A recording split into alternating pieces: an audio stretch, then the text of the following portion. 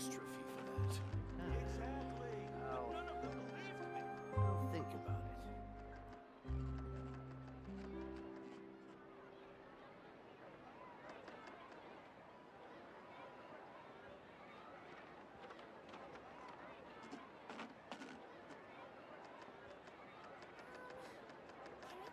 There'll be an extra fee for that.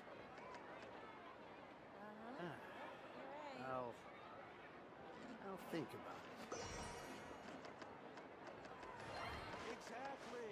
But none of them believed me.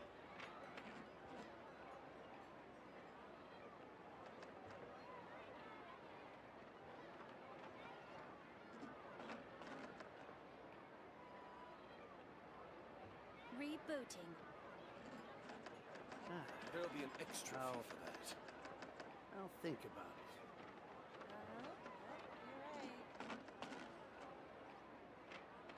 Exactly. But none of them believed me.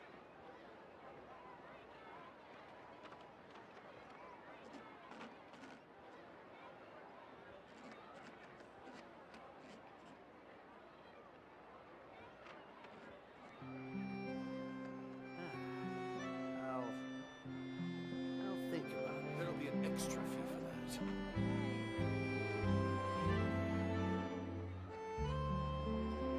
Exactly.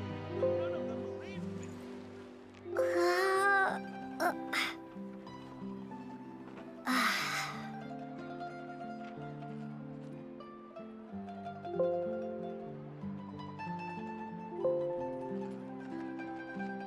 There'll be an extra fee for that.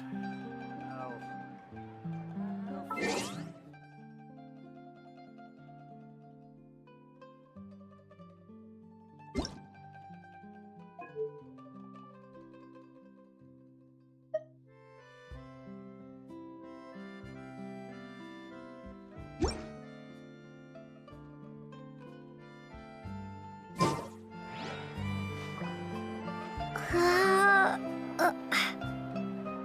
Exactly. None of them believed me.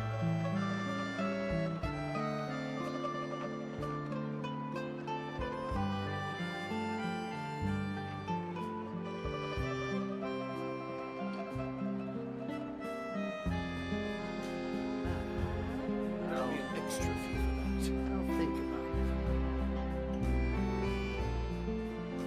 Testing, mic testing.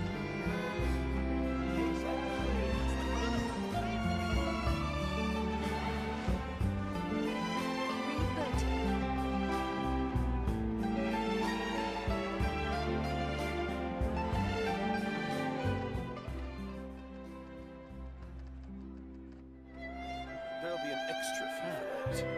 I'll think about it.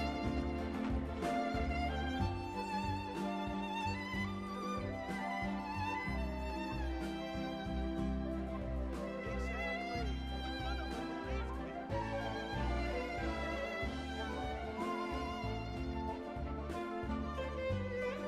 Mic test testing.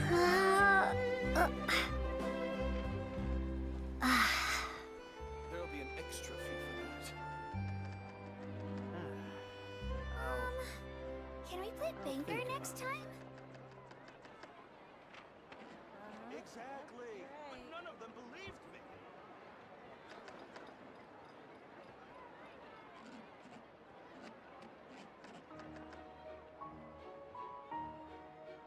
There'll be an extra fee for that.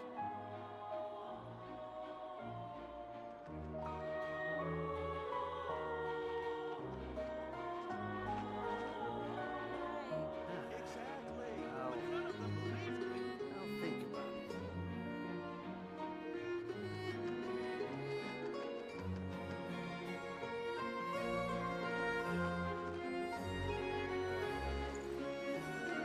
Extra fee for that.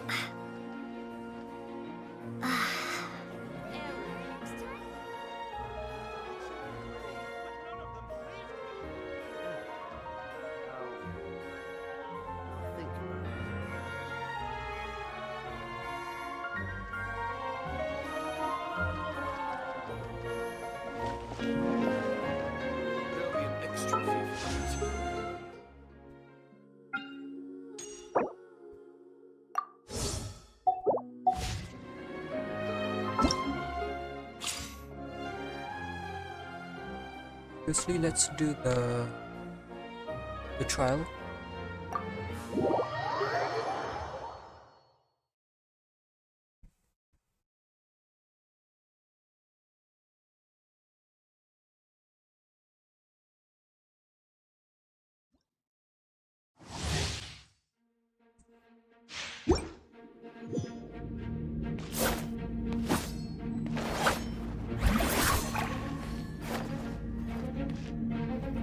Ah.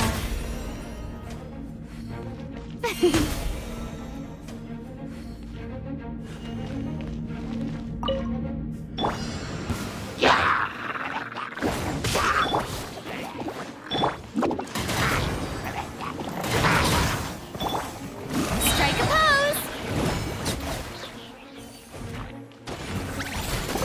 Let my name echo in song.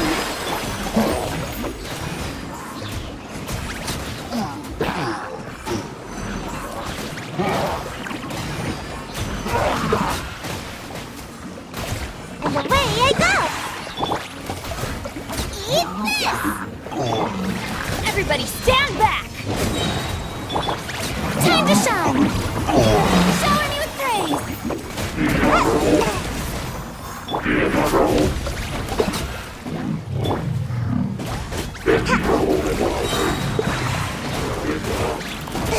I'm about to...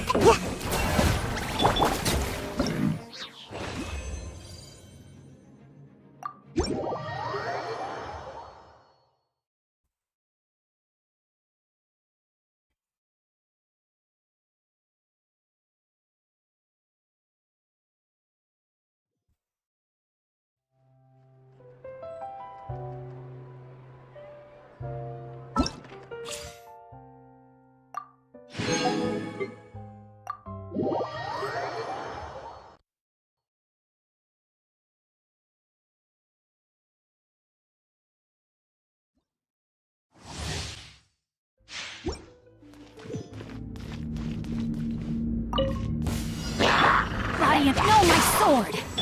Mind the side effects. Yeah.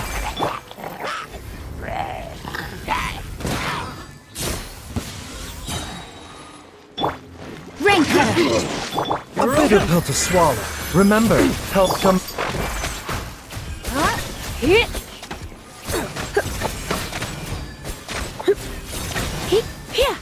Come a little closer.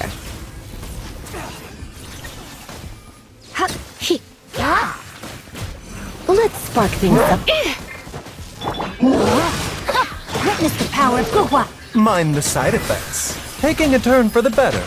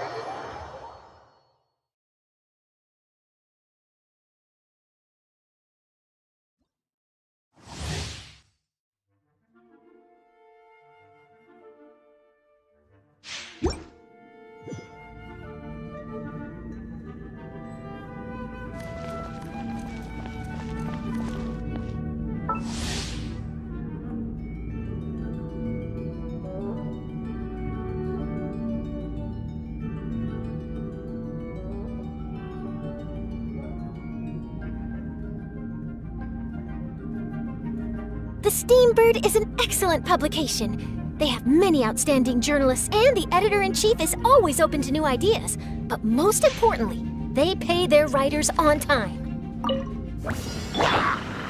Let's dance. Getting geared! Frost is coming! No, my sword!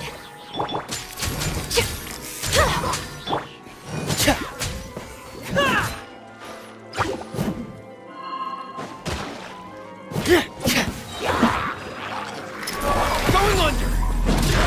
Getting geared!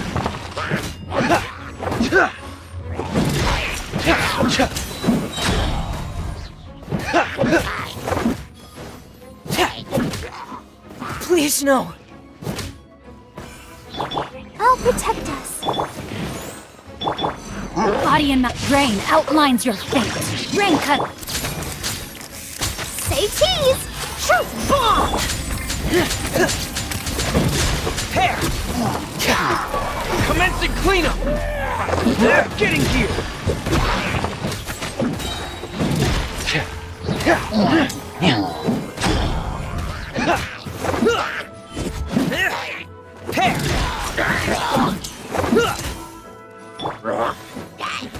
Breaking news! Hold that pose!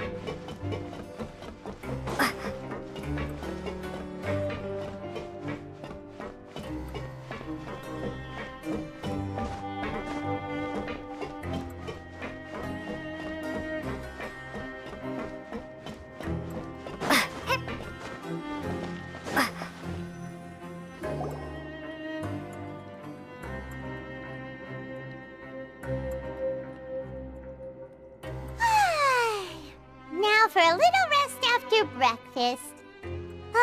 This is the life. Wait a sec. Isn't something important supposed to happen today? Oh, today's our big day! We're supposed to leave the Fortress of Mirapede! Come on, we've got to go complete the release procedures now!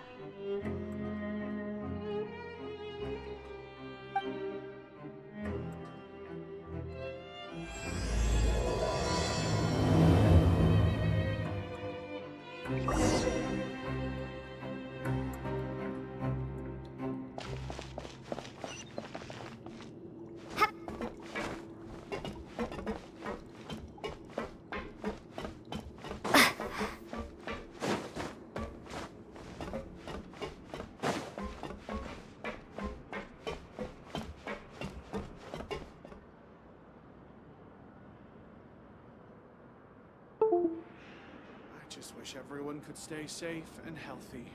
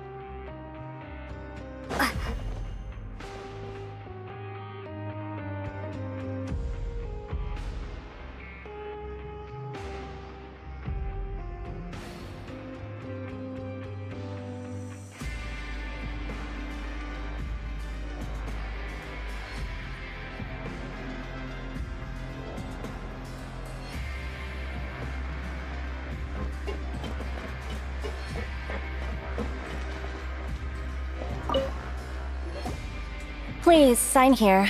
This document will be effective immediately upon signing, and you two may exit the Fortress of Meripede via the regular channels. It's been so long since we've been to the surface. Let's hurry up and... Huh? What's happening?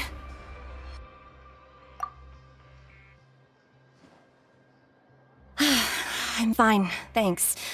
But I wonder what that tremor was just now. Let's go ask the Duke.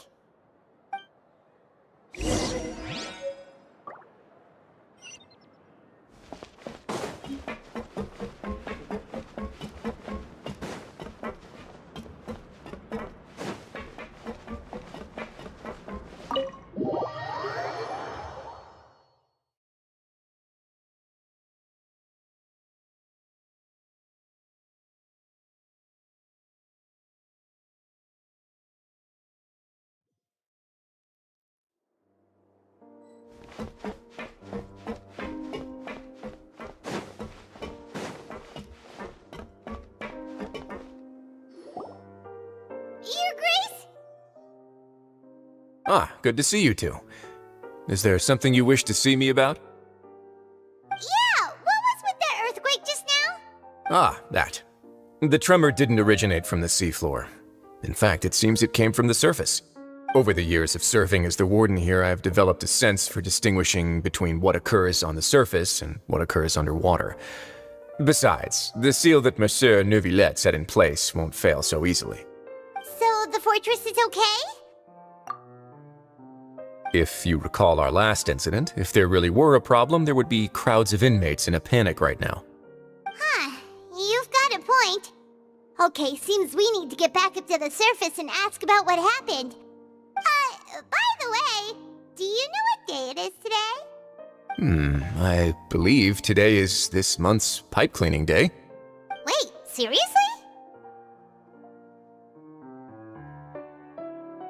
Ah, yes. Have you completed your release papers? Yep. It's you two. Are you leaving now? That's right! Today is our last day in prison! But now that Paimon says that, it doesn't feel like we were confined here.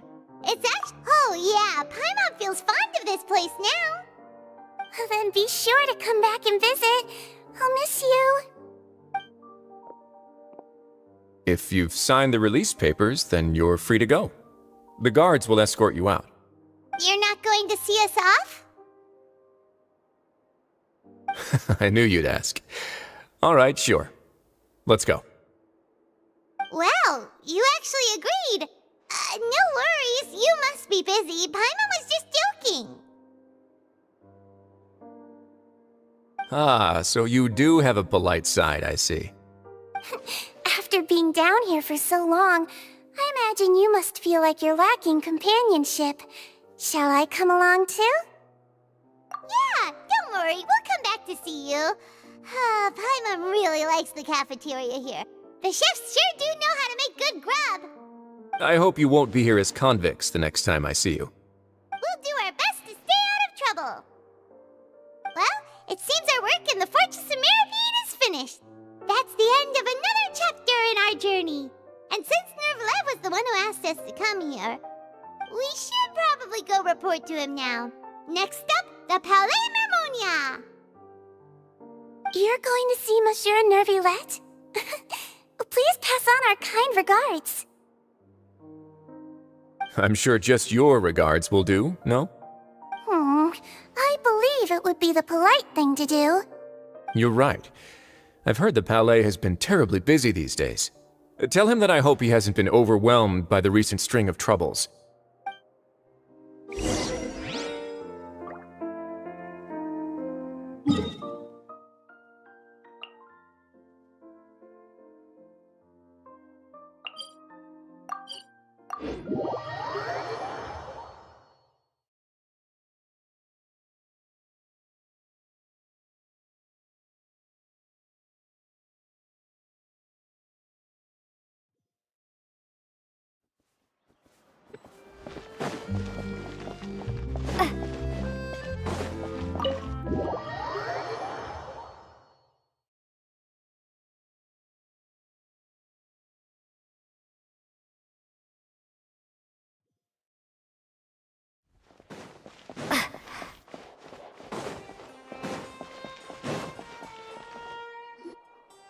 The Palais Mermonia sure is buzzing with activity today. Halt! Huh? Oh, it's you two. Apologies. Monsieur Neurvalet did say you'd be welcome at any time. Excuse me. Would you mind helping me take a look at this report? I'll be right there. Sorry, I've got my hands full here. You can see yourselves in. Everyone's so busy. Seems a lot has been happening.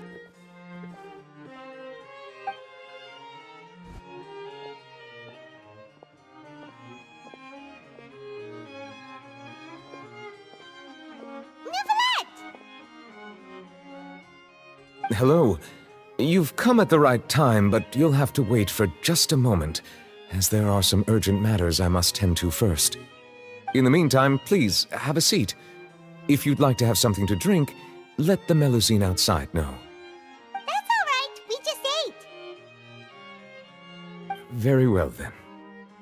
Let's take a break over there while we wait for him to finish his work.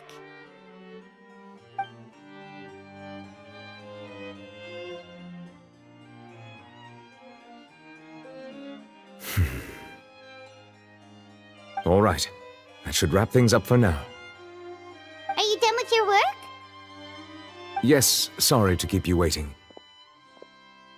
Today should be the day you were released from the Fortress of Meripede, and it appears that you've managed to complete all the release paperwork. That's right, and we came here to see you right away.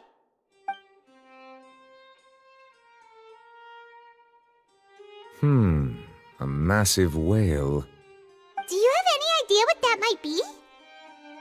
Judging from your description, that cannot have occurred in any ordinary waters, but rather something like the primordial sea.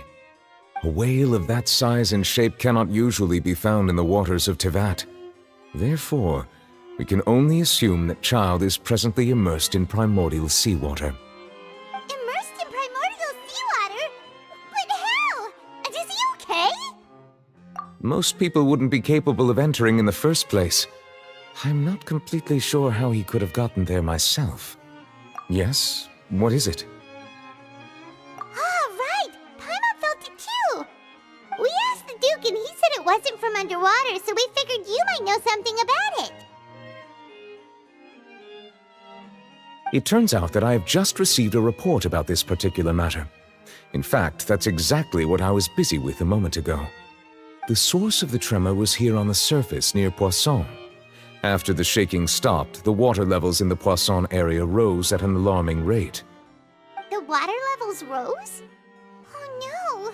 What about all the people there? Fortunately, the water levels only rose for a short period of time and have already returned to normal now. However, I still have a bad feeling about the whole phenomenon. If the change in water levels is connected with the leaking primordial seawater, then the situation in Poisson may be much worse than it appears. Navia should be in Poisson, right? We need to go check on her!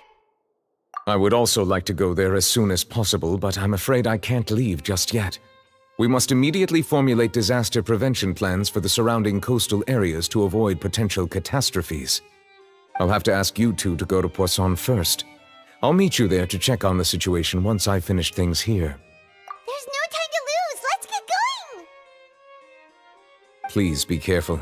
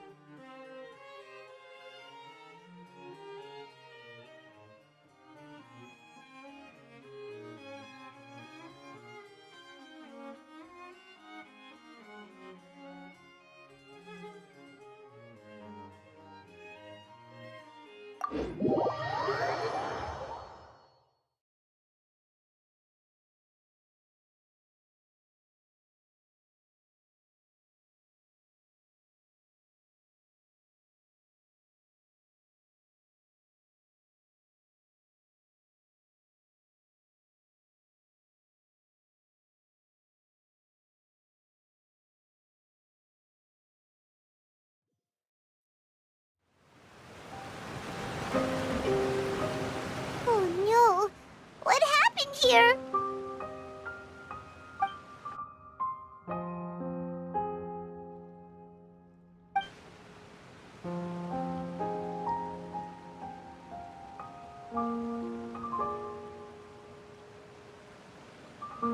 Nadia should be around here, right? We need to make sure she's still... Paimon means we need to check on her.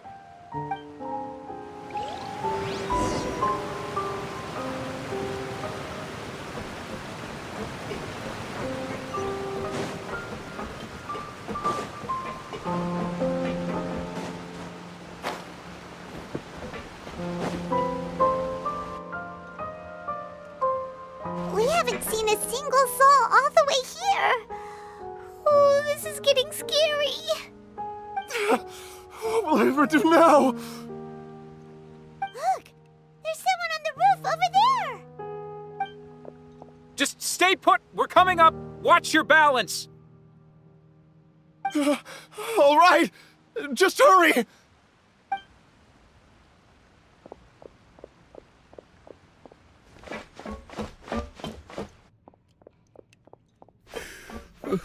I'm not young anymore. How will I survive on my own? My Desiree! Oh, he looks pretty sad. My leg! My leg! How could this have happened? It hurts! Just hang in there. Help is on the way. You can hold my hand if it makes you feel better.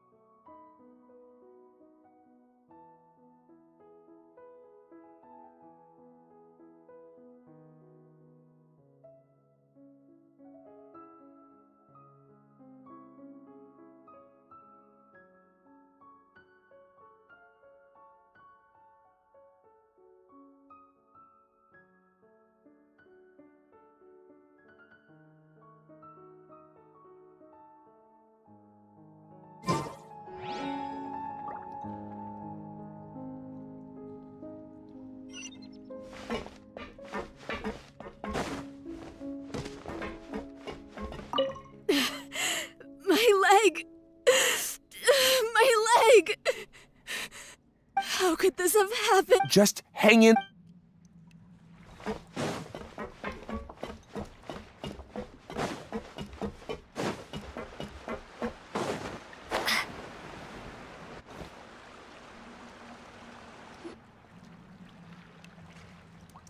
Oh, it's Navia. She's over there. Hey, Navia, are you okay?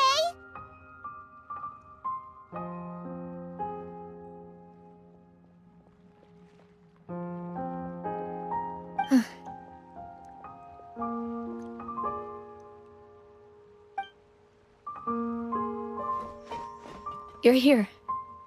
We heard there was a situation in Poisson, so we came as quickly as we could. Yes. As you can see, the water level suddenly rose. It caused quite the disturbance, in fact.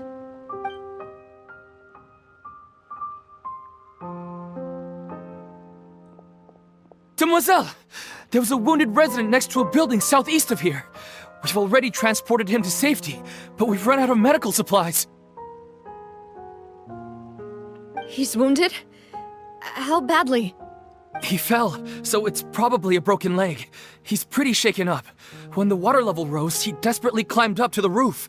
Once the water receded and he saw the ground, he became terrified and eventually... He jumped down then. Find the leader of Squad 1 and tell him to take the wounded resident to see a doctor. He should know where to go. Understood. I'll take over his search and rescue mission in the meantime. All right. You'll be in charge.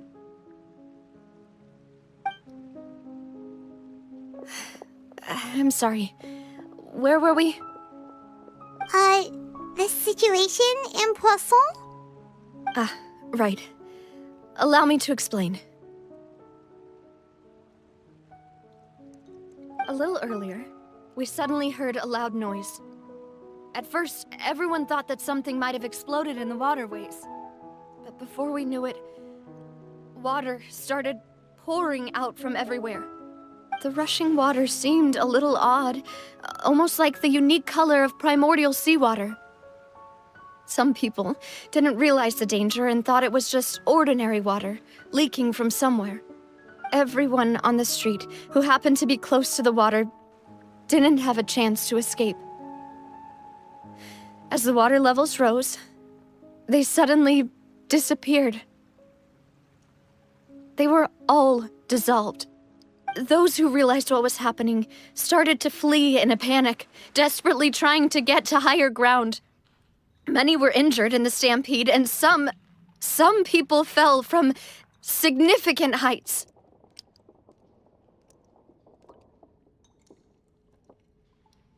The Spina di Rosula initiated rescue operations as quickly as possible, but there have been a lot of casualties. Fortunately, the water began to recede after some time, and the chaos came to an end. The water that flooded the area contained primordial seawater, so the lower levels of Poisson are still hazardous. To ensure everyone's safety, I've asked the people there to leave as soon as possible. No one knows if this could happen again. All we can do for now is try our best to help evacuate the residents. We still haven't completed the head count, but we'll have some numbers soon. How awful. And all of this just came out of nowhere. It was quite frightening indeed. I only wish that everything that just happened was a bad dream. Is there any way we can help, Navia? Thank you for being so willing to help in a moment of crisis like this. You don't know how much it means to me. I really can't express how grateful I am.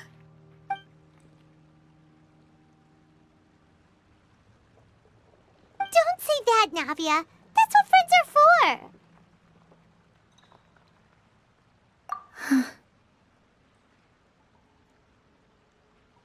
Demoiselle! We've got a situation here! I'll be right there. Sorry, I need to go for now. And off she goes. Seems it might be a while before she can take a break.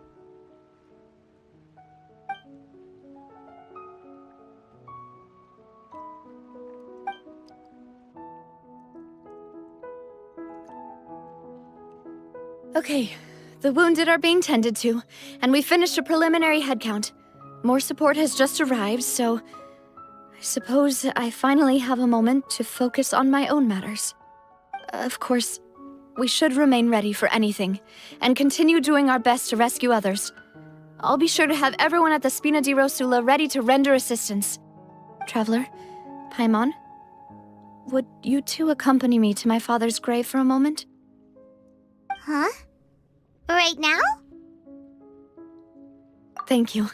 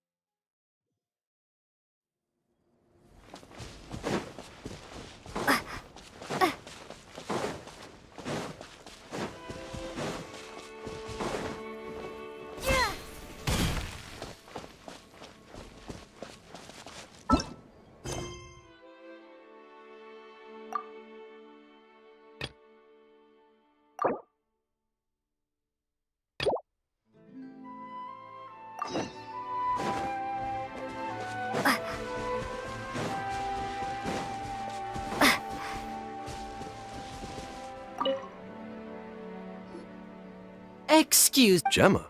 You mean Caesar's fiancé? I'm just trying to get a hold of her because I need her help with something. I heard she comes here a lot? Yeah, she does. Poor thing.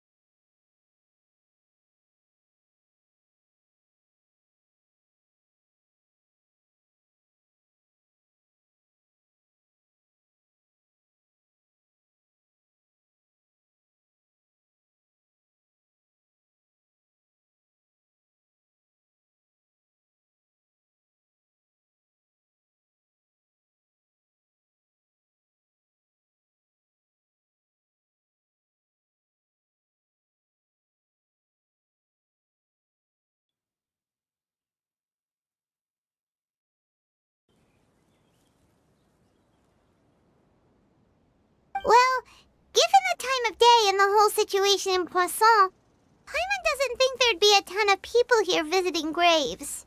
Right. That's how things are now.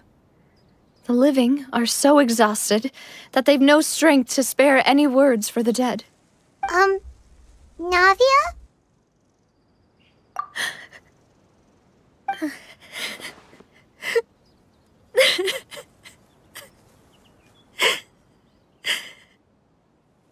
Navia, what's wrong? Sorry. I just... Malus and Silver.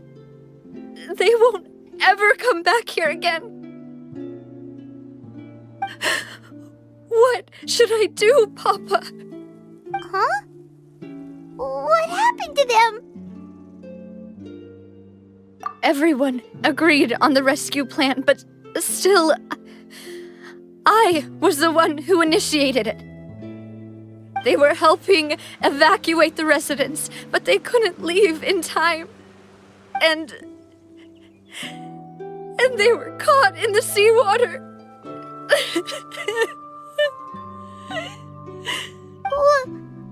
What should we do? I've known them for so long. And I know they weren't afraid. But I could at least hold a funeral for my father. And I know where he rests.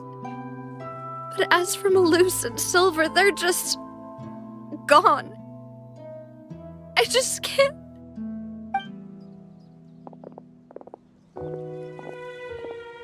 Everything looks so clean after it rains. Even the gravestones. I didn't expect that you'd enjoy a glass of red wine in front of Master Callus's grave. I can understand. Besides, the scenery here isn't half bad. See, it's not just me. I always want to bring something when I visit Papa. Perhaps we might even have a picnic. He wouldn't be angry, would he? How could Master ever be upset with you, Demoiselle? Yet the cemetery is the home of those who have passed, is it not? Everyone ends up here sooner or later, no matter who you are. Buying yourself a plot in advance, are you? No need yet. But when I do, I hope you'll let me be buried beside Master Callus, Demoiselle. Hey, stop joking around. I'm quite serious. That way, it'll save us both the trip to see each other whenever you visit your father's grave. That makes sense. In that case, could I be buried on his other side? After all, besides you, Demoiselle, the two of us could certainly be considered Master's closest companions, no? Personally, I believe we fill those shoes just fine. Why are you bringing this up all of a sudden? Seriously. All right. I'll remember your requests. But I'd really prefer not to talk about this stuff. And what do you mean by saving me a trip? I'd make the journey even if I had to visit you two somewhere else.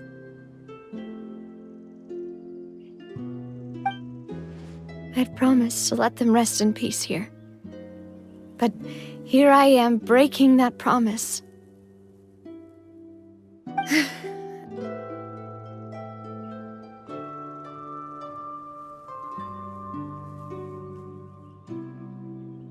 I'm sorry for letting you see me in a mess like this. I don't usually cry, really. Paimon doesn't know how to help you feel better. But, well, she understands how you feel. I'd always thought I could make my wishes come true. But now that I think about it, that never solely relied on me. Many things can only be accomplished with someone else's help. Malus and Silver have helped me so much. But by contrast, I could do nothing for them. I'm so sorry.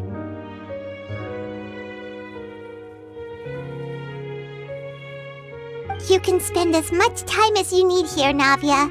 We'll stay with you. Thank you. Right now, You don't know how much that means. By the way, you can have a look at this. It's a list of victims from the incident that took place here. Obena, Khan, Burnett, Giverny, Francine, Karina, Daisy Ray, Joinville, Julianne, Esson, as well as Malus and Silver.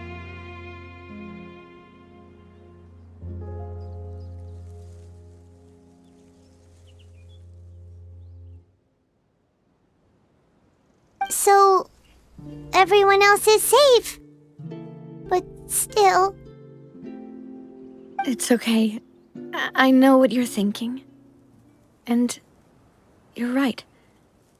We lost Malus and Silver. But we were able to save more than we anticipated.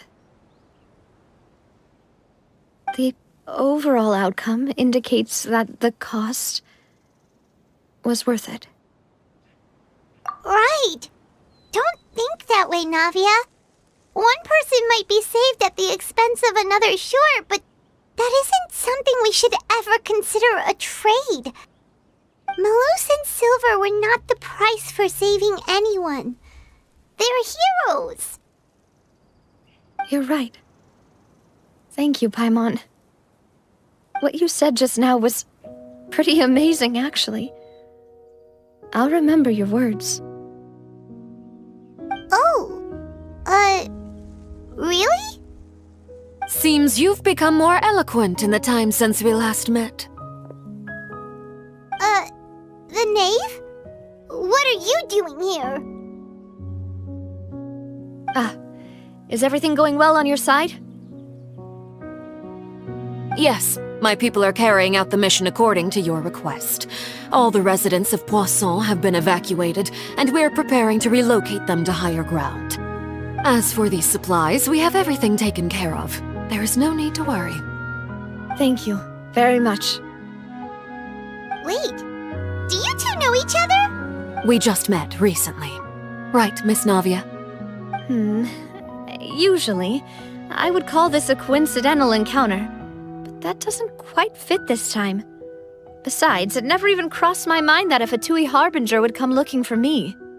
Thanks to the Knave, Spina di Rosula received generous support from the Fatui, which allowed us to complete the rescue and evacuation work so quickly. Mutual aid is essential to fostering positive developments. We were already in the area, in any case, so it was nothing. That said, I must say that you're a lot sharper than you let on. I'm sure you understand what I mean.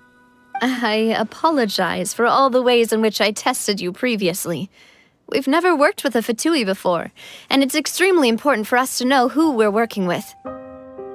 My subordinates have reported that Fatui soldiers have been observing water levels and taking head counts in various locations. I hear that they've also prepared a large amount of emergency supplies. I'm quite surprised. This is nothing to brag about, nor do I intend to. It is simply the way of powerful organizations to act forcefully, whether they are doing good or ill. You've witnessed that firsthand, in any case.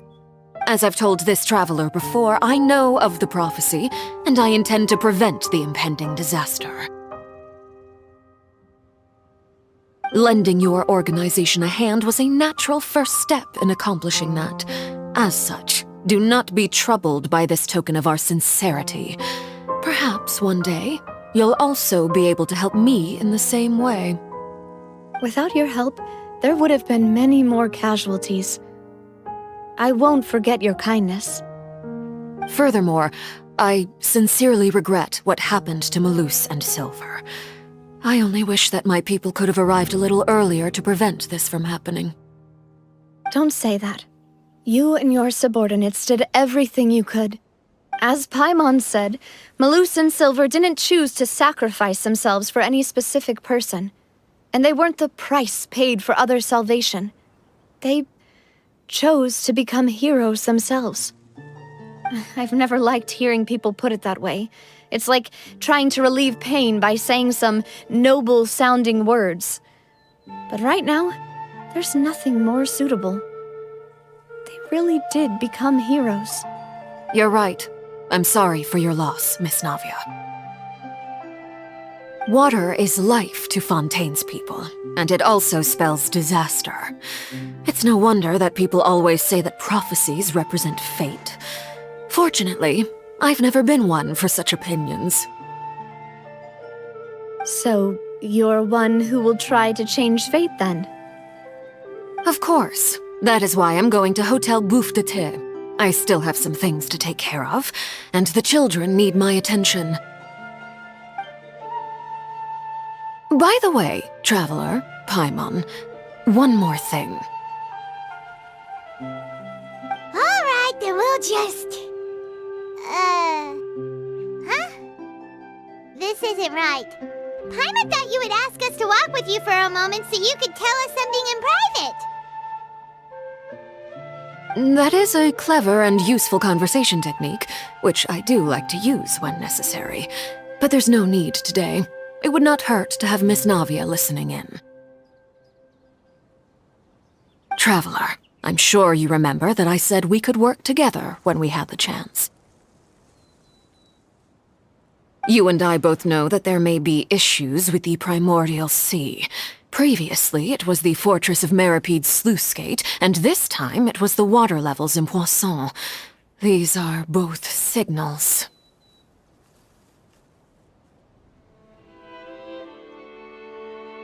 Indeed. Allow me to share the latest intel I've received from the House of the Hearth's intelligence network with you. During some recent investigations, a child claimed to have discovered some ruins near Poisson. The ruins date back to ancient times and seem to be worth investigating in many ways. Judging by the dating of the ruins, they may be related to the prophecy and the coming crisis. The situation is becoming more urgent, so any pertinent information will prove extremely precious. My people initially came to prepare for ruin exploration. Unexpectedly, this disaster struck, and at present, we're all busy prioritizing the rescue effort. So that's why the Fatui were already in Poisson. I wanted to take the children along, but unfortunately, Linny, Lynette, and Fremine have all been dispatched to higher ground to assist affected residents. Linny told me that outside of the house, the person they trust most is you. Which is why I want to give you this task. The House of the Hearth's members see each other as family, but Linny, Lynette, and Fremine said that they also see you as such, even though you are not from the house.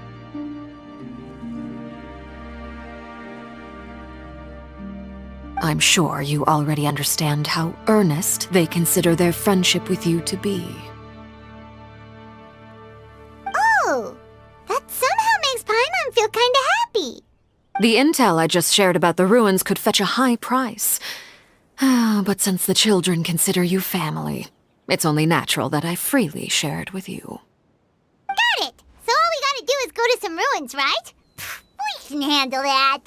Excuse me, but may I tag along? You wish to join, Miss Navia? But are you sure you're up to exploring some ruins? You need to rest. Well, I'm sad, yes, but I can't just go back and plop myself into a chair by the roadside and do nothing.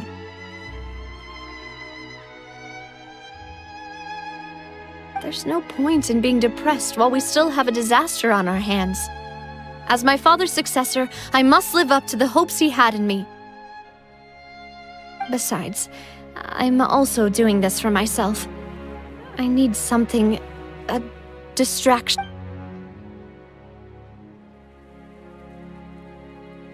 Since you put it that way, I have no objections.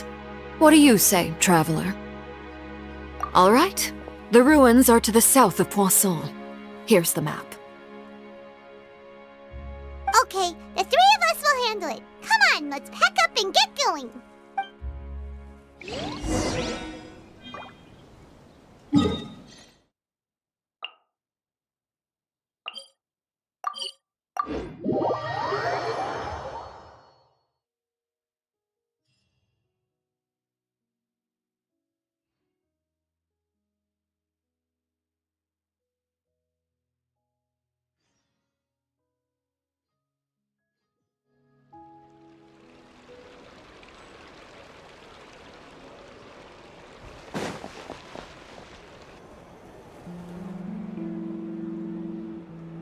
Over here!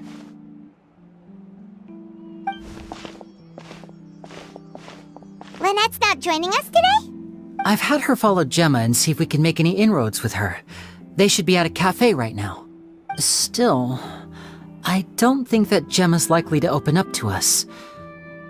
So, we need a contingency plan. Today, we'll be looking into a guy named Lorenzo, Caesar's former pupil and assistant.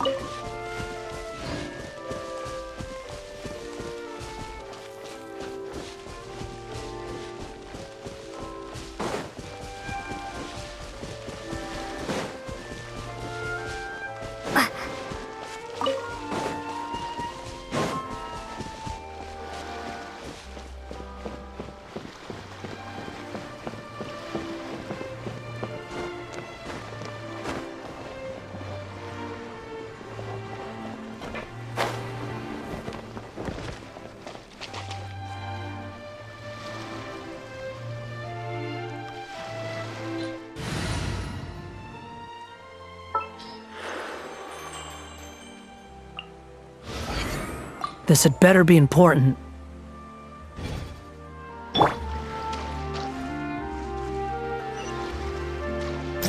Search for it.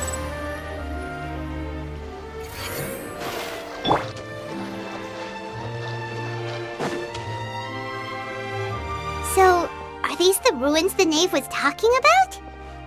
Whoa, talk about old. They seem to be pretty ancient, all right. Let's go in and have a look. Just be careful.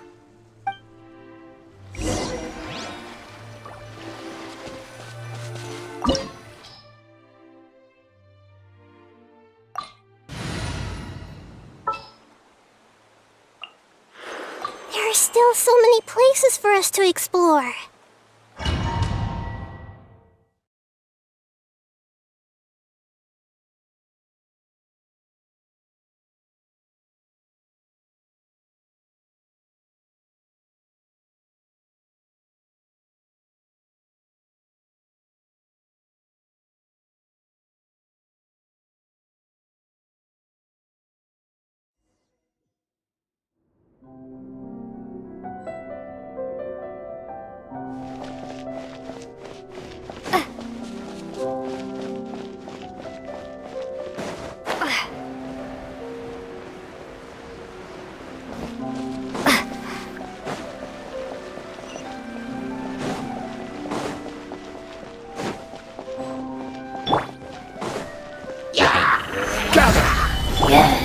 Illusion shattered! I see everything!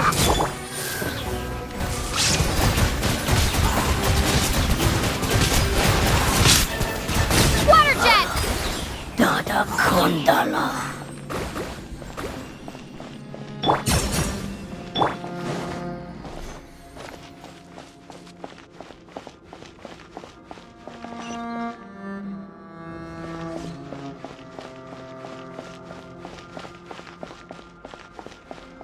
Watch it! The floor here isn't safe!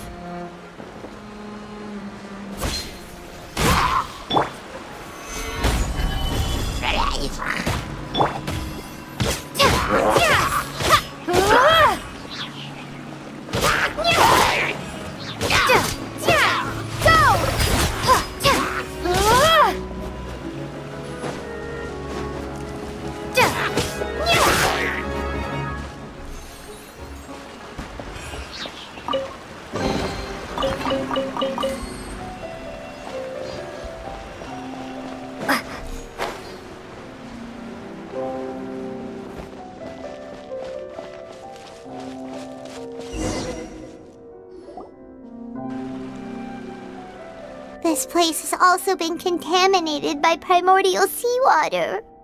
Yeah. And a lot of it, too. A Fontanian would most likely dissolve the moment they fell in. Right! You can't go down if there's primordial seawater. It's too dangerous, and it won't be any help for you to just stay here. Don't get by my wrong. We're not saying you're useless. It's just that... No, you're right. I can't do anything in this situation. I'll leave this to you.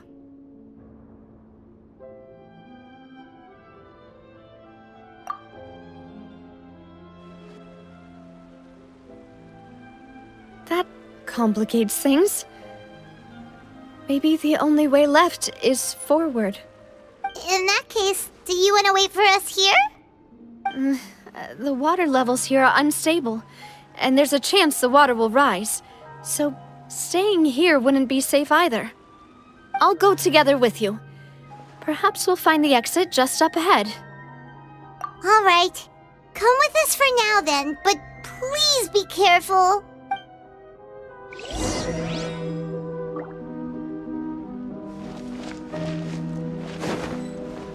Oh no, it's a dead end! Let's try climbing over from the side.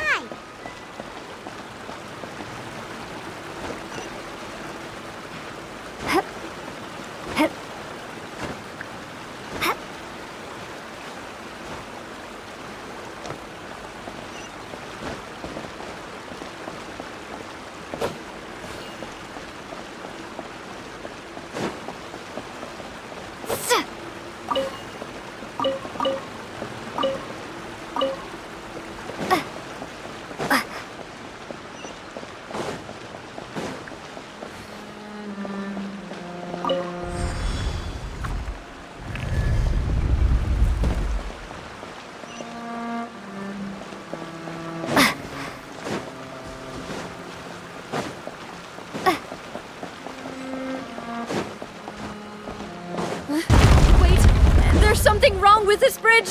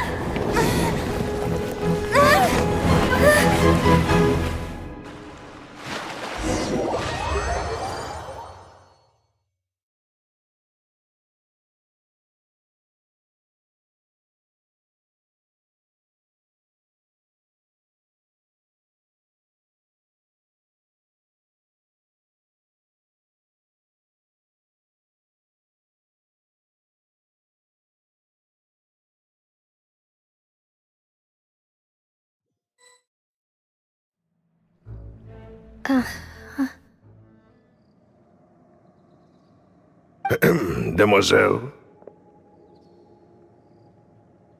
Huh? Demoiselle, what are you doing here by yourself? Would you be standing here till dark if I hadn't come to get you? Maybe she just wants some time to herself, Malus.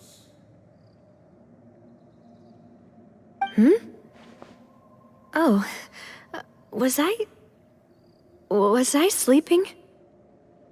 Yes, it would appear so. I must be tired. That's quite possible. However, you were the one that suggested we go out for a walk.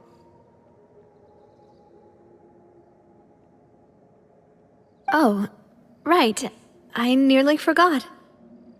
It must have slipped my mind when I dozed off. I haven't had a nap today yet.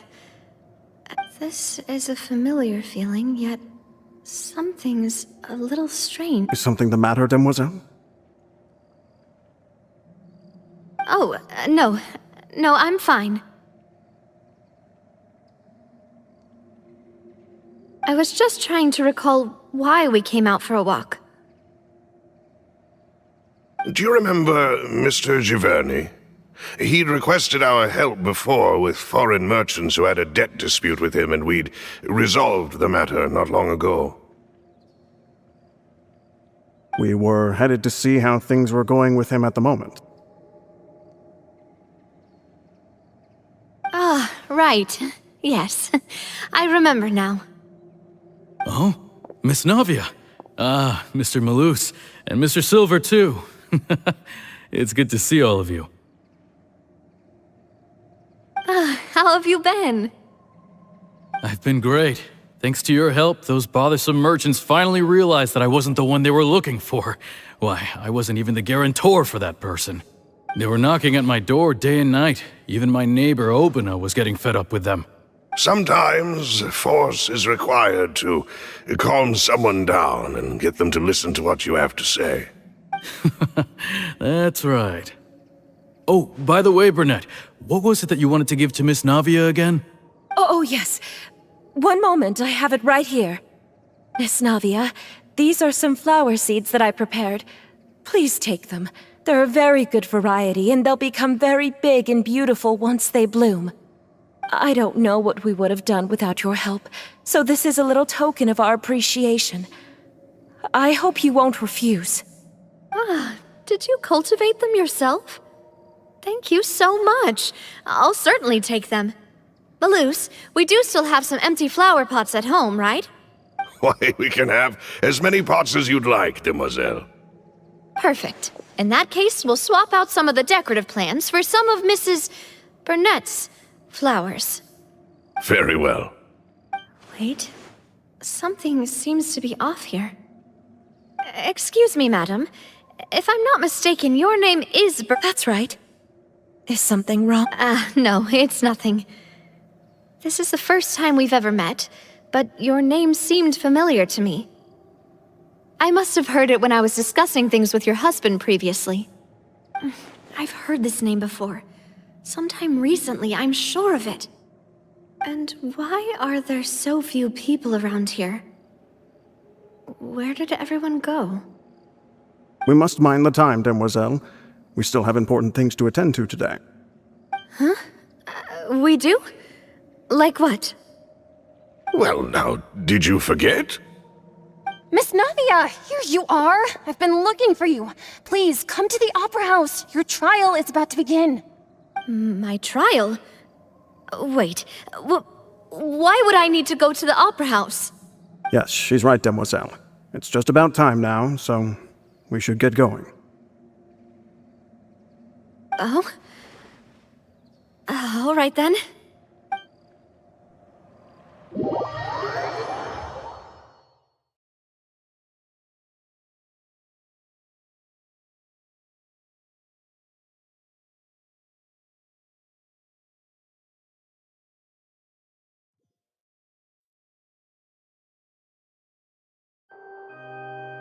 Look, it's Navia! She's here! And her two attendants are with her. Goodness, everyone's finally here.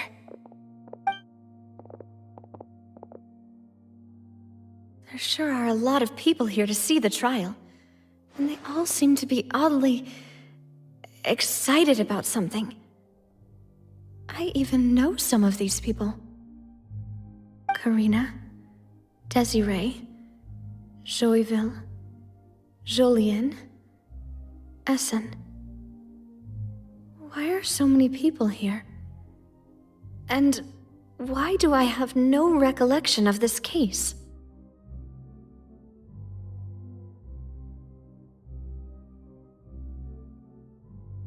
And as for the judge... huh? Where's Monsieur Neuvillette? Please sit in the defendant's seat. Don't worry, Silver and I shall accompany you. All right. But are you sure you can stand behind me? Typically, it wouldn't be allowed, but today is an exception. Hey, what kind of place do they think this is? Come on. Do they have any idea what they're doing? Seriously. Enough with the whispering! Could someone please tell me where Monsieur Neuvillette is? And why I'm standing trial? My dear Miss Navia, have you not yet realized what you've done? In that case, allow me to explain. As all here know, you are Master Callus's successor, the head of the Spina di Rosula, someone held in high regard by every soul in Poisson. After you took over the Spina, you treated all of us just like the late Master Callus had. If anyone in need reached out to you for help, you responded. Not only you, but your butler, your subordinates, nearly everyone in the Spina di Rosula fought for the well-being of those in Poisson. Wait a moment. Aren't you just proving that I'm a good person? Yes, correct. Absolutely right. And that is why you stand accused. You have helped so many people get through so many difficulties. You are one with us. We are inseparable. We are one big family, all of us who are from Poisson, inextricably linked. And with you being so important, we couldn't possibly do without you.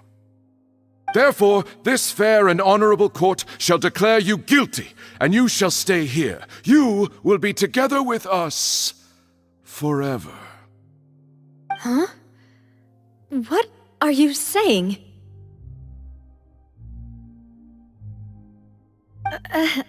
Everything you have said is correct. I have indeed done a lot for my hometown, and I would be willing to be with you all, but what is the purpose of having me stand here like this? What is there to discuss? Ah, well, if that's what you think, then I have no further comments. How wonderful, Miss Navia!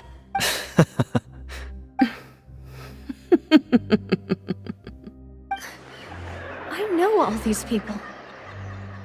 Why are they laughing? I seem to remember now. Yes, I get it. This trial is... Wait just a moment. This isn't right! Malus? What was that, Mr. Malus? Our conclusion is very clear and unanimous. Let the court judge her now. She's guilty! Stay here, Navia! You're one of us! Demoiselle, don't admit guilt. This trial means to keep you here forever. I wish to exercise my right to defend Our Lady. Mr. Joinville, you only know of Navia's goodness, but nothing of her utterly independent mind. She was born a free and independent spirit. She has never been tied down by anything. Indeed, even the death of Master Callus couldn't stop her. Her actions cannot serve as proof that she identifies herself as part of any group. She merely acted as an individual, extending her hand to help others. Please do not mistake her actions as being otherwise. Really? As an individual, you say? Don't forget, we are all Fontanians here. This is the nation of justice, the nation of Hydro. Even if Miss Navia only voluntarily rendered her assistance, that doesn't change the fact that her beautiful soul must return to everyone. Water accepts all, blends with all. It will surely accept her kindness. Everything is measured here in the nation of Hydro, and in the end, everyone shall meld together. Thus, when a unanimous opinion emerges, that opinion represents justice. Now I speak for everyone. Our opinion is consistent. Navia should stay. We and Navia are one. And you would call this justice? Preposterous. You are merely jealous that Demoiselle still has a chance to exist as an individual. Have you forgotten how much you all once longed to become individuals, to become independent? Do you mean to defy our justice? If your justice is flawed, then why should we acknowledge it? As you said, we can also have our own justice. Silver and I shall defend Demoiselle. And that is how we will enforce justice. Ugh, my head... it hurts. Demoiselle. Silver, it hurts. My head is spinning. All I can see is stars swirling in front of me. I remember now. Everything that seemed odd from the very beginning. Karina, Desiree, Joyville, Jolien, Essen, and Mr. Giverny and Mrs. Burnett, who we met earlier. Even Malus and Silver. I don't want to admit it, but they're all dead. Don't be afraid, and don't admit guilt. We will protect you to the very end. Absurd! Who are you to say that she cannot be judged? We are the majority, and in the nation of trials, the majority is absolute justice. We are the will of all. Don't let them escape! We shall keep Navia here with us! Mr. Malus and Mr. Silver, must you be so stubborn? How could the two of you possibly hope to stand against the collective? Do not resist. This judgment is fair and just. Navia belongs to us. After all that happened, she should not be left alone in Poisson. What are you saying? No more excuses! He says we're jealous. Jealous? How could she possibly be an independent individual? What's with these people? Who's jealous of her? She belongs to us! Miss Navia, she... Silence! That's...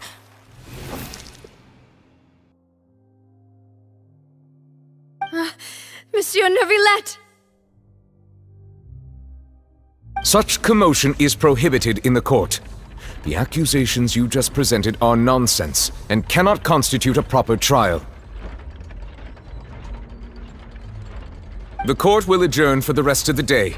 In this, I shall hear no objections from any unauthorized party. Our thanks, Monsieur Neuvillette. Please leave with me, Miss Navia, while there is still time. But... Go on now, Demoiselle. This is your only chance to leave this place. What, can't bear to leave us behind or something? Malus. My apologies. I couldn't resist making one little joke once I realized that this shall be our last goodbye. Malus. Silver. Quickly, you must come now! Goodbye, Demoiselle. Farewell.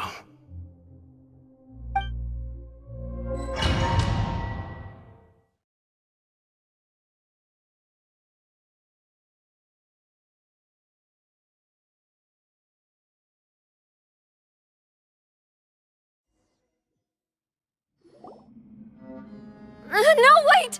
Just a second! Navia? You're awake. Good.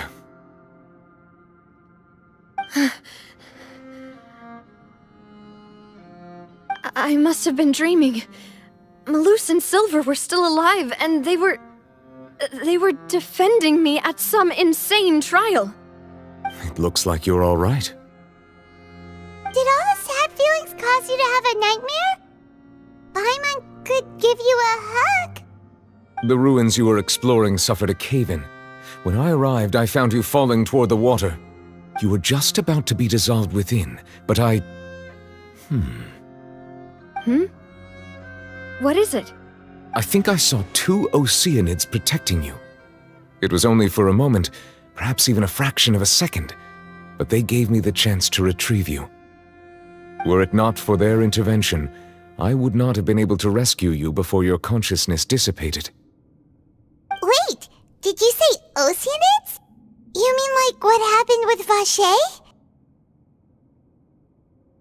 Perhaps those 2 Oceanids were the people you saw in your dream.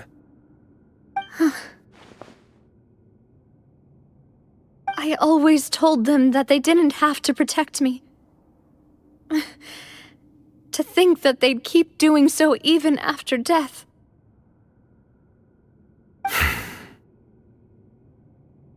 Please come with me.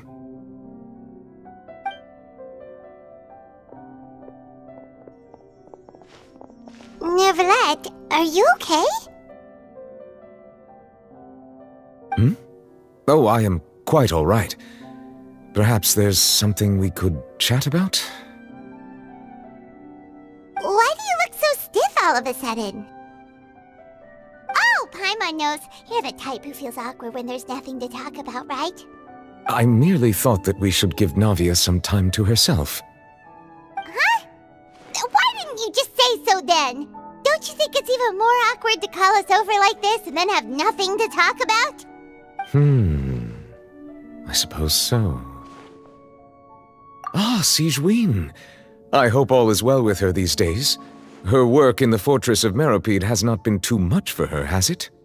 No way, don't worry. She's doing fine down there. She's an amazing head nurse. I see. Well, that is good. I have always worried that Sigewinne would need a lot of time to understand the world of humanity, just as I have. Oh, and the Duke also says hi. Even though Sigewinne made him do that. He hopes that you haven't been overwhelmed by all that's happened lately. Thank you. I have indeed been busy lately, and I also hope that everything is going well in the Fortress of Meropide. He still doesn't know what to talk about. Let's chat about something else then. So, Neverlet, you're probably quite the swimmer, huh? Yes, of course.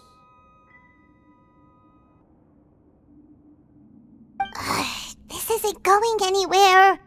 Let's try something else. How did you find these ruins? Did the knave tell you? Yes, in fact. I had arranged to meet you in Poisson, but when I arrived, I discovered that the Fatui were helping the residents evacuate. They had even transported a large quantity of supplies to the area. Amid my astonishment, I ran into the knave, and we had a chat. She informed me that she had asked you to investigate the ancient ruins here. Yeah, we originally planned to meet up with you, but we thought you might still be busy with all those official documents. We didn't think exploring the ruins would take very long, and who would have thought you'd wrap things up so quickly?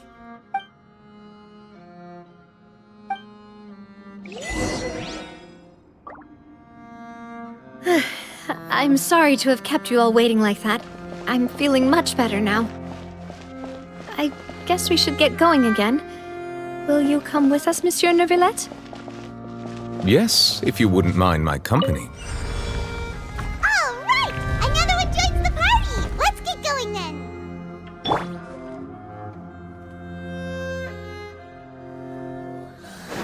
Yeah. Solidify! Shine down! Commit it to memory! Go!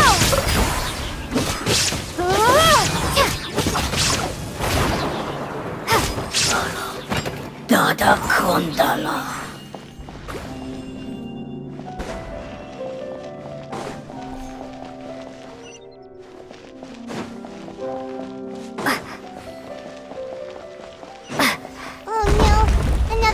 unstable path. Watch your step.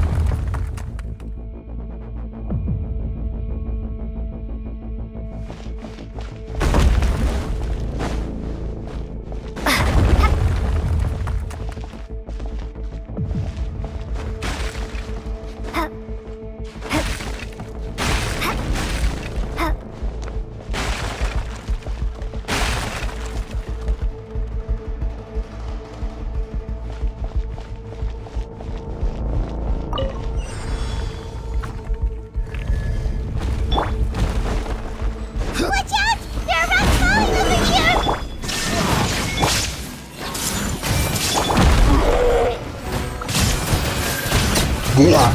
Water jet!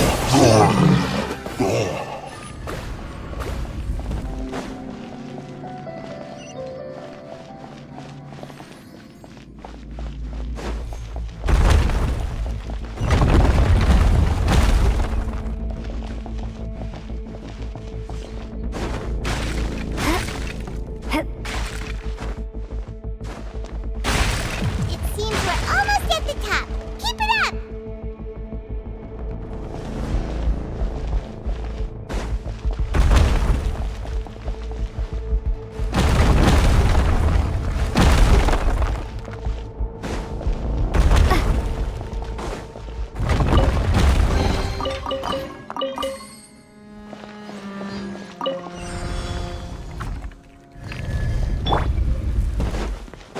Yeah. Solidify! Illusion shattered!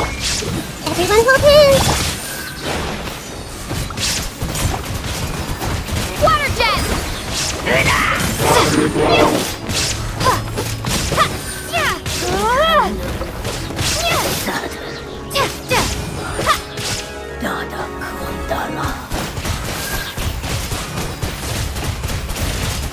Water jet!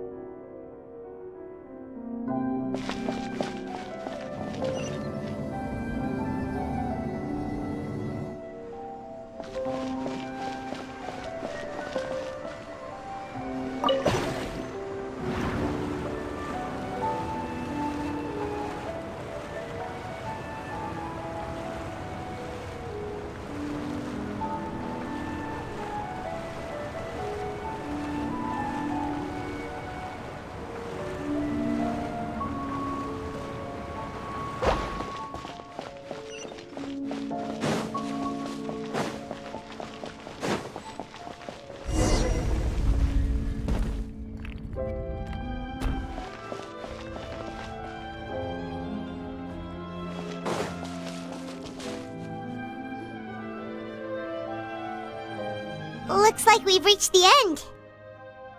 This is the place. There should not be any other hidden spaces in the vicinity.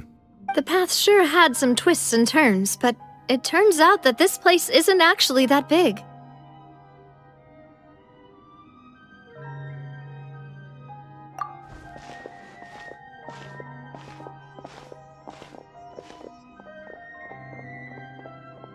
Stone slates. It seems like they were put here as an offering. Could we take them down and have a look? Perhaps we should just leave them be for now. There are 4 locations in total, but only 3 stone slates. The slate that should be in the first empty spot is missing. The surrounding walls also show signs of damage. There's something written below. Let Paimon see. Reason dictates that this nation be destroyed. I shall record the history of its future here in its past. Say what? It feels like someone left these slates and these words here for a purpose. But does he mean that Fontaine should be destroyed? That would fit the circumstances dictated by the prophecy, yes. Indeed, the slate's contents correspond to it. Take the second slate, for example. There's a person kneeling here. She seems so dedicated. And there's a whole bunch of other people behind her doing the same. She's facing this, this? Some kind of island in the sky? And is that Lady Furina in the third image? Did the Hydro Archon fall into the water? And is that a ring of people around her? Paimon doesn't quite get it. Are they all in the water? The fourth image. I know this one. This exactly matches the content of the prophecy. The people will all be dissolved into the waters, and only the Hydro Archon will remain, weeping on her throne.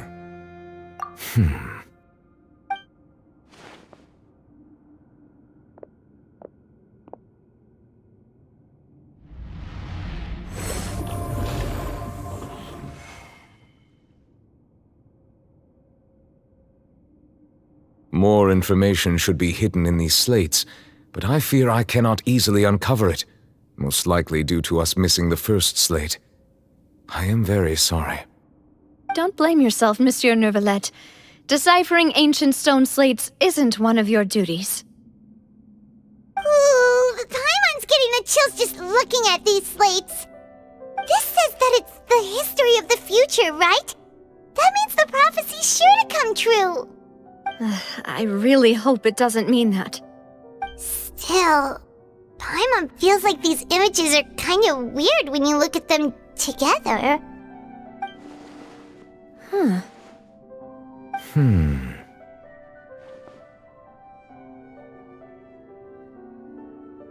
That's right!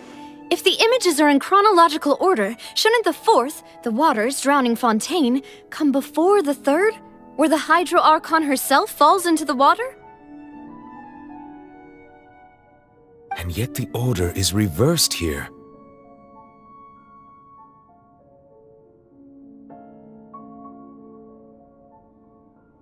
If we go by timing, Lady Furina only emerges in the third image. That means that the person in the second image might be the previous Hydro Archon. Egeria, then. I had never met her, but her appearance here does match the records. The previous Archon kneeling before the floating island in the skies, as if confessing a sin. Did she herself commit that sin? And if not, why would she be in such a posture? Also, I'm still wondering why these ancient stone slates are here at all. Judging from their contents, could this place be the origin of the prophecy? Does that mean that someone, or some people, once saw these slates? But who would have created these slates and left these words here? It seems that any further clues will have to come from Furina. In that case, there's no time to lose. There's nothing else to be gained here, so let's head back first. Yeah, we better get somewhere safe for now.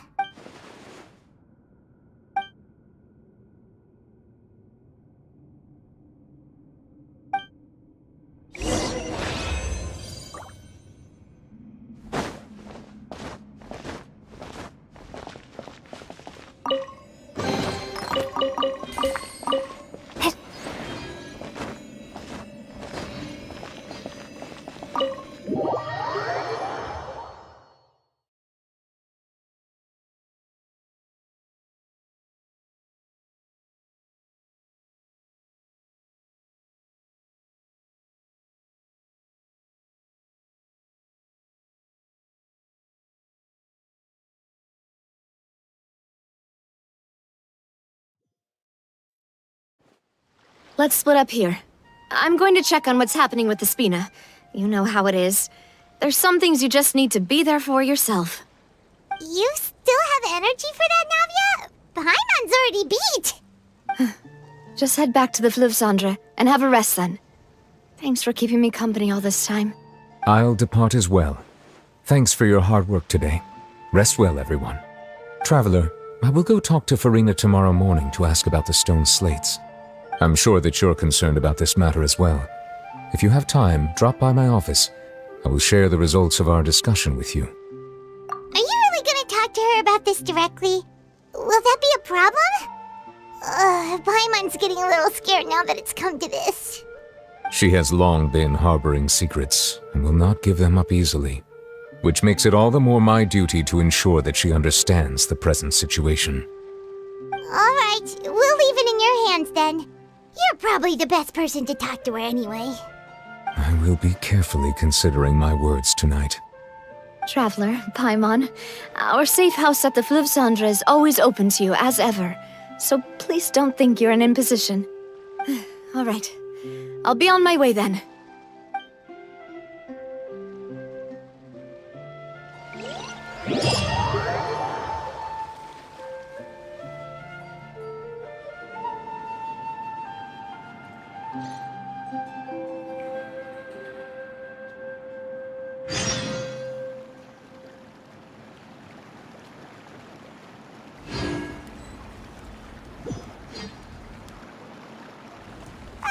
We're finally back! Welcome back. We've got a special menu prepared for you two tonight.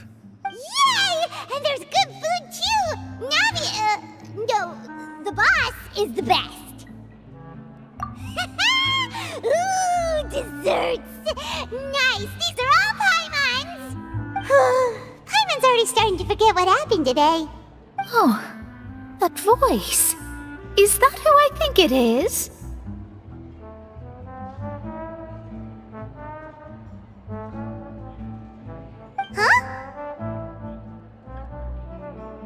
It's you two! What are you doing in Fontaine?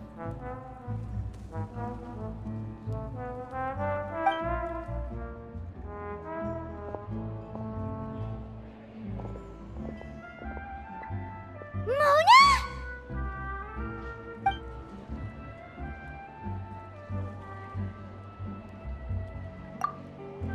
Seriously, nobody just uses a scry glass whenever they've got time to just see who they'll meet on the road. Still, we didn't expect to see you here. Wait, you're not a Fontanian, are you, Mona? Well, I have some business to attend to here, so I booked a hotel in the city. I was just out for a stroll when I bumped into you. Quite unexpectedly, if I might add. Why did you think I was from Fontaine, though? Is that because Magistus doesn't sound much like a Mondstadter surname? Yeah, let's go with that. Well, I used to have my own surname, which was, well, some other thing. Either way, the old hag told me when she took me as her disciple that the first step to being a great astrologist's pupil was to change that name. There was nothing for it, really. She really is amazing at astrology, so I changed my name to what it is now according to her wishes. To my surprise, however, Magistus is not the name of some ancient house or clan. It isn't? Nope. Although it is used by us in place of surnames, it generally just means great. Wow! Imagine including a boast in your name. Wait, are you gonna have to put that into your genealogy as well? I reckon so. In any case, I'd give my disciple a name like this as well, if I were to take one. Astromancer Barbeloth Trismegistus. Whoa, that's a long one. Does it also mean great or something? My name means Mona the Great Astrologist. As for the old hag, hers is, in plain speech, the thrice-as-great Scholar of the Stars.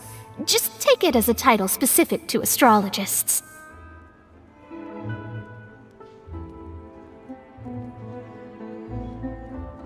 Thrice as great? That's so petty. I know, right? That's just how she is. She used to call herself Magistus, actually, but when she took me in, she changed her name to Trismegistus. Talk about excessive. Magistus is thus the calling card of our school, so to speak, which makes it about the same as a surname. It's all right if you don't get it. You can look into it further should you need to study astrology more deeply. That sounds terrible! But anyway, you're not Fontanian, are you, Mona? You're from Mondstadt, right? Well, I was born in Mondstadt, yes. My parents migrated to Dorman Port, and I traveled with the old hag for a while, after which I settled down in Mondstadt City. Oh, that's a good thing then. At least we know you won't be dissolved by Fontaine's waters. Speaking of that, I'm sure you're aware that a bunch of things have happened here in Fontaine, right? I know you're not a local, but I'd avoid getting too close to any water that looks strange all the same. There's something ominous about it. Well, the water, I mean. That was the main reason, yes. Just a while back, the Steambird invited me to take part in a panel and speak about the circulation of the prophecy as an astrologist. The invitation was sent quite early on. I don't think anyone expected Fontaine to be in this much trouble. What do you make of that prophecy, Mona? Just tell us what you think as an astrologist. Your word would go a long way to make things more certain and less scary. What I can tell you is that I'm an astrologist, and that this prophecy concerns the fate of Fontaine, even that of all Tevat. Ascertaining this is akin to reading the fortune of the whole world. I'm afraid that this is not something that just anyone can do. If I could do it, you would no longer call me an astrologist, but a visionary. But on the flip side, the prophecy is so huge and powerful that it must surely come from a powerful visionary. Its contents involve the fate of the world. Disregarding it would be a mistake. A visionary? Sounds really powerful and all, but does such a person really exist? Of course. The old hag could do it, and I'd bet there are others amongst those Hexenzirkel colleagues of hers who could do something similar. Huh? Are you sure? All right, I'll help you. It isn't often that I see you with such a serious look on your face. I'll tell you once I hear back from her. Thanks, Mona. You're amazing as always. Oh, well, this is something only I can do after all. So yes, your praises are quite welcome. That's the greatest of astrologists for you! Of all the people we know, you know the star's the best! Indeed, indeed. That's the spirit. Oh, sorry. I came to see what all the commotion was about. If there's anything you need, do not hesitate to inform the Spina di Rosula. Oh, whoops. Guess we were getting a little too carried away there. Well, I'll go tend to my own business now. If I receive any news, I'll be sure to come find you two again. And there she goes, quick as rushing water. And here we are with the Spina guy giving us suspicious looks. If Paimon hadn't spoken for you, it'd be you getting all the weird looks! The things Paimon does for you! That's more like it.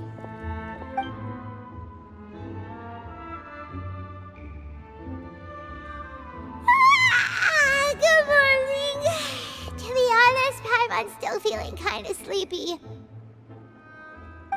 But it's time to get up, Traveler. We agreed to go see Neuvillette, so let's pack it up and get going.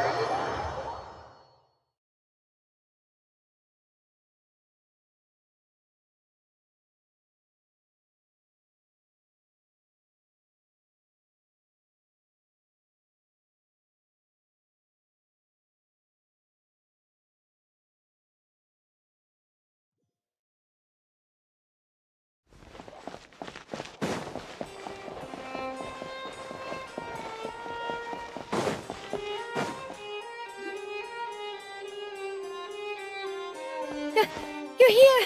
Finally! Is something wrong? Monsieur Neurvalette and Lady Furina, they seem to have gotten into a dispute. Please go see for yourself.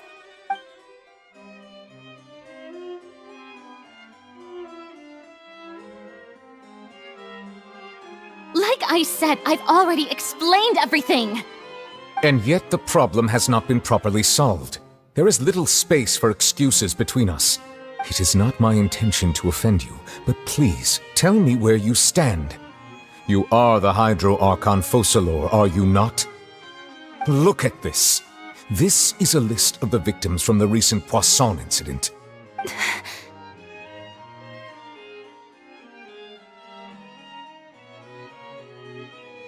You mean... they're all... We did not arrive in time to avert this disaster, and I will not have it happen again. I will say this once more. You must tell me everything you know. Yesterday, I found 3 stone slates in some ancient ruins near Poisson. Do you know anything about those? Seriously? You're questioning me like this is a court case now. I don't know anything about that. But you found them in some ancient ruins, you say? That's correct, which is why I came to ask you some questions. There should have been 4 slates, but one of them was missing. The other 3 feature different images that seem to correlate to the prophecy. The prophecy? The second of these slates depicts the previous Hydro Archon Egeria kneeling before a floating island in the sky, as if confessing something. Do you know nothing of this either? I don't. I've never seen such slates. I'll ask you again. Do you really have no information regarding the previous Archon? My deciphering of the slates indicates that the Hydro Archon Egeria once had to confess to, or apologize for, a certain sin. If anyone would know about it, it should be you. All gods don't have the same secrets, you know. She was herself and I'm me. Is it really so strange that I know nothing? I understand your concerns, but I'm sorry. I just don't have anything to tell you. Forgive me for saying this now, Lady Furina, but I have long known of your various secret investigations into certain matters. There are several indications that you have been investigating the prophecy on the sly. This is not strange in itself, considering that you are the Hydro Archon. But it is strange that you should also claim to not know any of Egeria's secrets, as well as do nothing following your inquiries. You have never been as superficial as you have presented yourself to be, nor are you a fool. And yet, your behavior is very inconsistent.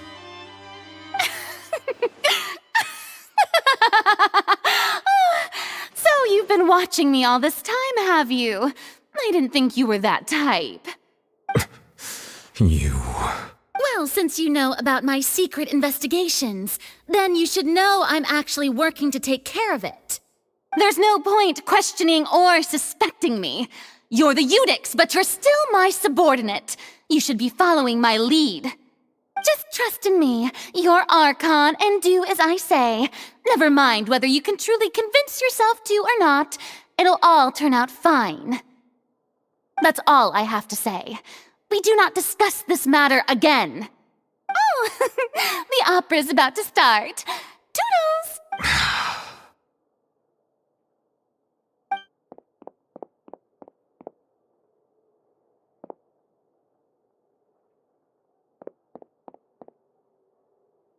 Did Furina not notice us standing by the door? Wonder what's up with her. She was smiling. Huh. She didn't seem in the mood to care if we were listening in or not.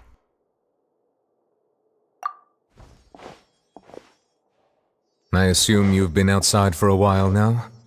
Oh, you noticed. Seems Furina didn't even realize we were here. She was in a great panic, though I cannot discern the reason. Our discussion reached impasses time and again, a state of affairs that we cannot allow to continue.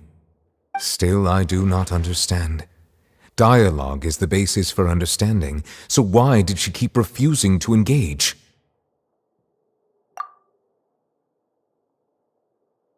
Everyone in her inner circle has noticed that she is hiding some secret. The issue is her attitude. I fear that she will not reveal anything unless absolutely forced to.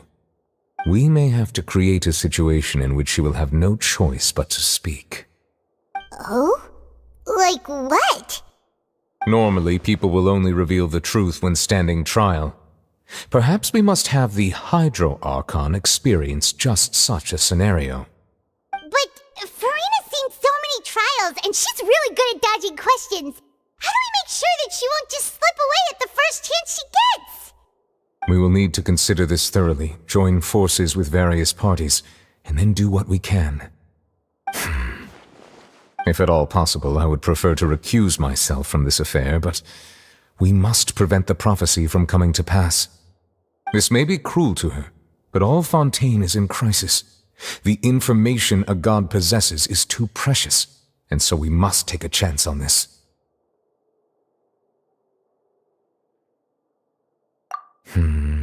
But who will lend us their aid to do such a thing?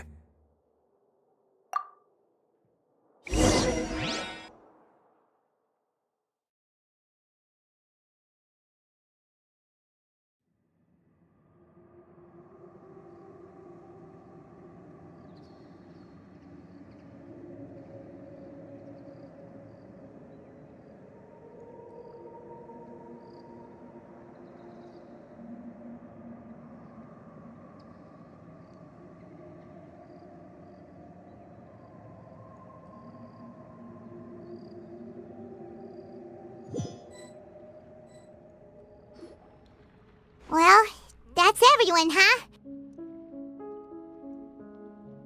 Speaking of which, it was pretty smart of you to think of hiding here. Poisson was just involved in a disaster, so it's presently devoid of people. That naturally makes it the best choice. And here you are drinking tea like it's the most natural thing in the world, huh? That's what families should do. Sit and enjoy a leisurely time together. It's nice to enjoy tea here, you know? Care for a cup? Lend me your ears, everyone. Or perhaps one of you might like to start us off. How about you, friend? Me? No, I don't think I can. Then, how about you, good sir? I fear that I will cause the mood on this boat to become as somber as it is in court. Well then, I guess we're lucky we've got a local like me to organize things. Wonderful, the spotlight at last. I guess I'll be facilitating things from here. That was a little long-winded, don't you think? Oh, you might be right. Anyway, to cut to the chase, our friend here, the Traveler, has brought us together to discuss something.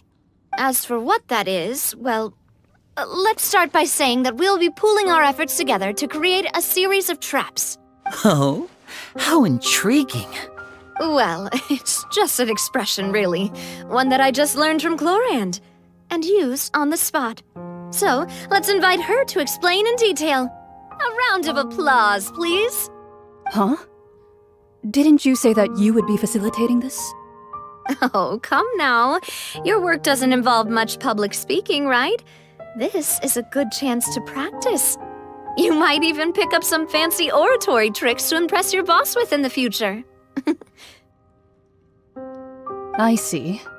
And what does my boss say? He is glad that you consider him your boss. Do go on.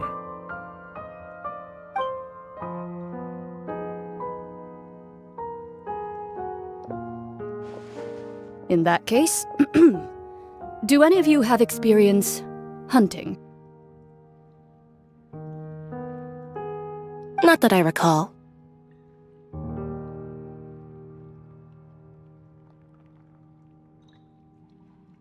Fremine and I once used a wooden stick in a basket to catch wild rabbits when we were younger.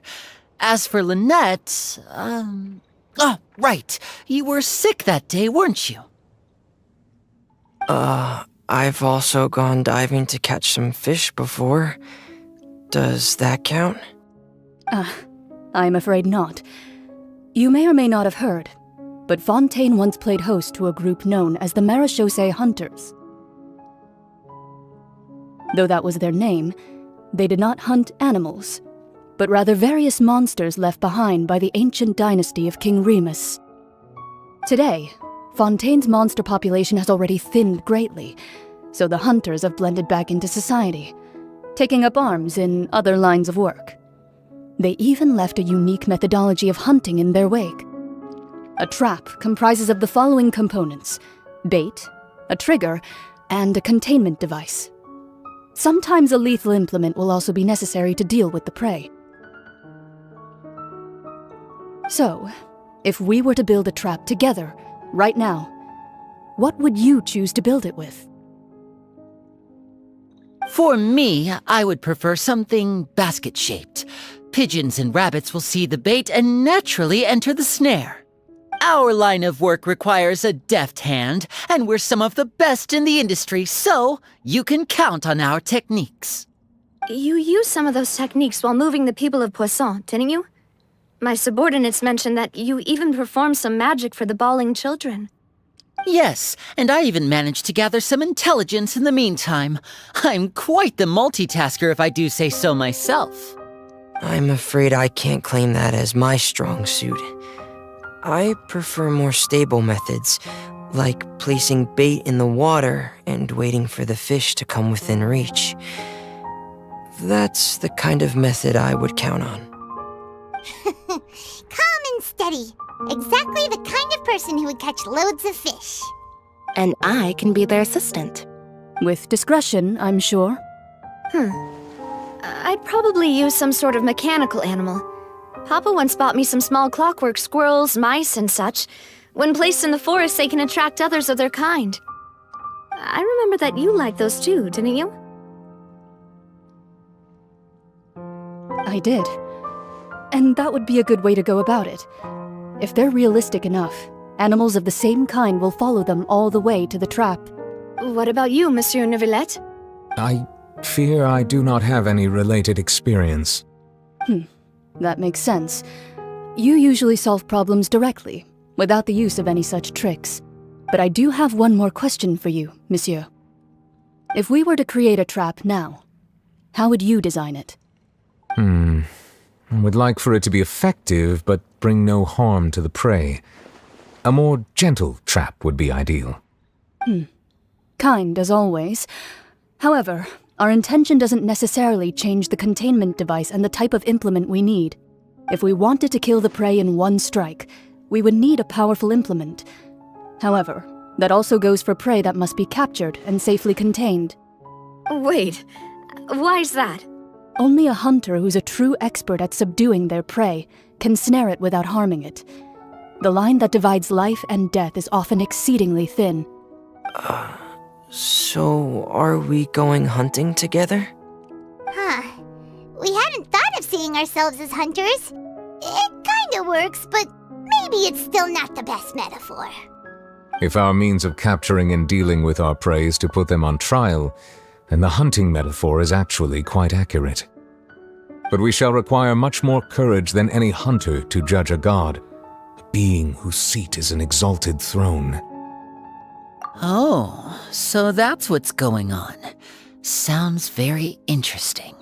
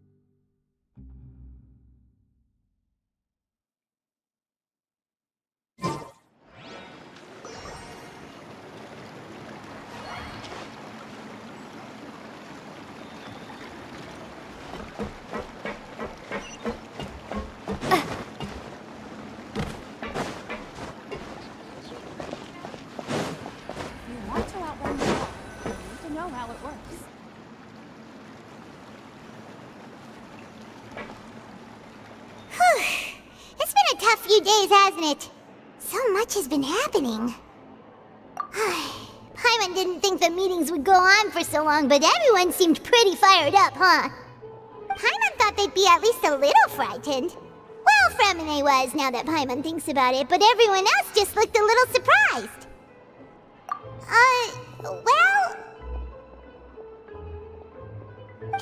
say. Paimon doesn't have any experience with this sort of thing. But with you around, Paimon sure will do great. After all, you're the most reliable person in the world, aren't you? Huh?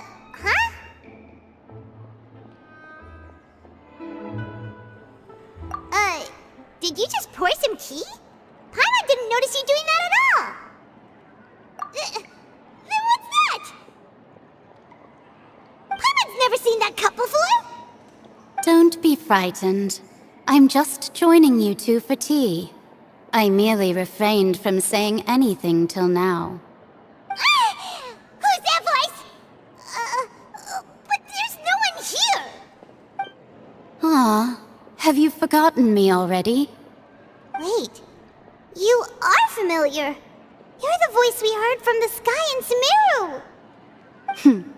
The voice from the sky, I fear that description is wrong. Though, not completely wrong.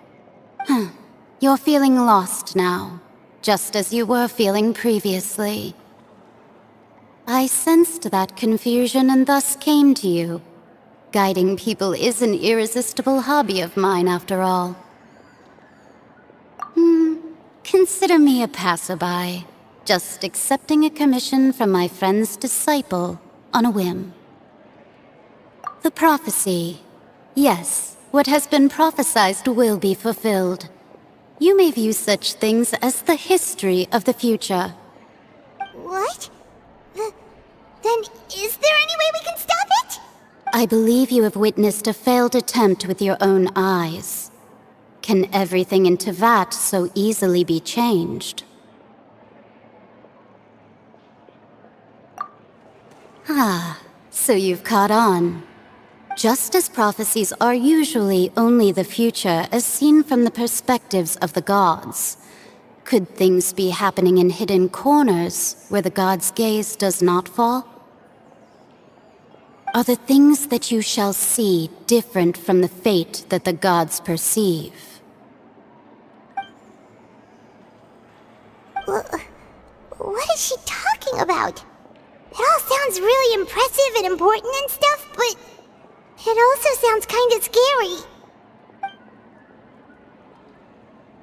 I believe that you understand, right? Some things are insignificant, but others you must reach out to change. Ultimately, fate shall serve as your only guide, no matter what will happen in Tevat's future. All you need to do is to play your part. This was good tea, by the way. Thank you for your hospitality. Well, that'll be all for today. The voice. It's gone.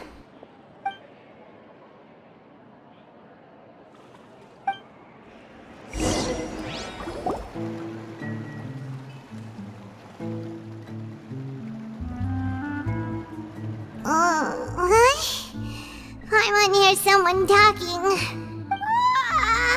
Alright, coming! Hey, it's you who's getting lazy, okay? Well, I see I've walked in on some lively banter. Mona! Fine, just fine. I went to take part in that Steambird panel. It turned out to be more interesting than I expected.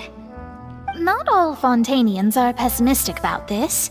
One journalist mentioned that sitting around and waiting for the end to come would be wrong, and that they should make their own rescue preparations. I agreed, so we had a brief chat with her. Did she have pink hair by any chance? Why, yes! It was Charlotte. You remember her, right? That daredevil journalist? I'm in full support of her view. Prophecies are very important, but how can people allow their lives to be commandeered by just a few words? That's right! Paimon's glad to hear something sensible for once. Ah, yes. About what we had discussed before. I did try, but I'm afraid I couldn't reach the old hag. I'll try again tonight, but I wouldn't get your hopes up. Huh? Goodness gracious. Are you serious? She said that even the god's gaze has blind spots. Pretty bold if you ask Paimon. Most people would believe the gods to be all-knowing, right? The Hexen Circle members are certainly anything but ordinary. As for the mage named N, the old hag has mentioned her a few times. She said that N's sense of direction is incredible, and that she loves guiding those who are lost. But I've never met her, and if she were still alive, she'd be... well, suffice it to say that the hag's at least a few hundred now, and N's been around for longer than that. Whoa, the Hexen Circle sounds like a scary group. But they must really stay in shape to live so long. Their abilities alone are pretty terrifying. If she came to see you personally, then the problem you're facing must truly be of great importance. Well, it's not like Paimon could understand anything she said. Yes, she was quite cryptic, but I suspect she means that there is still a way to turn things around. She didn't say when or what that would be, though, so perhaps it is something that you cannot know right now.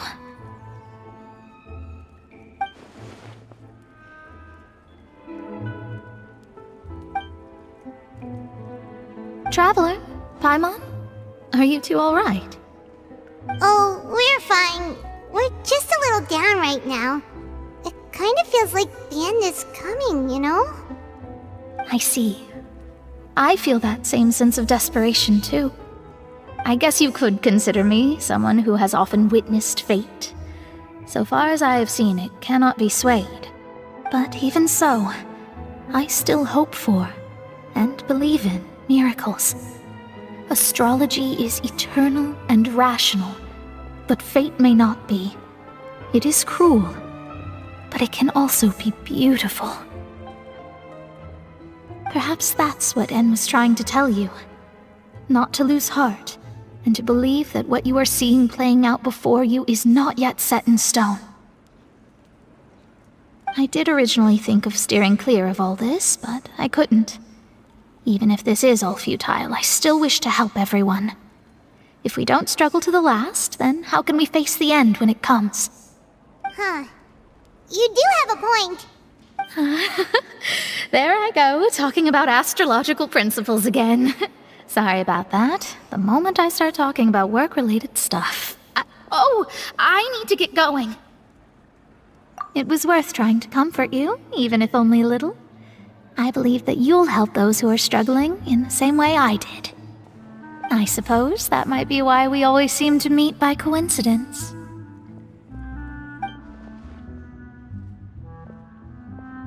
Paimon feels kinda moved by what Mona said. But also kinda sad, too. Hey, Traveler, Paimon suddenly feels like going outside for a walk. Let's go! Let's walk around the city, shall we? There's a few spots we always like to walk by.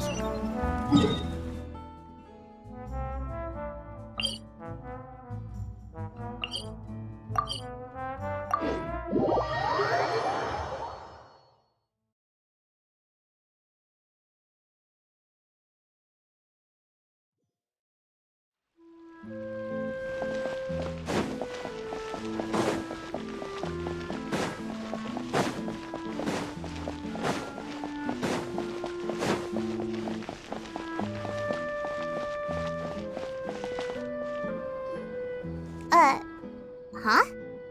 Our names are written in this newspaper. What's going on? Let Paimon see! The underwater stronghold, the Fortress of Meripede, has continued in its noble autonomy, but that does not mean that others cannot interact with it. My recent attempts to enter the fortress bore little fruit. Huh. Guess Charlotte still hasn't given up on that. Thus, did an Outlander friend become the focus of this report, a blonde adventurer with their white fairy legends trailing in their wake. It is said that this mysterious traveler once visited the underwater fortress. So while the fortress's interior remains a mystery behind closed doors, do not fear, for the tales of the traveler contain surprises in spades. Journalist Charlotte's biggest scoop yet, the Traveler's Trail, World Walker. Huh. Charlotte took so many awesome photos of us and we never even noticed her. She hasn't been able to get a hold of anything at the fortress, so since we're easier to find, she's using us as the subject matter instead? Ugh, seriously? Well, fine. Those headlines and photos do look cool, so Paimon will forgive her this time.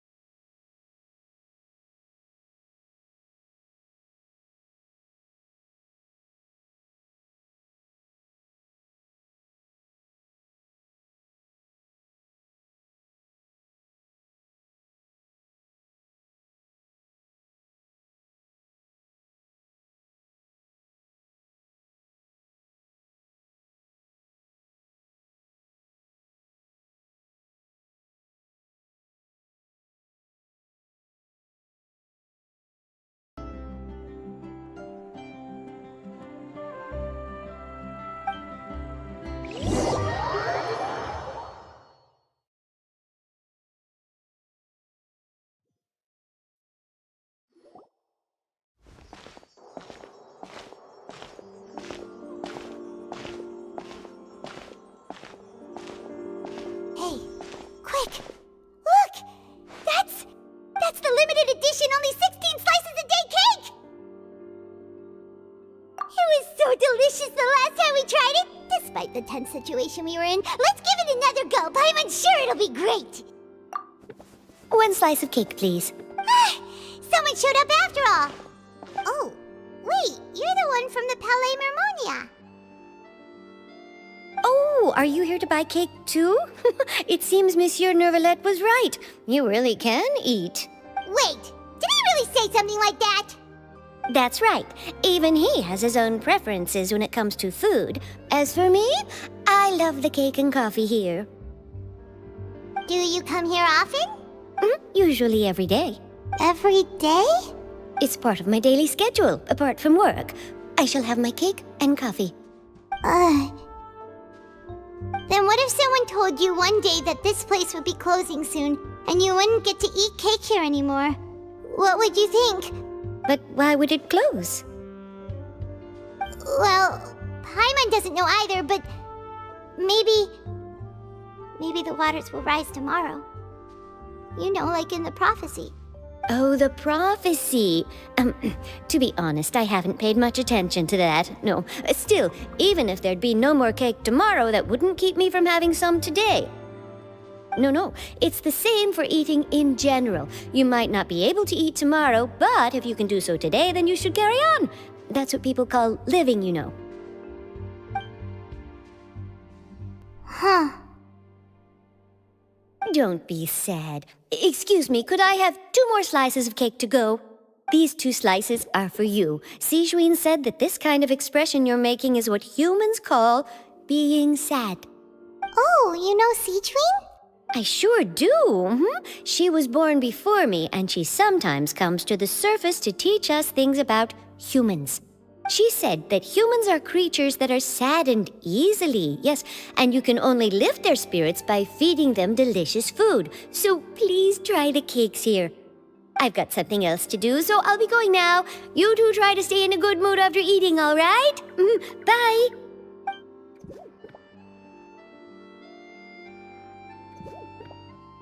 And there she goes! Alright, let's dig in. Paimon's sure this cake will be delicious. It's more delicious than last time! And the flavor gets even better with a sip of tea. It sure would be nice if we could come again tomorrow. Sure would be nice if we could always eat delicious food here.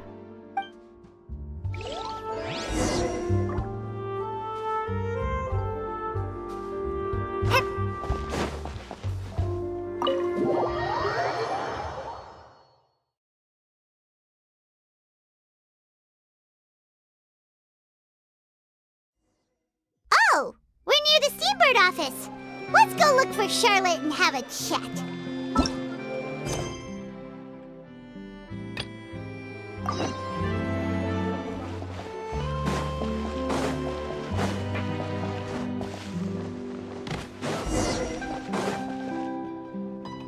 Wow! If it isn't the Traveler and Paimon! Oh, have you seen the article I wrote about you? Ha! You've got some nerve! You just used us to make some quick mora! Oh, you needn't worry about that.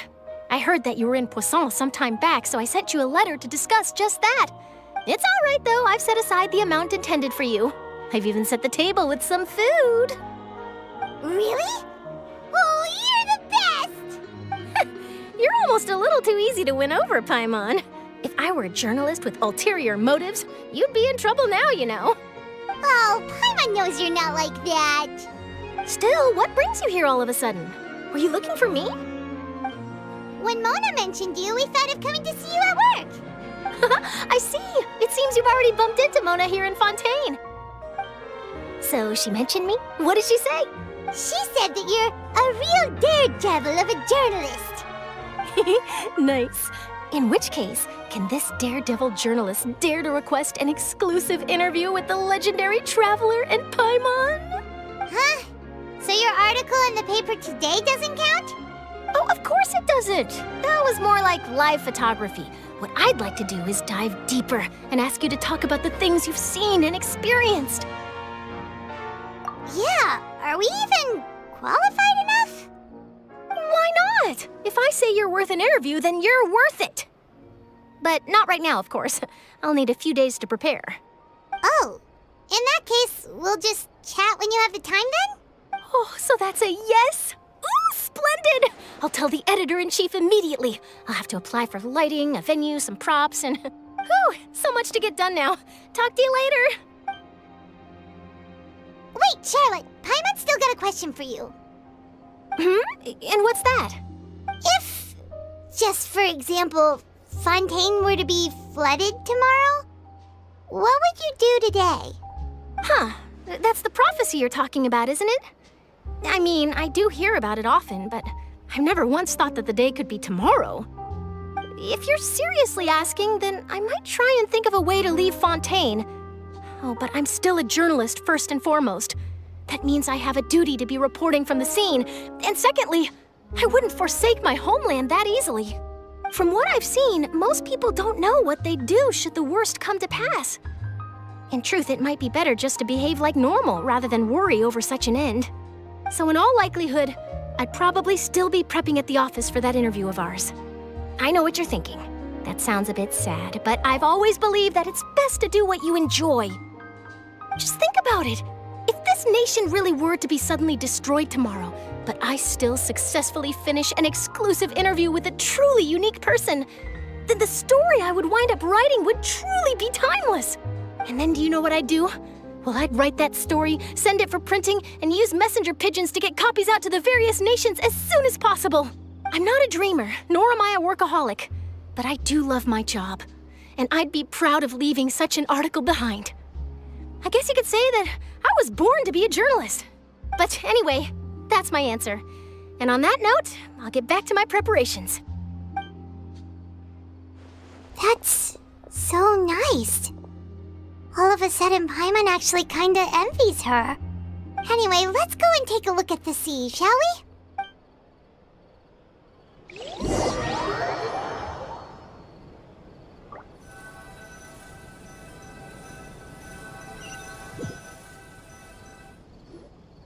The sea breeze and scenery can be a pretty soothing combo, huh? Paimon's been thinking. If it wasn't Fontaine, but all of Tevat that would be destroyed tomorrow, where would we go and what would we do? No, Paimon should ask, if you could choose, what would you like to do?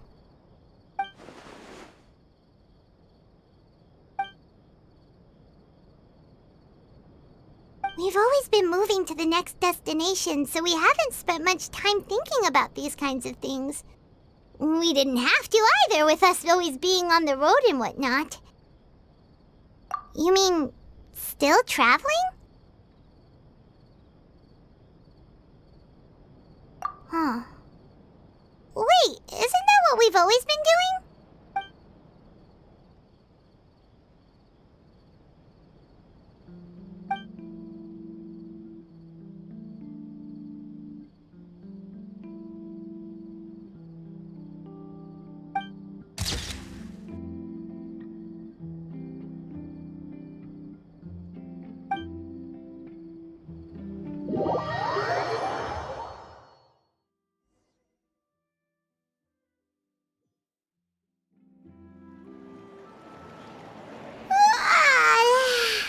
Feels like you'll grow mold if you stay here long enough. But it's still better than the Fortress of Mirapede, that's for sure. It's not only damp there, but salty too. Ah, so the two of you are still here. Wonderful. Oh, you're from the Palais Mermonia, aren't you? Yes, I'm Isadora. Monsieur Nervillet sent me to look for you two before. I heard that afterward you went to the Fortress of Meropide. Not at all. I'm well aware that you're friends of his. Actually, I'm here to pass along a message from him. Yes, inside the Opera House. The Maréchaussée Phantom has declared the incident a small-scale riot.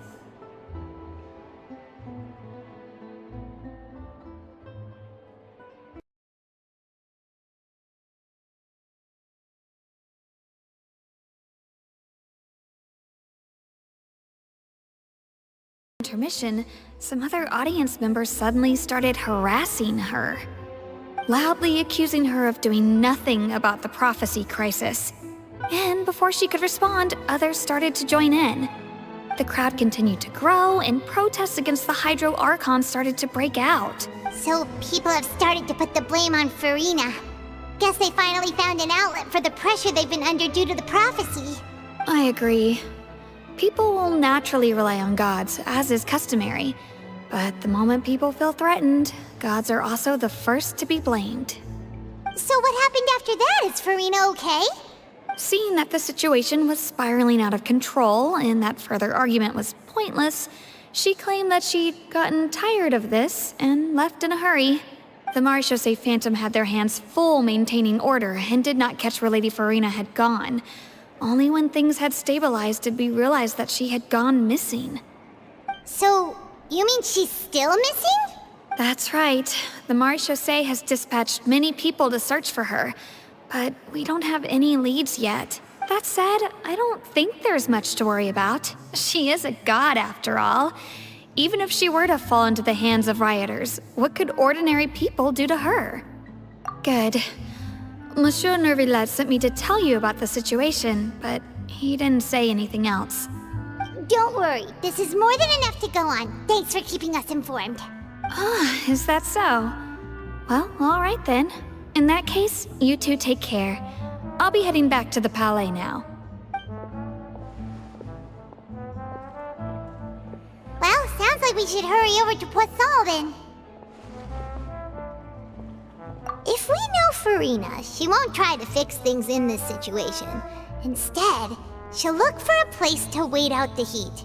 And, as we also know, she may be loud and dramatic, but she doesn't have a heart of stone. When Nervillet was talking to her in the Palais Mermonia, and she heard about Poisson, she couldn't hide her sadness and remorse. It would be hard for her to ignore being accused by the public today. Paimon thinks Furina's probably taken the opportunity to slip away to Poisson and try to relieve the sense of guilt that she's feeling. Huh! Well, what do you think? Paimon knows the answer, of course, but Paimon can do the analysis to back it up, too. Cool, huh? In that case, there's not a moment to lose. Poisson, here we come!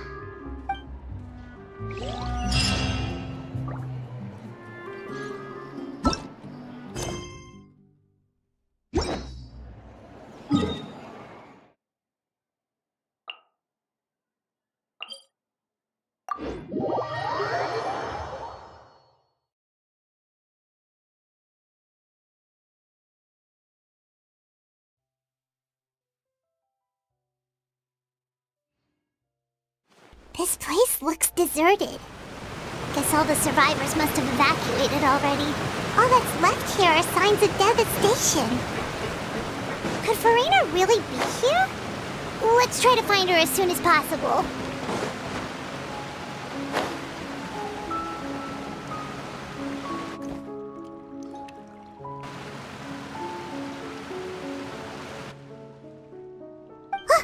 That's Furina, right over there! She really is here all on her own.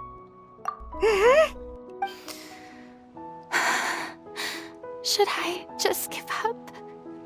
This is all meaningless. What was meant to happen did happen after all. Everyone's dead. I'm sorry. I'm so sorry. Give up, Furina. There's no point in holding out. I'm sorry. But what can I even do other than to repeat meaningless apologies over and over?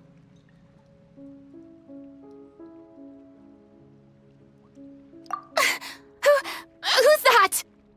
Don't worry, Furina, it's just us. So it is you, blonde traveler from another land. Why, I almost thought you were someone from that mob of my ignorant subjects, come to kneel and beg for my forgiveness. Furina, you were crying just now, weren't you? The tear stains on your face are obvious. What do you mean, tear stains?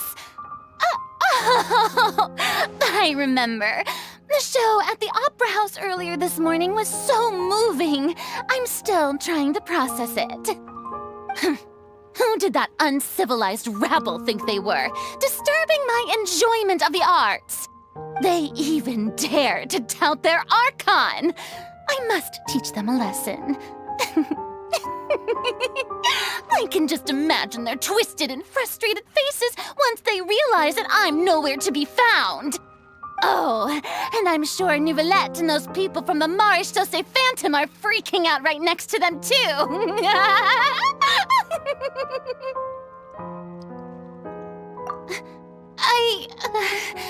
Of course not. Hey, there she is! The Hydro Archon's over there! Quick, after her! Furina, those people seem to be after you. They are? They're just some rabid fans who want to cut the line because they haven't been able to meet me in person, aren't they? That's against the rules. I can't let them get their way. Furina just ran off!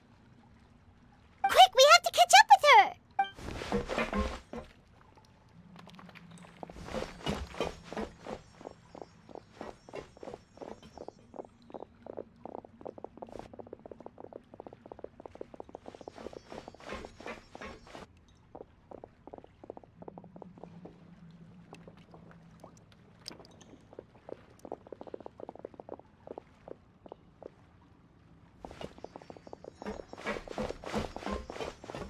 This should be the place, right?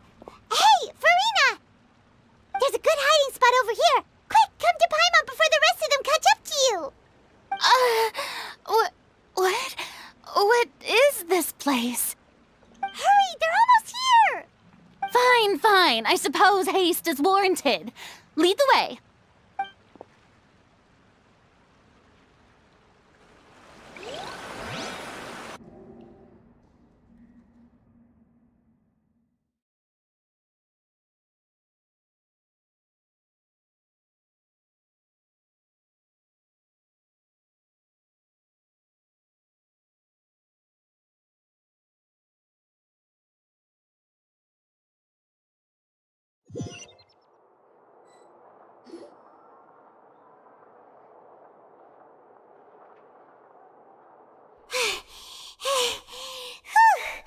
Paimon's exhausted.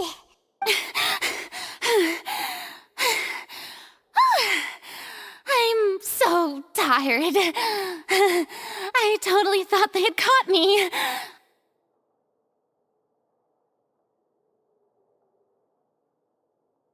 No, I merely gave in to the sheer enthusiasm they displayed.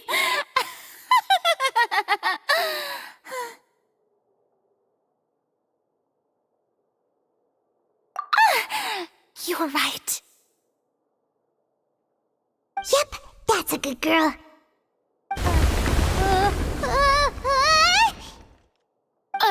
What's happening? The ground's shaking. Is it an earthquake? Yeah, a quake of this kind preceded the flooding in Poisson, didn't it? It can't be. It's happening again. Well, there's no need to worry too much about that. Nouvellette's made some emergency plans, so the evacuation should go a lot smoother this time. Yeah, I hope you're right. But the people of Poisson, they've already...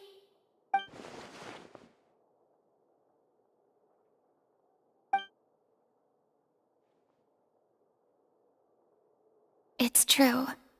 I've been investigating the prophecy for hundreds of years. I once had informants all over Tevat, searching for clues and feeding information back to me. I've tried all kinds of ways, too, to hold back the sea. Anything to keep the coastline from advancing. But all my efforts proved to be futile in the end. Really, the truth has been clear to me for a very long time. We cannot make an enemy of the divine. No matter what we do, the will of the heavenly principles will have its way, and the prophecy shall be fulfilled. Give up. I do love the sound of that phrase. It would mean finally coming to terms with fate, but also for me to finally be free. Indeed, I've thought about giving up so many times, especially after we almost lost Poisson. Fate is really unreasonable, isn't it? It has no heart and obeys no rules. The prophecy has only just started to come true, and so many people have already lost their lives.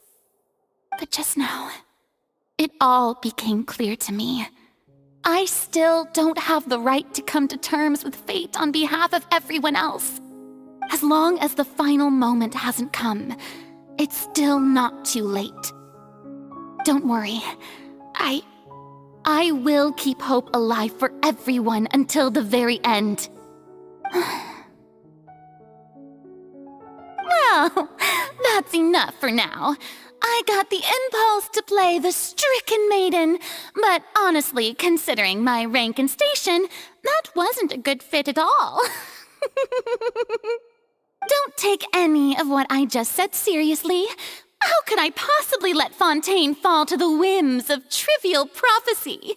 Come on! Paimon could have sworn you were actually being honest just now.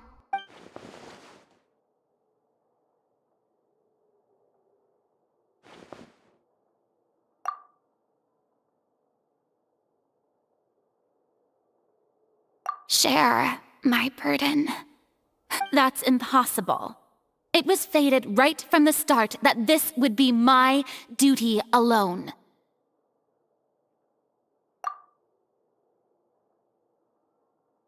A witness. Yes, I've heard that you came to Tevat from beyond the stars, yes. In other words, you never belonged here.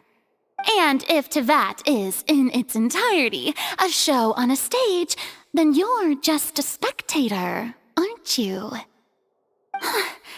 If that's the case...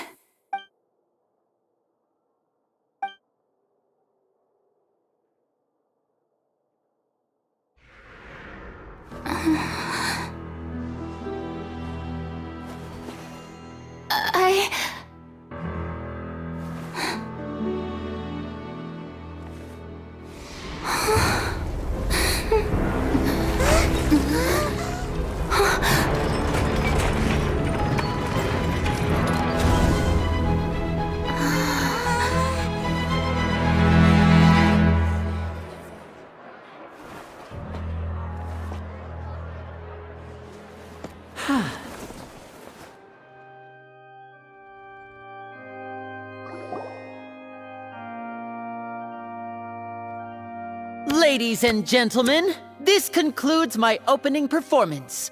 Now, without further ado, we may proceed to the trial of our god. So this is what it is. Yes, you deserve praise for the effort you took to raise the dramatic stakes. Do not forget, however, that I am Focalor, the god of justice, the embodiment of justice itself. Does it not strike you as even the least bit absurd to bring the very concept of justice to trial? May I interpret these words as your refusal to stand trial?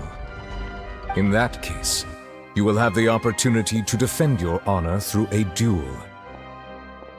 You would draw your blade against a god?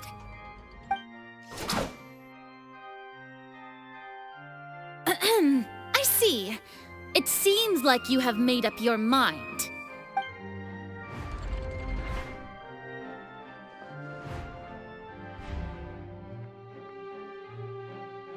Paimon can't believe it. She just surrendered. What the heck is going on? Did I just see an Archon surrender to a human? Wow, how utterly humiliating. Lady Furina, what is the meaning of this? It would seem that there has been a misunderstanding. To be clear, the raising of both hands is not... Looking for excuses again, huh? I I raised my hands just now to indicate my acceptance of the trial. No duel shall be necessary. I will admit that I've been running away for a long time. I'm sorry, everyone. I was unable to protect the people of Poisson. It is my duty to stand trial for my crimes. You are not the only ones to be disappointed in me. I, too, am exceedingly disappointed in myself. But now, it is time for the Hydro Archon to show you her courage and resolve.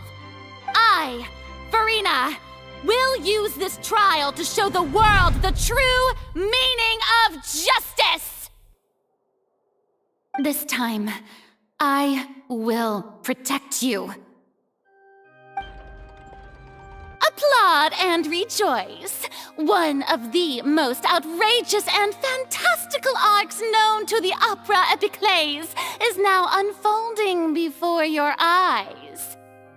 Mark my words, this shall be one of the most exhilarating and brilliant shows ever to grace the stage of Fontaine! The trial of the Hydro Archon, Focalor, will now begin! Woohoo! Oh, now we're making history! Why does it feel like Furina just took over the whole thing? Like, come on! Didn't she just get forced to stand trial for her crimes? Also, even though she's still acting super dramatic, she is taking this seriously this time, right? All right, then. Who will be my opponent in this trial? The court asks the prosecutor to please take the stand.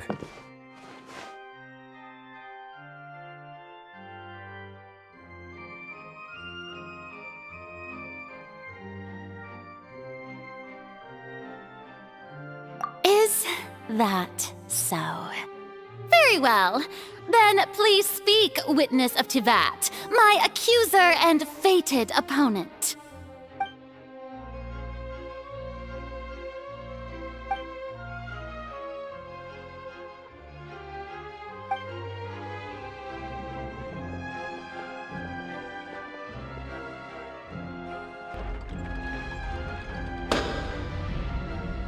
Also, please allow me to ask, as a final question before the trial begins, just how much work did you do to force me onto this stage?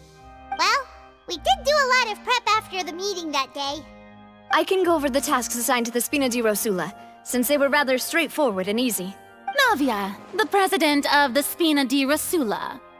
Most of the people who participated in the disturbance this morning were my subordinates.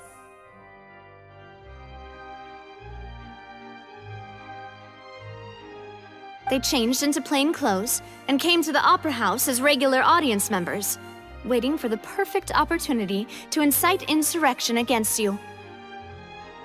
The people's resentment against their Archon has been building as more and more of the prophecy is fulfilled. A spark was all we needed to turn smoldering anger into a flame. Moreover, according to our understanding and analysis of you, when something like that occurred, you would likely flee the scene and head to Poisson by yourself. So, we arranged for a second group to lie in wait there. So, you mean, the ones who scoured the settlement for me were also from the Spina? And their goal was to force you to step into the giant magic box so you may personally participate in the greatest magic performance in all of Fontainian history. That's right. That house was a magic box, rather than someone's residence. As the super ultimate version of the setup that I used when I first performed at the Opera Epiclese, the volume of the box was increased by a whole order of magnitude, and the distance it traversed was the entire gap between Poisson and Araneas.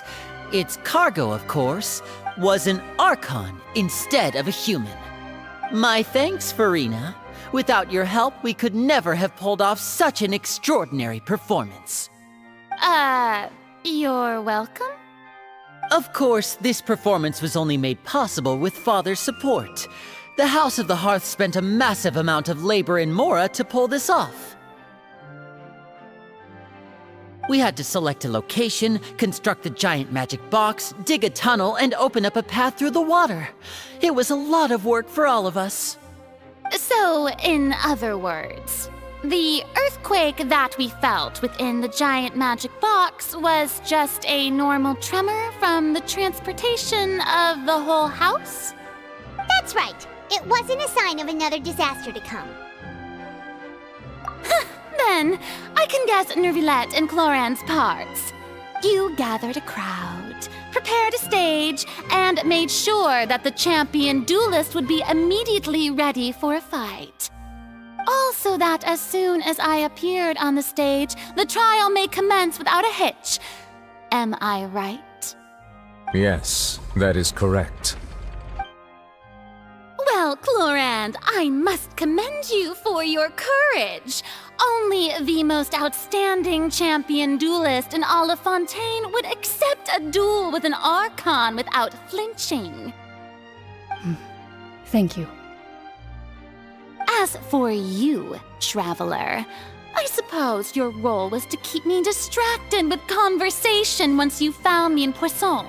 You'd make sure that I didn't notice anything amiss before revealing yourself as my prosecutor once we'd arrived onto the stage. Oh?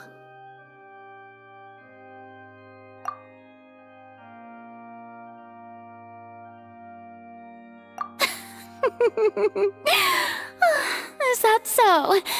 Then I suppose I must have missed my final chance.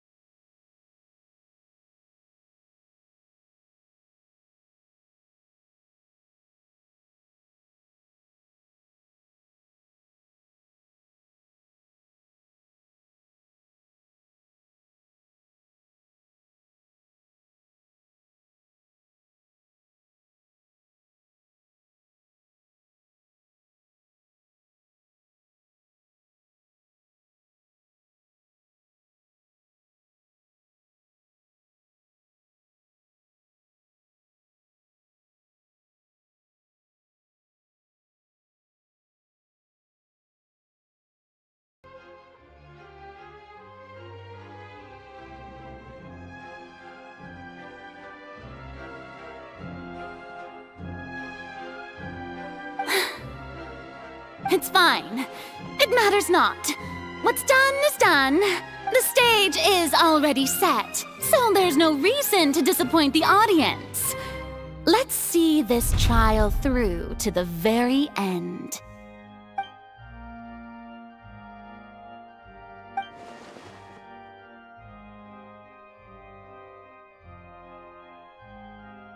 Madam Prosecutor, please allow me to pass this along.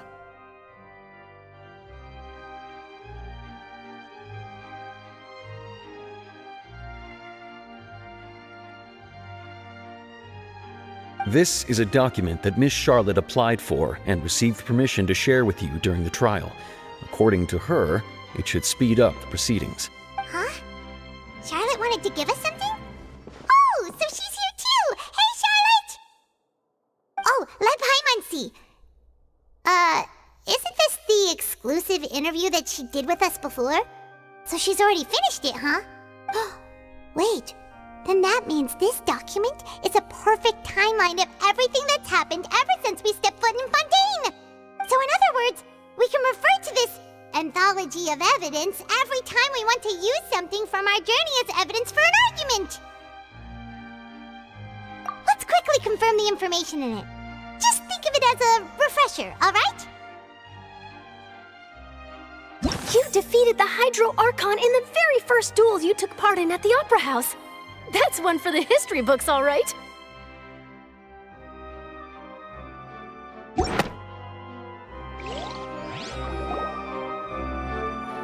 The prosecution and the defense are both in position. The trial shall now begin. Oh, come on, Nervilette. There's no need to repeat all the unimportant legalese. Just fast forward to the part where the prosecution lays out my offenses. As the defendant and the lead actress of this performance, I still haven't even been informed of my supposed guilt in all of this. Of course, it is only natural for humans to struggle to understand the actions of a god. However, you will need more than that to convict me of a crime. That's true, but my charge here is unrelated to your conduct as an Archon. Instead, I would like to charge you as a fraud who's never been the Archon in the first place. Wait, what was that? Lady Furina's a fraud? Hey, I came here thinking that we were going to try the Hydro Archon for forsaking her duty, but did I hear that right? She's not our Archon at all? Charge accepted. Lady Furina, do you plead guilty to the charge? Lady Furina. I plead not guilty. How can I be guilty? There is no way that I, Focalor, otherwise known as Furina de Fontaine, a member of the Seven and the Regina of all waters, kindreds, peoples, and laws of Fontaine, could be anything other than your true Archon.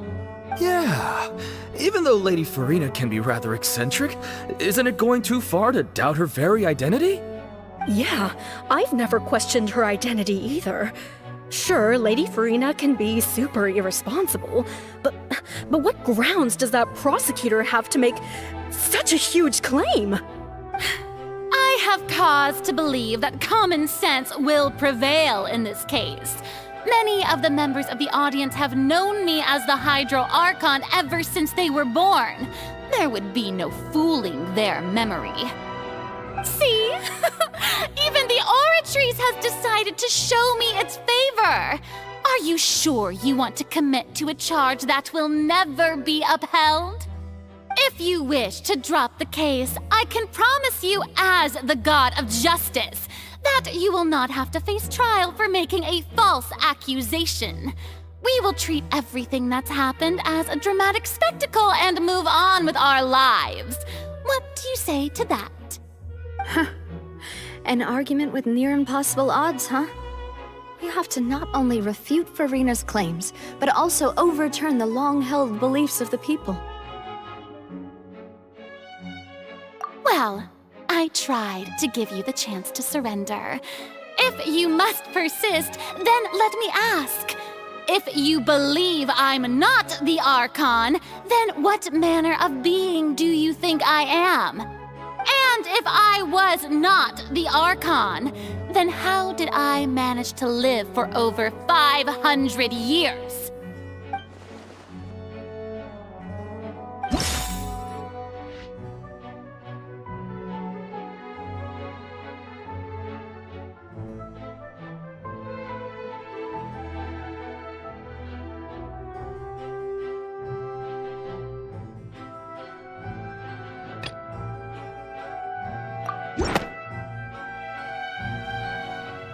First of all, you may be a member of another long-lived race, which would allow you to naturally possess an extended lifespan. And second of all, even if that wasn't the case, there could be other ways to extend your life. Who gave you that idea? Was it the knave? You'd sink so low as to use a harbinger's words against me. A curse? I once thought it possible that the aura of an Archon might naturally resemble a type of curse. But in light of this claim, perhaps what I sensed was not your divinity, but a curse after all. You sensed it too, huh, Nervalet?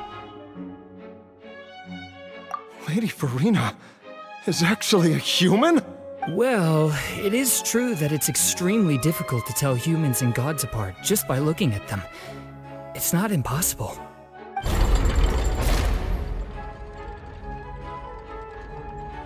Well, don't start celebrating too early now. Even if I have been carrying a curse like you said, how does that prove that I am merely a human being? Besides, everyone knows that the main difference between a human and a god is the possession of authority. Gods can do what humans cannot. That's why they're worshipped as gods. For centuries, manifestations of my authority have served the nation of Fontaine.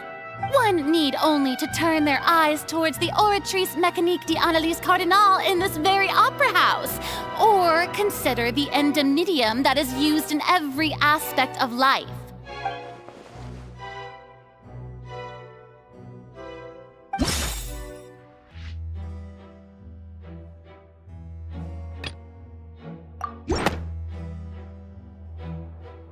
That doesn't sound right.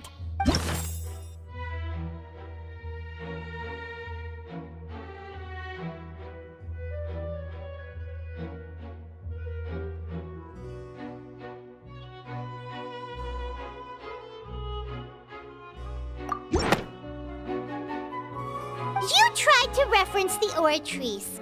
But weren't you as confused as all the rest of us when the Oratrice declared Child to be guilty without any proof? Otherwise, you should have come up with a good explanation for that by now. Didn't I make myself clear at the time? The decisions of the gods are naturally difficult for humans to comprehend. There is no need to provide an explanation. Lady Furina, I believe a reminder of your current circumstances is in order. While the court is in session, the principles of justice and the law must come before all else.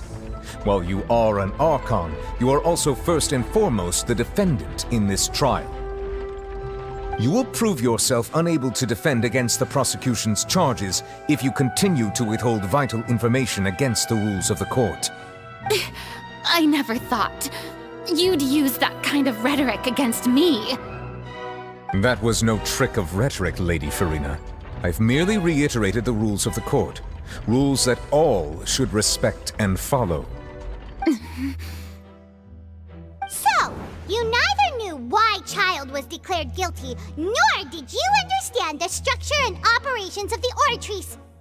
Instead of having been created by you, the manifestations of authority you mentioned have been made by the real Hydro Archon, haven't they? The real Hydro Archon? Well, now you're really losing me. It is true that I did not know why the Oratrice gave out a guilty verdict that day. But the Oratrice handed out that verdict unilaterally, and it has been operating independently ever since it was first created. You can't You can't argue that just because a divine creation is flawed, that the god behind it must also be no god at all. She's still throwing out all kinds of excuses. Seems like she's confident that we won't be able to produce proof that she has no power over the Oratrice. My power as an Archon. There are many ordinary citizens in the audience. How can I just carelessly demonstrate the formidable power of an Archon? If that poses a concern, I'm prepared to extend my protection to the audience. You don't need to go that far.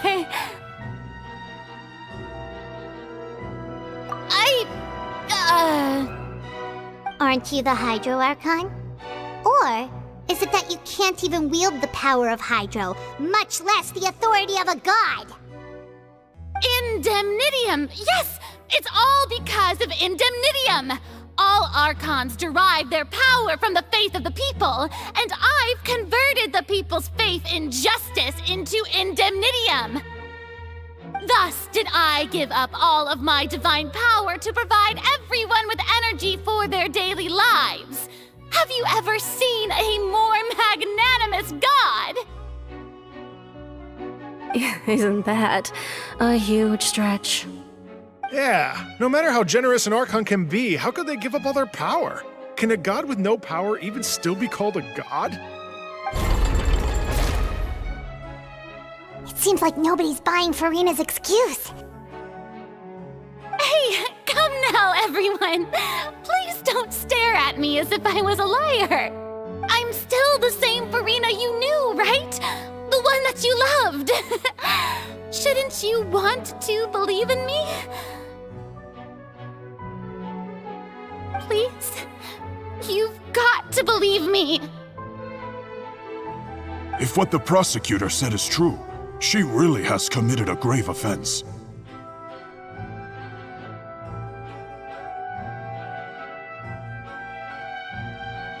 Did she deceive all of us? And all of our parents and grandparents too? And all of our ancestors? Ever since they were born? Enough! That's enough! Tell me then, if I'm not the real Hydro Archon, then who is? If you have no evidence of another Hydro Archon's existence, nor can you find anyone who can back up their claim to be such, then what grounds have you to say that I'm not actually the real deal? Wow, she came up with yet another argument. How can we refute her now? Seems like she really doesn't want to give up.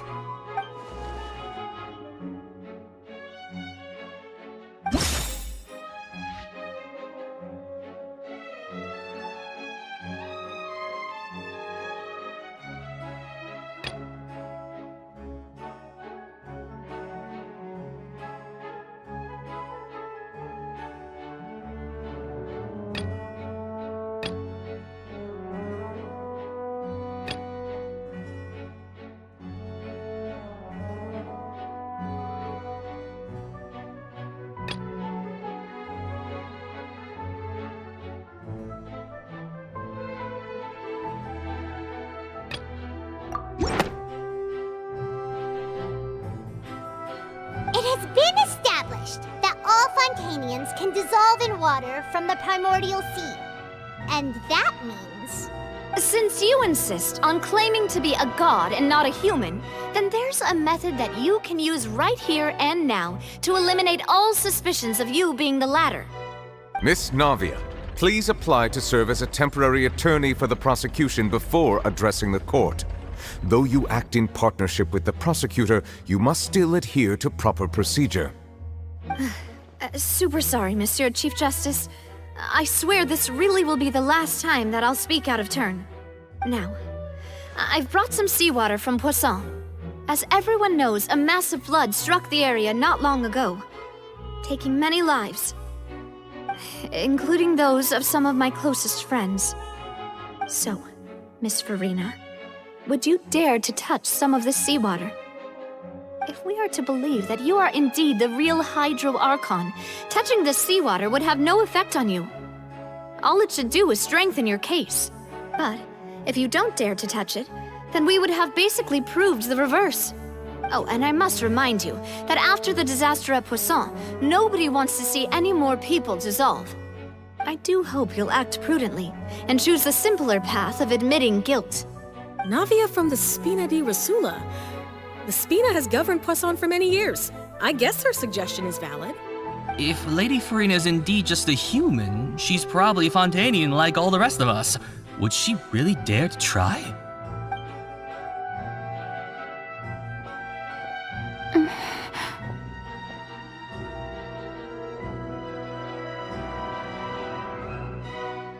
Lady Furina, this test has been unilaterally proposed by the prosecution. As it falls outside the realm of standard court proceedings, you possess the right to decline participation.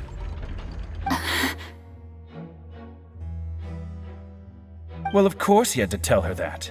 But refusing to participate is basically the same as a confession of guilt. She's just staring at the water without saying a single word. It really does seem like she's quite terrified of it. That could only mean...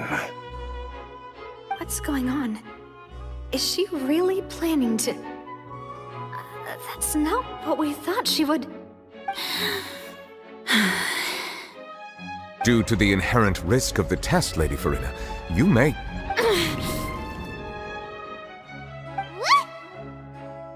Hey!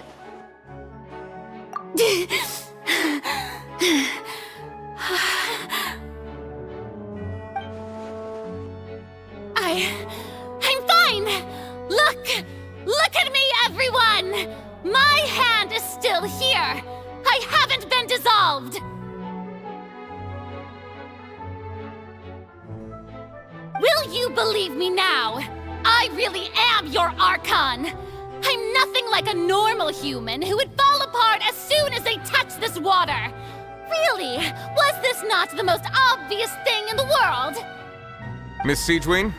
If you are present, Miss Siegewien, please come forward and attend to the defendant. Siegewien? Don't be nervous. It'll just take a few seconds. Let me see. That should be enough. Please announce the results of your evaluation to the court, Miss Siegewien. As everyone doubtlessly saw, Miss Furina was displaying symptoms of hyperventilation and flushed skin. These indicate that she was experiencing the adverse effects of exposure to primordial seawater. The extent to which she was affected is the same as other humans when exposed to primordial seawater of a similar concentration. Thank you, Miss Siegewien. Lady Furina, you may return to the defendant's stand. Oh wait, what did she just say? I didn't get dissolved! Shouldn't that be enough to prove my innocence? Well, considering your tendency to run from your problems, we did originally prepare a direct sample of the seawater around Poisson.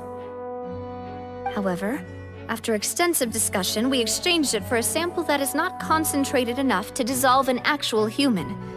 After all, on the off chance that something entirely unexpected might occur, we don't want anyone else to lose their life to the sea.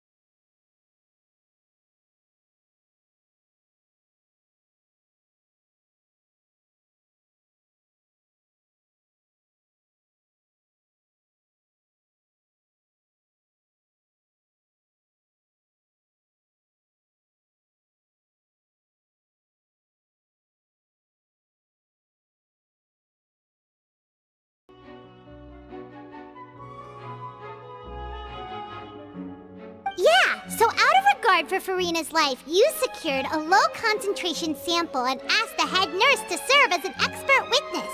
It's a great thing that the direct sample wasn't actually used. Furina could have... I can't believe... You...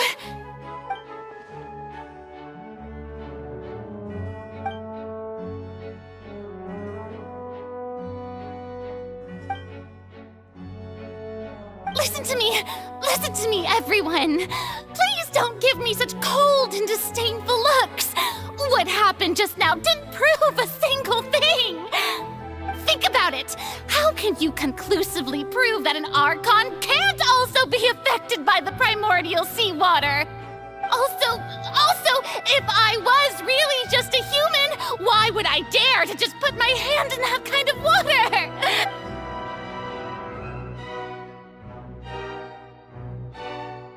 Please, everyone, anyone, just listen to me! I swear, I really am your Archon!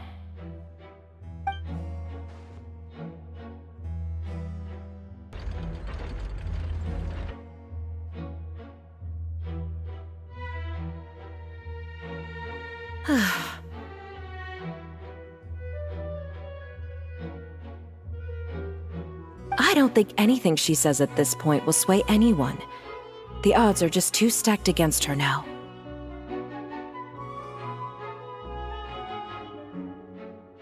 With all the things that have been said, Paimon doesn't think there's any way left for Furina to win. I believe the time for arguments and presentation of evidence has come to an end. If there are no objections, we will move on to the final judgment.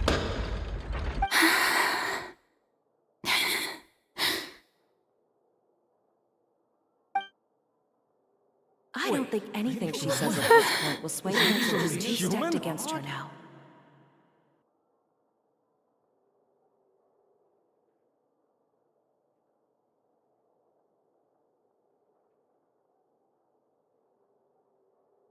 In my capacity as Chief Justice, I shall now render judgment on Furina's misrepresentation of herself as the Archon of Fontaine. As a human who knowingly deceived her fellow citizens, Furina is...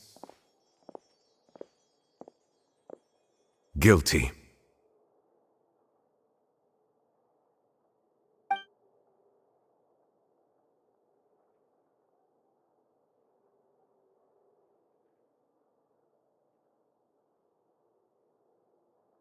We shall now turn to the Oratrice Mécanique d'Analyse Cardinale to render the final verdict on the charges.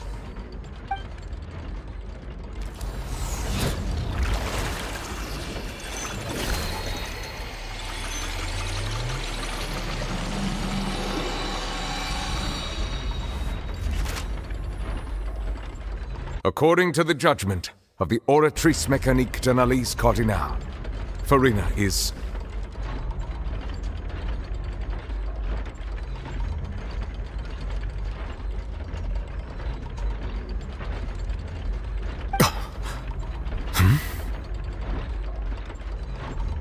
Well, what's wrong? What's the Oratrice's verdict? No, the Oratrice also displays a guilty verdict. Isn't that correct then? However, the exact wording of the verdict is thus. The Hydro Archon, guilty. To be punished via the death sentence. The death sentence? That's actually one of the available sentences? I've always thought that it was just a myth. The one and only time the death sentence has been handed out at the court, and it's been given to the very person we've worshipped as the god of justice? What an unexpected twist. Furina's been sentenced to death by the Oratrice? We just wanted to use the trial to show her the seriousness of things so she'd tell us the truth. How did things escalate this quickly? This outcome is indeed quite strange. According to Fontaine's current definitions of justice, as well as its recommendations for criminal sentences, is this sentence really appropriate for the crimes that have been committed? Yeah! Even Vacher wasn't sentenced to death by the Oratrice. You know, the real evil mastermind behind the serial disappearance case. Indeed. Not only is Furina's sentence overly excessive, the very point of our trial today was also to prove that Furina has never been the Hydro Archon in the first place. But now, the Oratrice seems to have deliberately invoked the title of the Hydro Archon. What does this mean?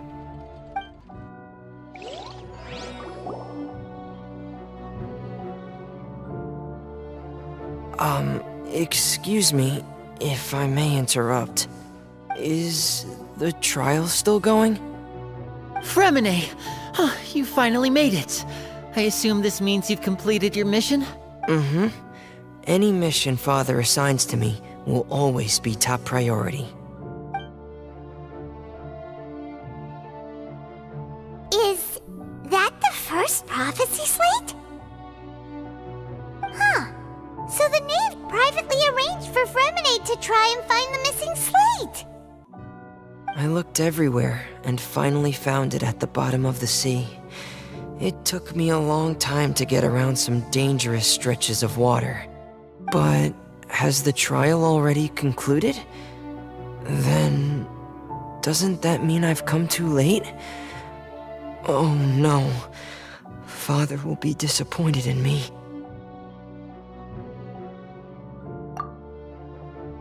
Thank you for your hard work, Mr. Fremine. Please allow me to review the record left on the slate.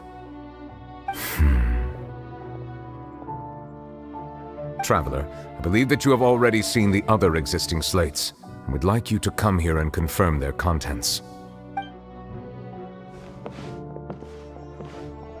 Huh? So what do you see? What is it?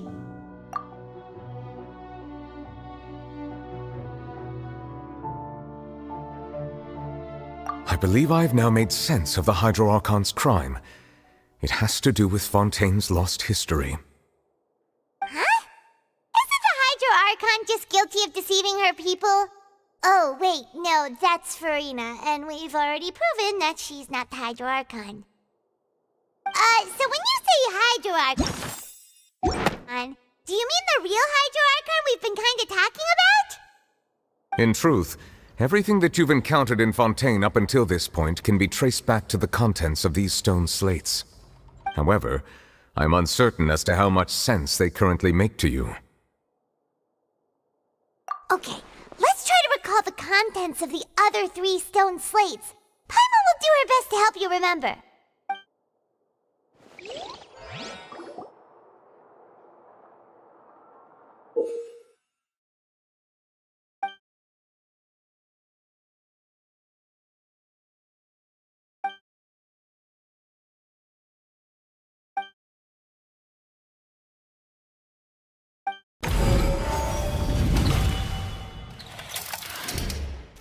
Stone slate describes what you just said.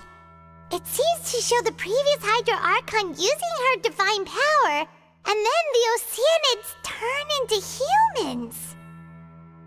Does that mean that Fontainians are transformed Oceanids? Oh, Paimon wasn't expecting that. But if Oceanids can turn into humans, then perhaps this process can be reversed as well. The second stone slate shows Celestia floating in the sky, and the Hydro Archon and her people worshipping it together. But the heavens still brought judgment down upon them. This must be the point when the Hydro Archon and the Fontainians were branded with their original sin. Does this mean that the original sin and the Hydro Archon sin are the same thing? The third slate shows the Hydro Archon sinking into the sea surrounded by many people. That reminds Paimon, didn't we also watch that happen to someone else? Well, the fourth slate is the prophecy the Fontainians have been talking about. People dissolving into the sea, the Hydro Archon crying on her throne, and so on. We didn't believe that such a crazy disaster could happen at first, did we? But after that incident, it was just a question of when and not if.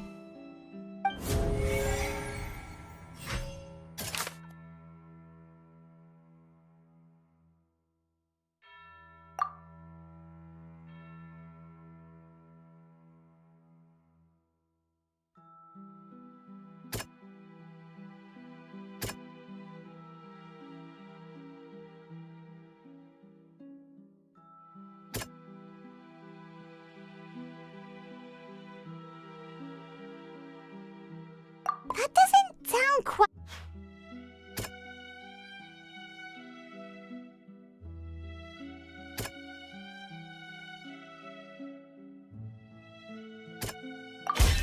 We know from the case of the serial disappearances of young women that Fontanians can be dissolved in primordial seawater. And the first stone slate tells us that long ago, the Hydro Archon used her power to turn Oceanids into humans.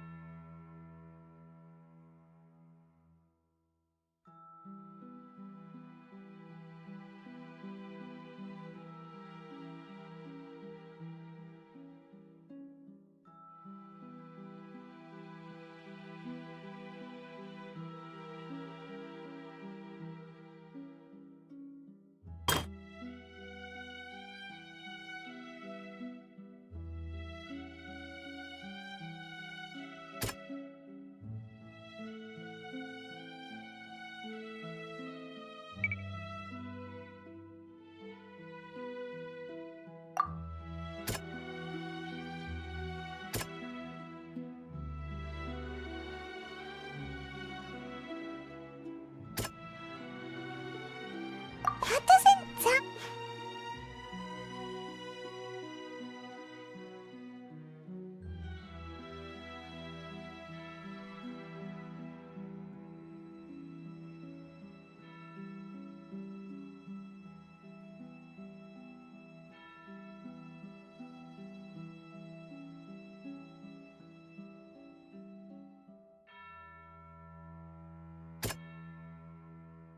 That doesn't...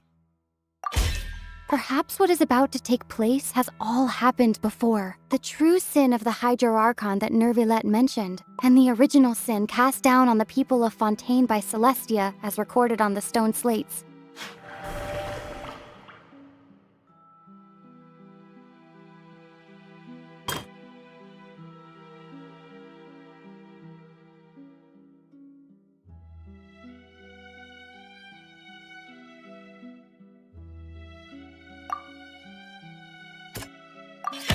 It's not as simple as falling into the sea. When Navia fell into the sea, her consciousness was subjected to judgment. The stone slates show the people gathered around the Hydro Archon in the sea. Could that be alluding to the same thing?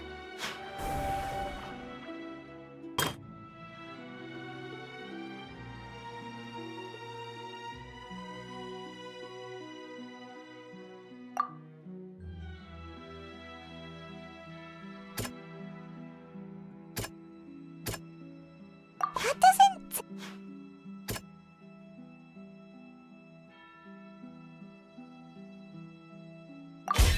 The prophecy from the stone slates found its way into society, but not many people believed it at first. The fortress of Meropide was nearly flooded with primordial seawater, which we know can cause Fontanians to dissolve. It seems increasingly likely that the prophecy may come true. If we hadn't dealt with it in time, things could have gone very badly. They'll dissolve into the primordial sea but won't cease to exist. Their essence will flow in the seawater, converge, and take the form of an Oceanid.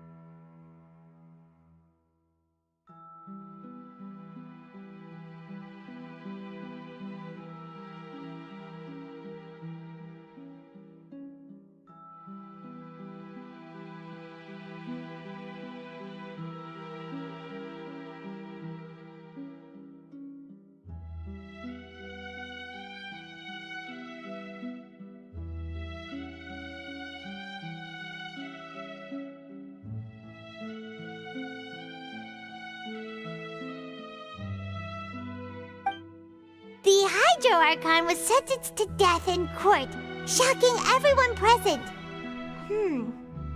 Perhaps this means that her sin was actually Fontaine's original sin. Navia fell into the water inside those ruins, and she nearly dissolved. She was surrounded by the people of Poisson in a court within her consciousness, and was forced to take part in a trial meant to make her stay. The eruption of the primordial sea at the fortress of Meripede was the surest sign that the prophecy was about to come to pass no matter what. The prophecy's contents can all be verified by recent events. If we combine what we know together, loads of truths should come to light.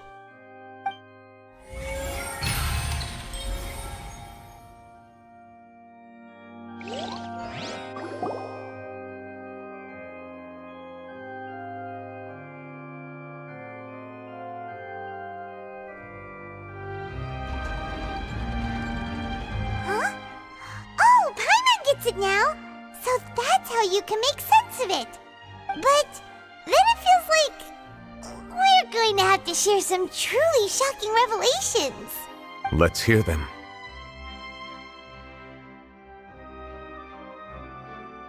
Incredible. Linny, did you hear that? We're not real humans. All Fontanians were originally created by the late previous Hydro Archon, with Oceanids as their basis. The evidence for that can be found in how only Fontanians could dissolve in primordial seawater, and how all the girls Vacher dissolved were also turned into Oceanids. Oh, and according to Navia, when she was about to get dissolved, she also saw everyone gathered around for a trial, all of them in the shape of Oceanids. Indeed. Yeah, and it follows from the content of the first slate that she probably angered Celestia by creating humans without prior permission. That could also explain why the Oratrice judged the Hydro Archon to be guilty. It's to account for that ancient sin. The Hydro Archon's true sin was creating us? And yet, after many hundreds of years, the Hydro Archon's creations have turned around to try to judge the Archon within the Opera Epiclese. The twists of history are often the most unexpected of all. Yeah, isn't the image here just like when Navia fell into the sea? So wouldn't it be trying to show the image of the Hydro Archon also falling into the sea once the prophecy has been fulfilled in the fourth slate?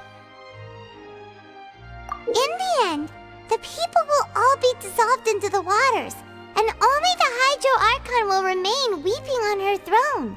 Only then will the sins of the people of Fontaine be washed away. Did Paimon get all that right? You've made some keen deductions. I must say, given how much you still don't know, it is impressive that you've already managed to connect so many pieces of the truth. However, while you were able to decode all the information on the slates, they've also been etched with an additional layer of hidden information using a different power source. When we were at the ruins, I tried to decipher the hidden information recorded in the slates. But since we only had 3 slates at the time, I was unable to come to a full conclusion. Now that the slate collection is complete, I shall make another attempt to decipher the narrative recorded within. If everything goes well, we should finally be informed of the unadulterated truth.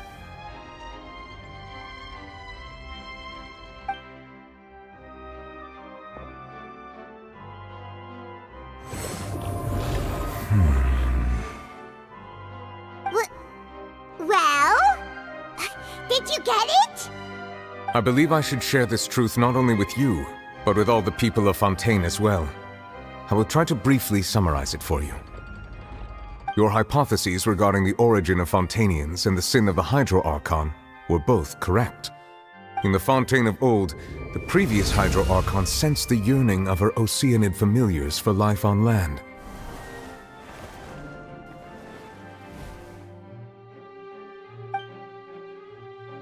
The Oceanids were enamored with the beauty and romanticism of human beings, and wishing to have those experiences for themselves, expressed to the Hydro Archon their desire to become of a similar kind. However, even though water as an element is intricately linked with the power of life, the Hydro Archon, as one of the seven, did not possess the authority to create a new form of human life. Not one to give in, she eventually found a way to create permanent humanoid bodies for her familiars by appropriating the power of this planet's primordial sea. She poured primordial seawater into the Oceanids' blood vessels, creating humanoid mimics in the process. But if Fontanians were to ever come into direct contact with water from the primordial sea, the power within their bodies would escape these artificial restraints and return to the sea.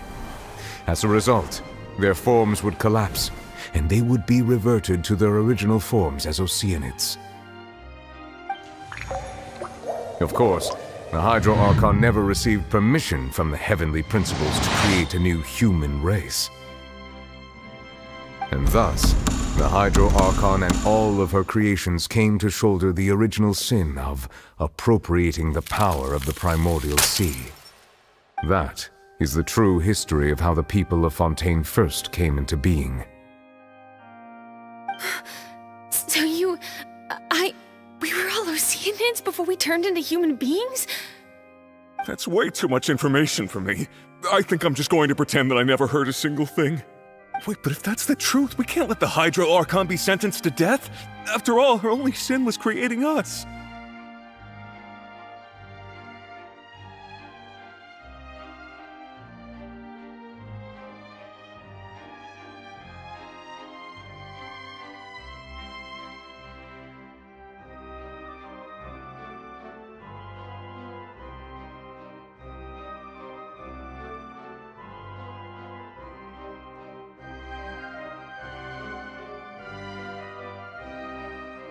This really might be too much information for your regular Fontanian, but it does answer a lot of our questions.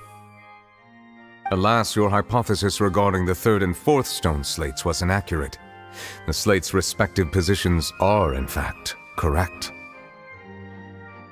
A key point of the visual on the third slate is how all the individuals depicted in the water are humans rather than Oceanids. They have not been dissolved, which implies that the water depicted in this slate is not water from the primordial sea. The nation of Fontaine is the nation of Hydro, as well as the nation of Trials and Justice. Instead of being the literal element, the water in the scene symbolizes judgment and justice. You may also recall Navia's experience. When she fell into the sea, her consciousness was surrounded by that of many others who intended to hold a trial to determine her fate. Therefore, the meaning of the third slate is that the people of Fontaine shall try the Hydro Archon at the court of justice. Yes, it refers to our present situation. I think I'm following now. So, what you're saying is, even though we decided to put on this trial to avoid fulfilling the prophecy, in truth, everything we've done has happened exactly as the prophecy foretold. So now, it seems, we're the ones making sure it comes true. What should we do? Huh. No matter what, the prophecy will be fulfilled. Is this what it feels like to be a prisoner of fate? If that's the case, does that mean the scene in the fourth slate will also be fulfilled soon? Traveler, I would like to point out another small fallacy in your deductions. About the fourth slate, you probably thought that the eruption of primordial seawater beneath the fortress of Meripede served as the surest sign that the prophecy was about to come to pass, yes? However, I believe that rather than being a sure sign, that eruption could in fact only be a small warning of something far worse to come. As for the root cause of the catastrophe, I believe you've already encountered it once before.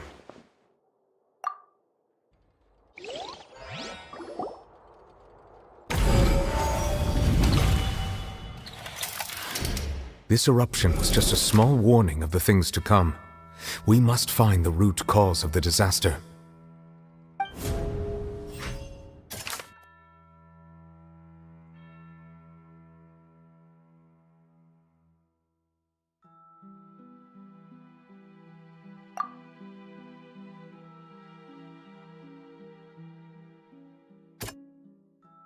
That doesn't sound...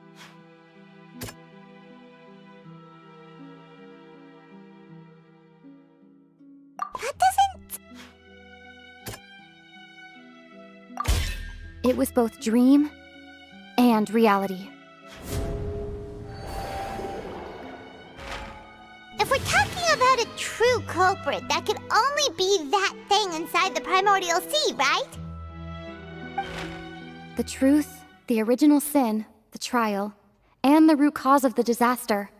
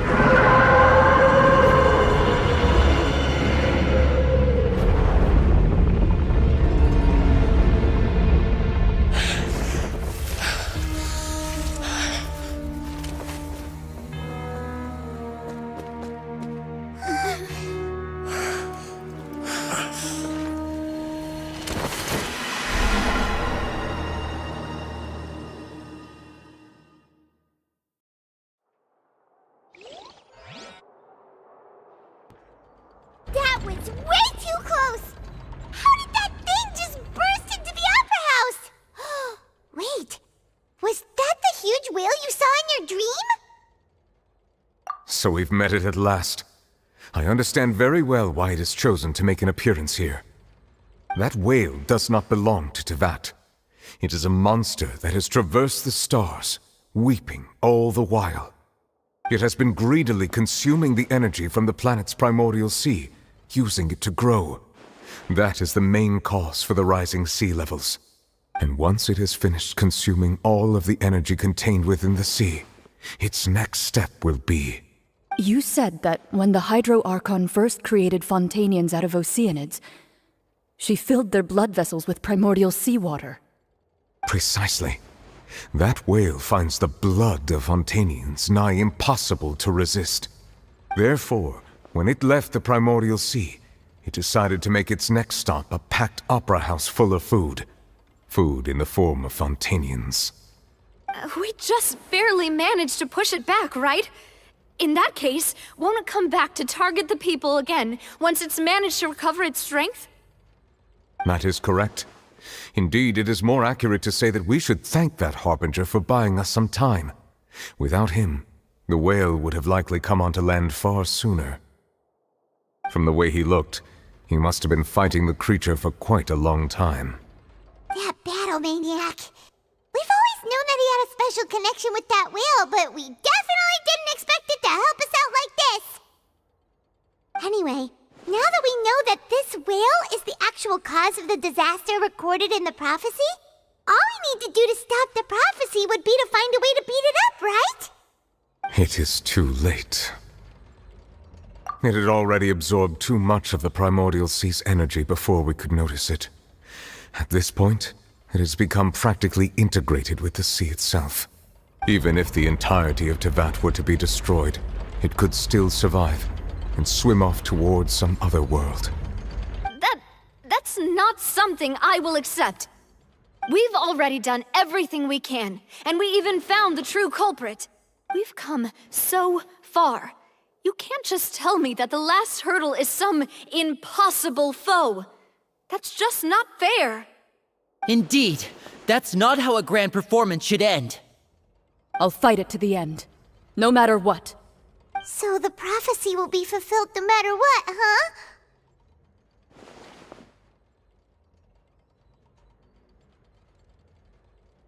The prophecy. Yes, what has been prophesied will be fulfilled. You may view such things as the history of the future.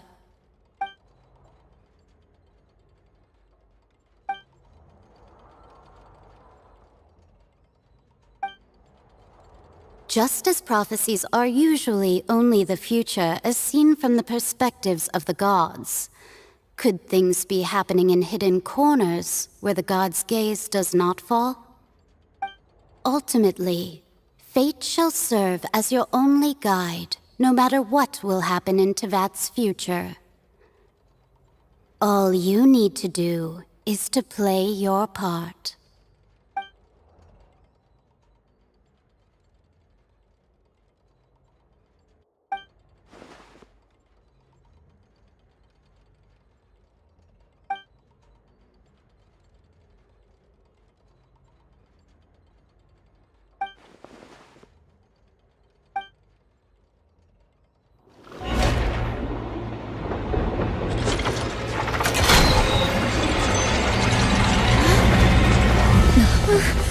What's happening with the oratories?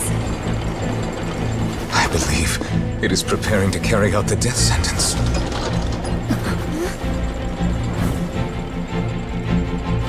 Furina!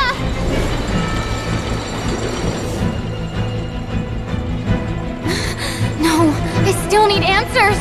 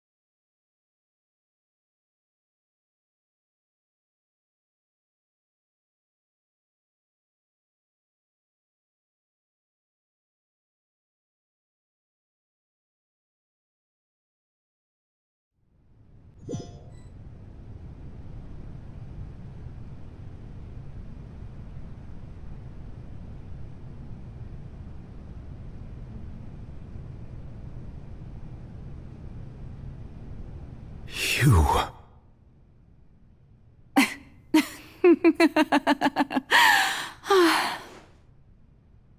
Sorry. That shocked expression on your face is just too amusing. I couldn't help myself. You are not Furina. Who are you? The sweet sound of bewilderment. Marvelous. A sure sign that my attempt to deceive everyone was a resounding success. But to answer your question, I am Focalor. You know, the god. Focalor? Why did you deceive us? Oh, that wasn't my goal, of course. Goodness, no. But I had to fool everyone else too, if I was to stand any chance of deceiving the heavenly principles. Deceiving the heavenly principles? It's all because of that pernicious prophecy. Dreadful, wasn't it? Everyone doomed to dissolve. Fontaine condemned to be flooded. One was not amused. In fact, one was positively bemused when that problem was thrust upon me by my dearest predecessor. That's the former Hydro Archon Egeria for the uninitiated. It hardly gets more disastrous than a preordained national catastrophe, now does it?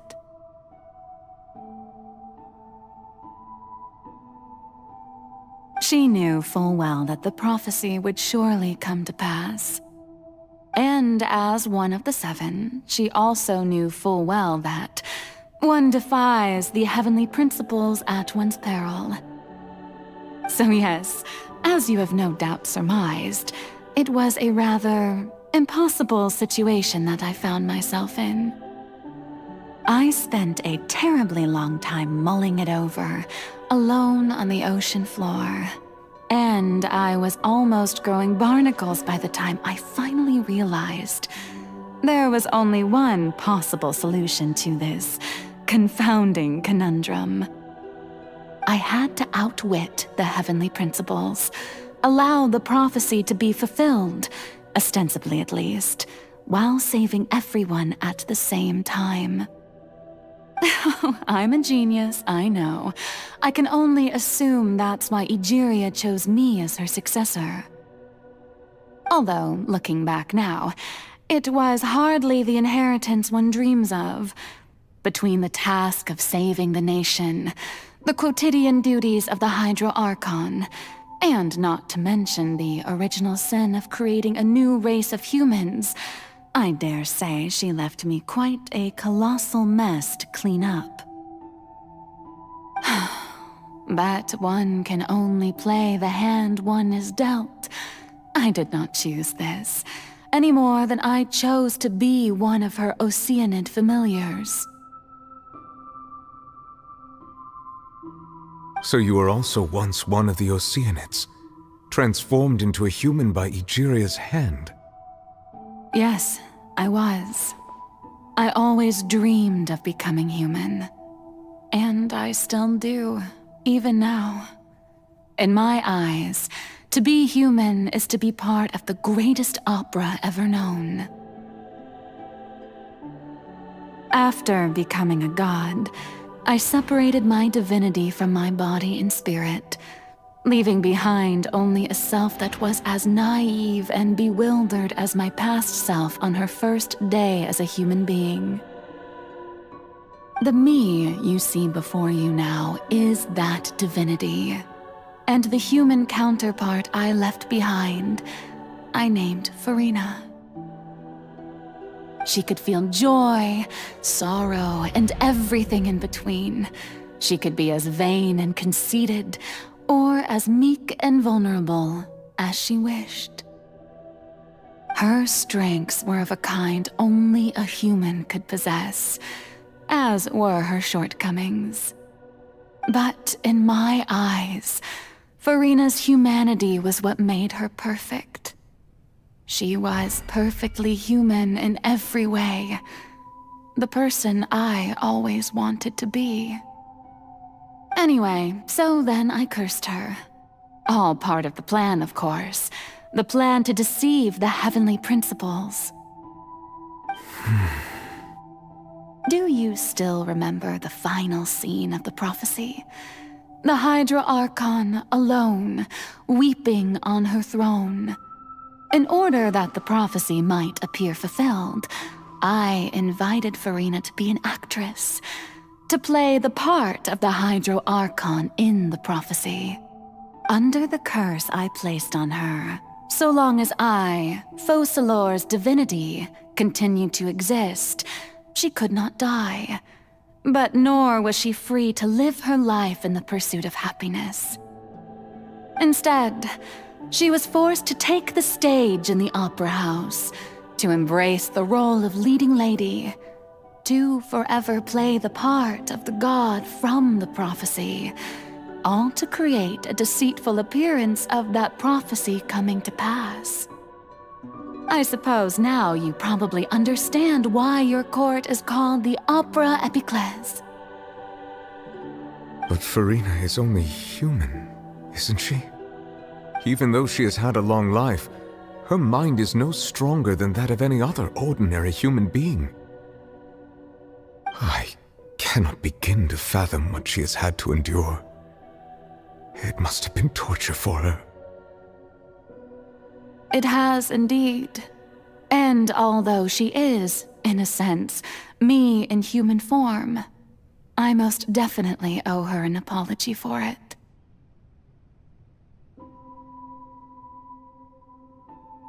It's been 500 years.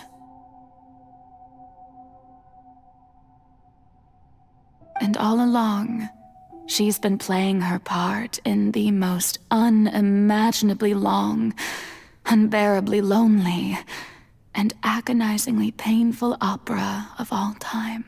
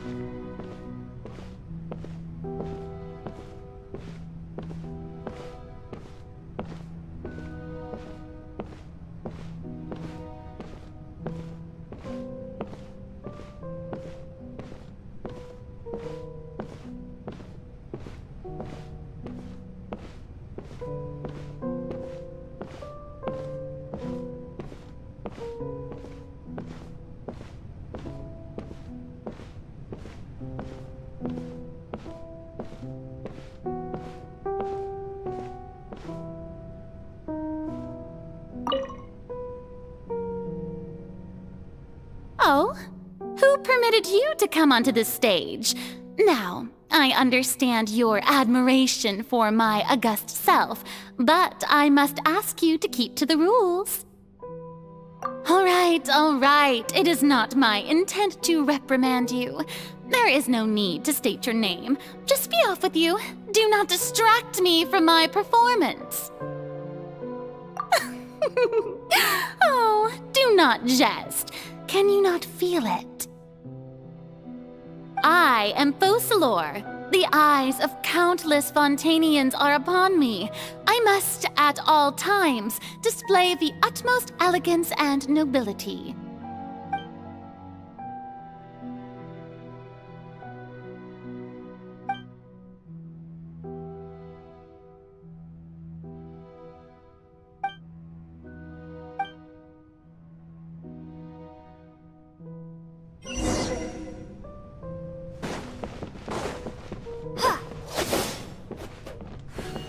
Dear audience, the performance is experiencing a technical difficulty, but worry not. The guards shall resolve it soon enough.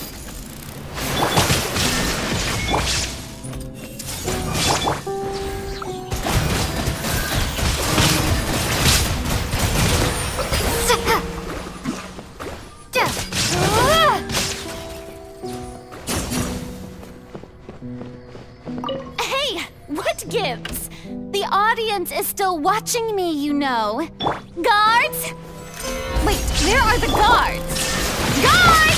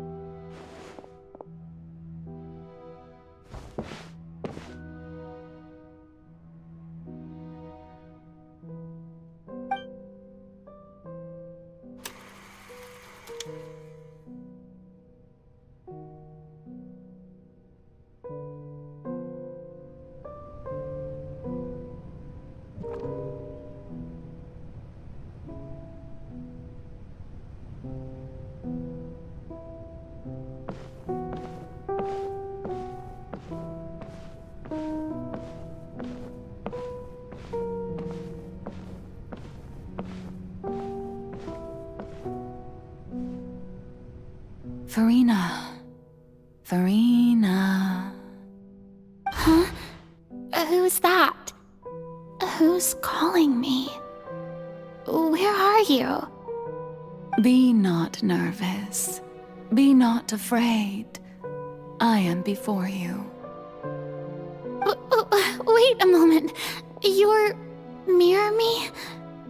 How can this be? Mirror you, huh? You know what? That's not bad. Let's go with that. Mirror me? What do you wish to say? The prophecy. Have you heard of it? What prophecy? Wait. I know. I don't know why, but it's in my head somehow. The people will all be dissolved into the waters, and only the Hydro Archon will remain, weeping on her throne. Only then will the sins of the people of Fontaine be washed away. Oh, very good. You know it well. What's going on? I can't seem to remember anything clearly. The only thing I know for sure is this prophecy. Will it really come to pass? Yes, it will. And that is why I've come to you. Disaster will come to Fontaine sooner or later. Things will develop just as the prophecy declared. There is no escaping it. But doesn't that mean everyone will die? I'm a Fontainian just like them. Will I dissolve too? Oh, don't worry. Magical meetings exist in this world precisely to give people a chance to turn things around. It is the reason why you met me today. I will tell you how to save everyone, but you may have to suffer somewhat. Oh, so there's still hope after all. Goodness, you frightened me. You spoke so much and with so much certainty. As for the suffering, well, I will admit that the first thing that came to mind was, why do I have to be the one to suffer? But if the prophecy will come true, I'll also die anyway, right? So if I've already met you as my magical meeting in this world, if there were scales, with all the people of Fontaine on one side and my pain on the other, is it not obvious where the scales should tilt? You truly are the perfect human, my ideal. I suppose this would also be the justice that belongs to you. Huh? Don't worry, it's nothing. Listen well. Fontaine has just lost its Hydro Archon. I need you to play a role, that of the new Archon. Play as a god? That's right. You must begin a never-ending masquerade. You must never let anyone suspect your identity. If you can keep it up, then I shall have my way of defying this prophecy. But should your identity be revealed, then all hope will be lost. But how will I do this? A human assuming the role of a god without being exposed. Don't worry. What you must do is not to turn yourself into a real god. You simply need to play the role of a god as humans imagine them to be. Being a human yourself, I'm sure you already know what such an entity would be like.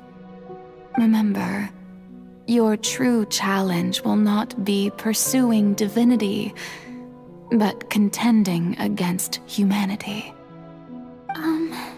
I'm still not sure I understand, but I'll try. I'll try to do this. So, how long am I going to have to play this role? To accomplish this mission, you will have to stay on the stage for many, many years. You will endure and not grow old until your task ends. But I promise you, all will eventually end in a magnificent and dramatic trial, and everyone will be saved. A trial, huh? How exciting. I'll be looking forward to it.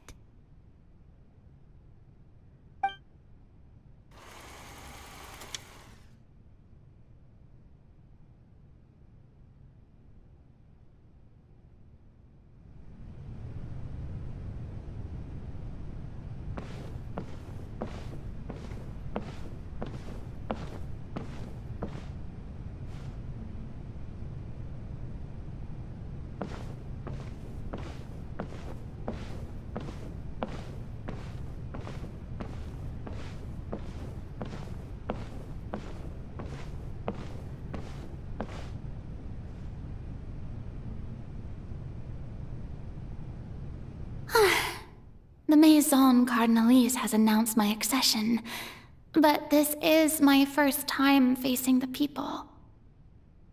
What should I say to most appear like a god?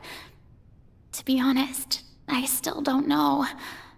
Perhaps I should first try to act natural. Ladies and gentlemen, good evening, and welcome to the Opera Epiclese. I'm sure you've all heard about how I have taken on the role of Hydro Archon. Indeed, I am Furina de Fontaine, your new Archon. In truth, I know little about becoming a nation's new god, but it will be my honor to guide you all. As the god Focalor, the god of justice, I shall do all within my power to lead you into an age of fairness and justice. Once again, thank you all for coming. If you should have any questions or suggestions, please send them to the Maison Cardinalise. The future of Fontaine will require us to work together, after all. This should do it. I thought I might stammer, but thankfully, I was able to convey my thoughts just fine. Okay, and next. That's the new Hydro Archon. Is this some kind of joke by the Maison? I would have thought that a being that surpasses humanity would be assertive. Hey, did you hear that? She even told us to send her suggestions there at the end. Shouldn't gods be all-powerful? She's being so modest. What's the difference between her and an ordinary person, then? If you ask me, perhaps the succession didn't actually happen. She might just be a Maison back puppet. Wait, what's going on? Why is everyone suspecting me of being a fake? Oh, this is bad. If I get exposed here, there'll be no saving the people from the prophecy. Right. Mirmi said that I just need to play the role of a god as humans imagine them to be. Calm down, Furina. Think. What do the people want? How would they imagine a god to speak and act? Assertive, with a strong sense of presence. One who can dispel all doubt. That is the character I'm fated to play.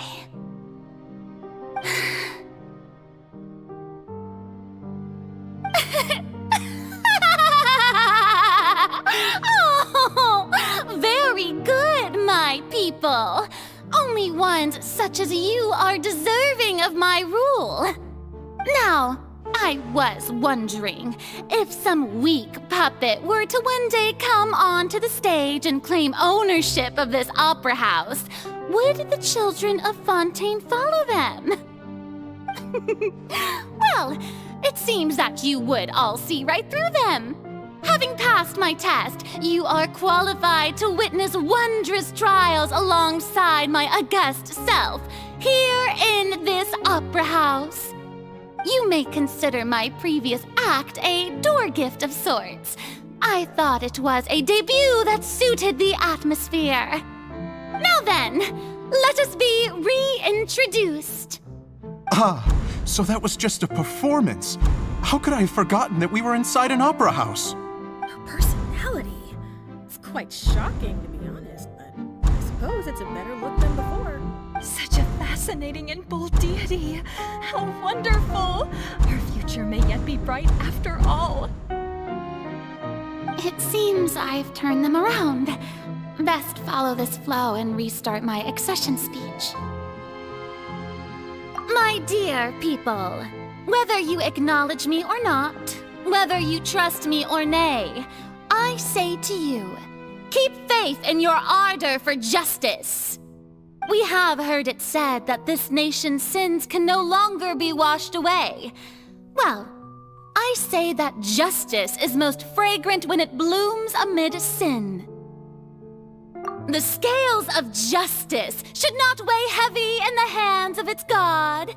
On one side, it must carry fairness and justice. And on the other, praise and applause. May law be the prayer on our lips. May judgment be our worship. Let us light the fires and drink to the future of Fontaine! There is no trouble in this world that justice cannot solve. All that is needed is for you, my people, to believe in it, heart and soul. So long as I, the Archon Focalor, stand within the Opera Epiclese, so long as I stand before the Oratrice, I shall even judge the gods of this world!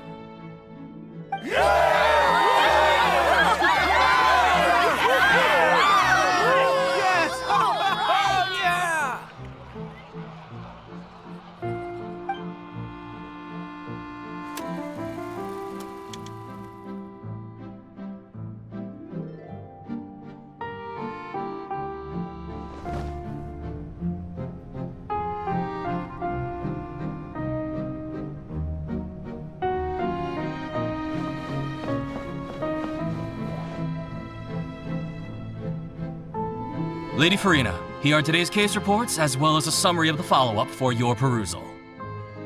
Come now, was I not just at the Opera House in person? Leave these kinds of things to Neuvillette. Besides, none of these trials were the one that I'm looking forward to the most.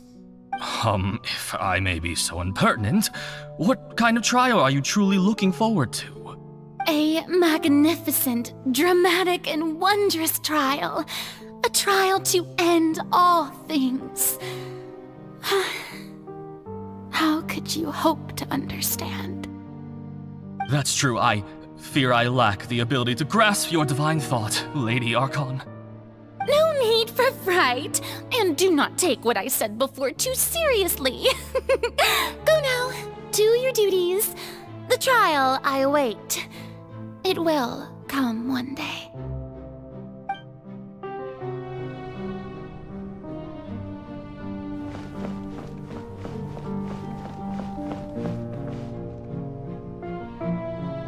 Lady Furina, I don't know what to say. Thank you for agreeing to see me. No need to thank me. Or rather, thank your own sense of perseverance instead. Long have you stood in line to meet me, have you not? Oh, I'm afraid that's just an inevitable consequence of my divine charm. All right, Deoteria, is it? How is your son's illness? You remembered me, and you knew of my family, too. He is doing much better now. In fact, he is far more of an ardent believer than I. He was the one who forced me to seek an audience with you, and to bring your words back to him. Oh, good. Very good. If this should happen again in the future, please do not hesitate to come and tell me. Going down to citizens' homes every so often, while not usual practice, should serve as a fine change of pace. Ah, you're such a gentle and wise god. Thank you once again, on behalf of my son.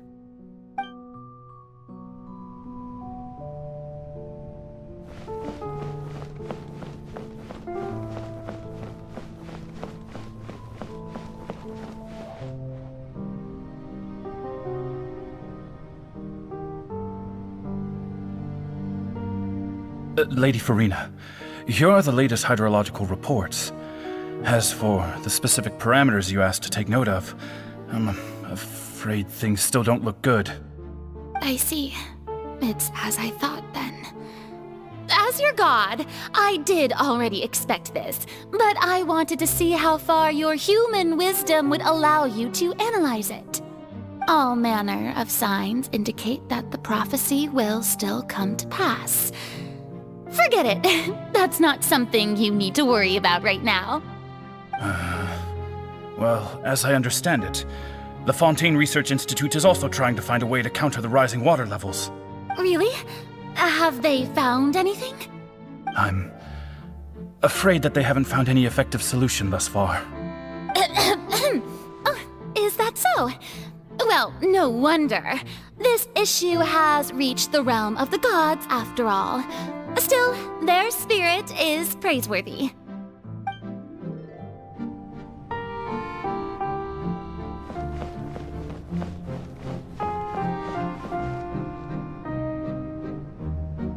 The day is finally over.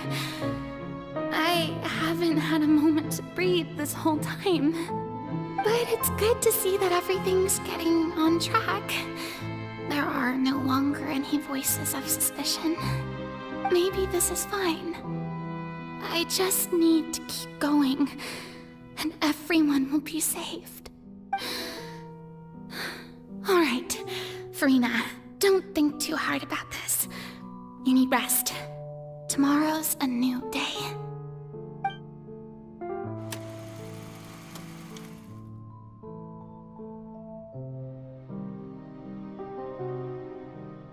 Lady Furina, here are the new trial reports for the latest cases, as well as a summary of the follow-up. There'll be no need for that. I've seen them already. There's no need to go back over scenes I've witnessed in person before. Lady Furina, I've waited so long for this chance to see you in this manner. Indeed, my dear, loyal citizen. This joyous moment is an honor for us both. Lady Furina, we're detecting significant hydrological anomalies near Poisson. Understood. Keep monitoring. Keep me informed should anything come up at the Institute.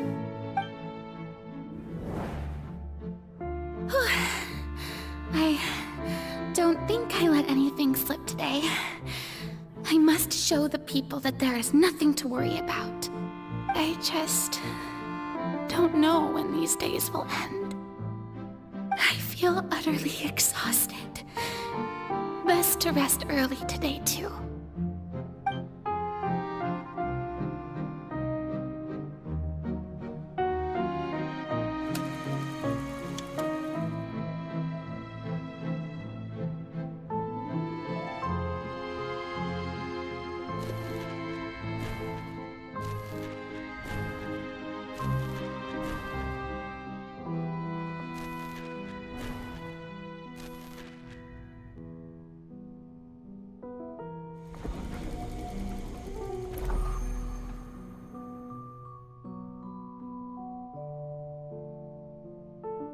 Lady Furina, it's like a dream being able to speak with you up close like this.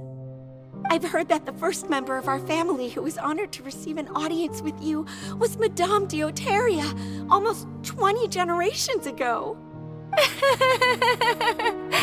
And what a fine family yours is indeed. It brings me great joy to meet such a faithful believer. A descendant of a line most ardent. Surely you exaggerate, Lady Furina. My lady? What is it, good citizen? Are you crying?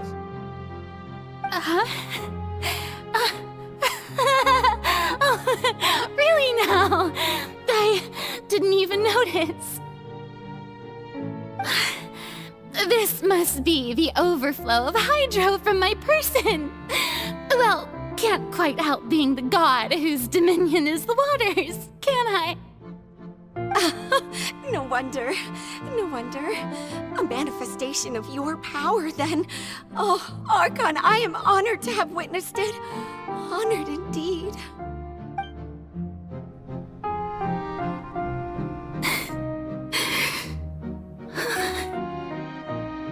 So interminable. So lonely.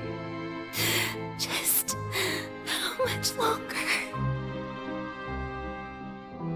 Hundreds of years must have passed by now. Perhaps the show must go on for hundreds more. I never imagined that it would hurt so much. Have I reached my limit? No. Perhaps I reached it long ago. Today I didn't even notice my own tears. I want to tell someone, anyone, about this. But would that not destroy all I've done so far? I've conducted so many investigations across the centuries, but there's not even a sliver of hope that we might break the prophecy. All I can do is keep heart. I must maintain this act. It is the only way to save Fontaine. Please, mirror me. You have to succeed.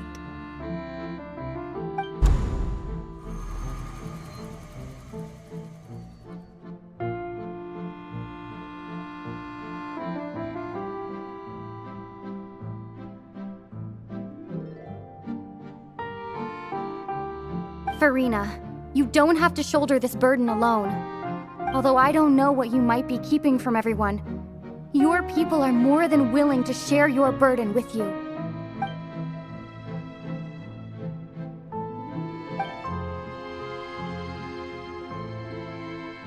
Share my burden. That's impossible. It was fated right from the start that this would be my duty alone. But even if your burden doesn't need to be shared, you can still choose to confide in someone. Just share it with me. I'm what you'd call a witness. A witness? Yes. I've heard that you came to Tevat from beyond the stars, yes. In other words, you never belonged here. And if Tevat is, in its entirety, a show on a stage, then you're just a spectator, aren't you? If that's the case... She's right. I could confide in her, couldn't I? But if things don't play out as expected, the people of Fontaine will be the ones to pay the price. No, Furina, you shouldn't be selfish. But what if it's really all right? Furina, you've worked so hard for so long. Surely it would be okay to put yourself first for once. Just this once. Is it such an outrageous thing to do anyway? To find someone in whom you can confide your frustrations and sorrows? Surely it could not hurt. If you let this opportunity slip through your fingers, it might never come by again. Think about it long and hard.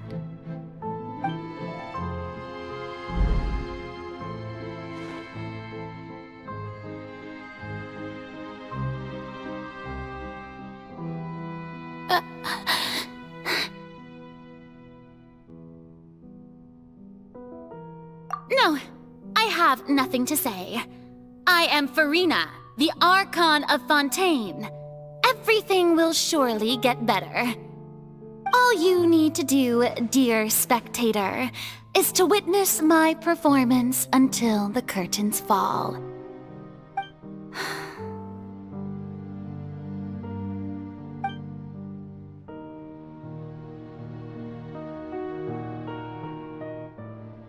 Fine.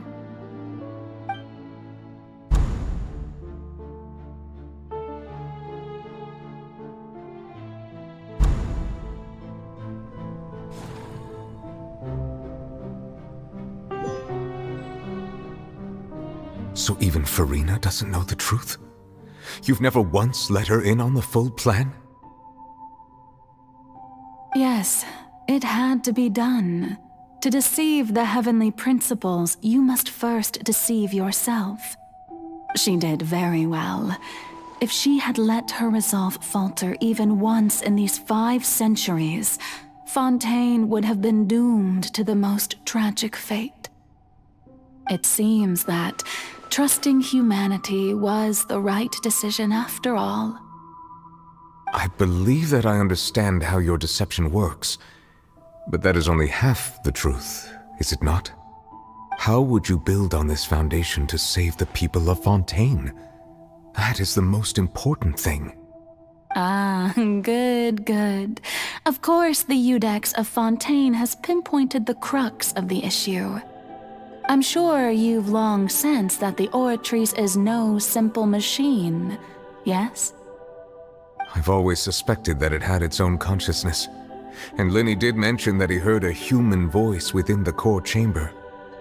It now seems that that person was you, hidden within the machine all along. Am I right? And then I became one with the Oratrice, taking Fontaine's gnosis with me. Yes, it would seem so, wouldn't it? Alas, your understanding of this device still lacks sufficient depth. In truth, it is no enactor of justice. It is, in fact, a device created to kill the god of justice.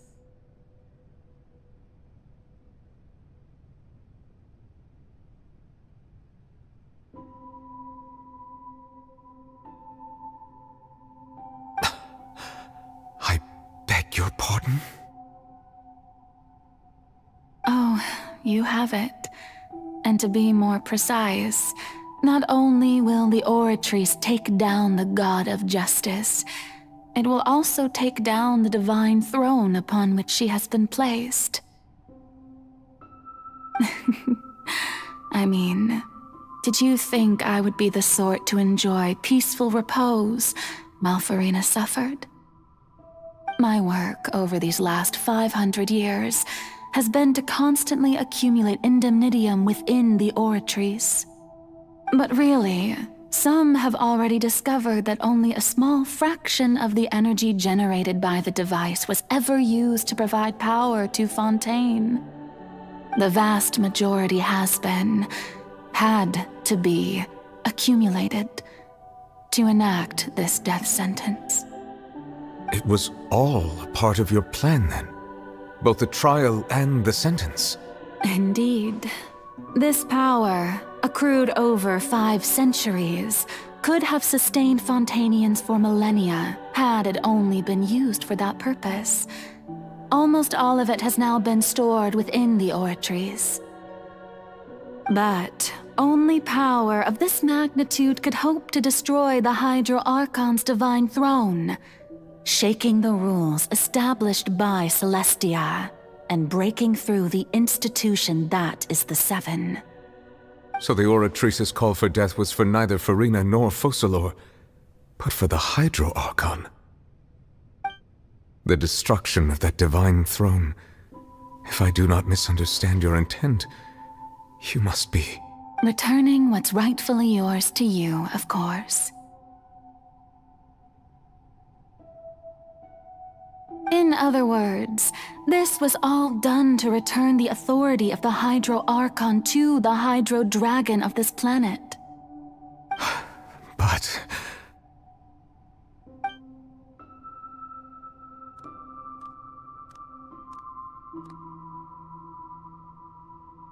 Oh, what? Getting sad again, are we? The authority of the ancient dragons shall soon be yours once more, O Hydro Dragon Sovereign. And this is the face you make. All you've done throughout the years is just so you can sacrifice yourself at the very end.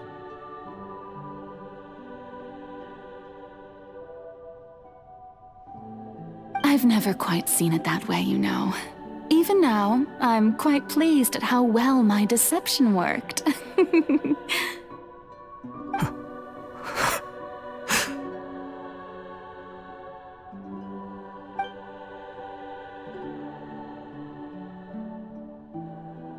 Hydro Dragon, don't cry.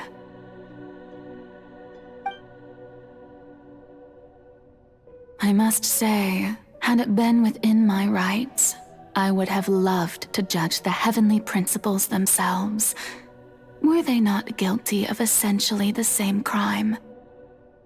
Egeria stole the power of the primordial sea, and the heavenly principles stole the power you ancient dragons possessed. I, for my part, am the god of justice. And is it not just that your original powers should be returned to you? Speaking of justice, I have always believed that justice lies in the process of pursuing human existence itself.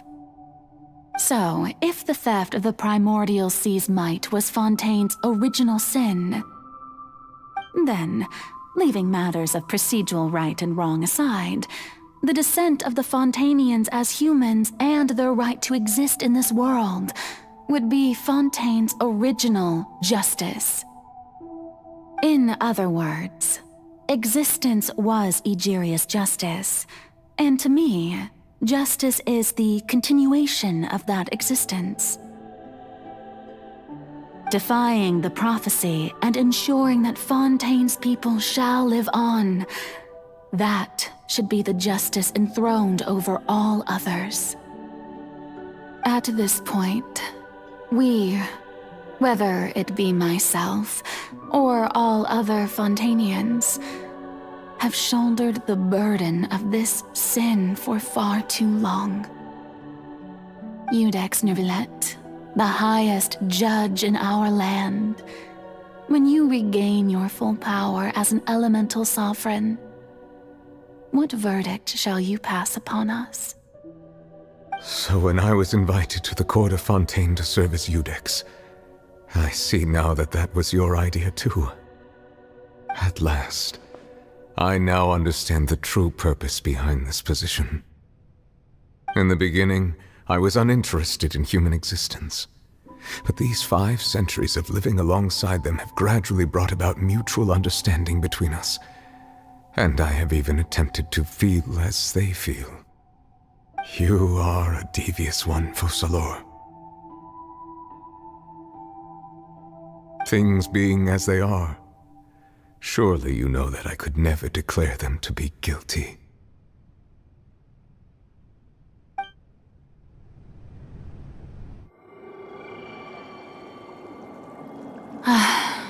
The hour of my execution is almost here. For the sinner, the curtain call has come. I know I may not sound it, but faced with death, I find myself a little afraid. Perhaps this is one thing both gods and humans have in common.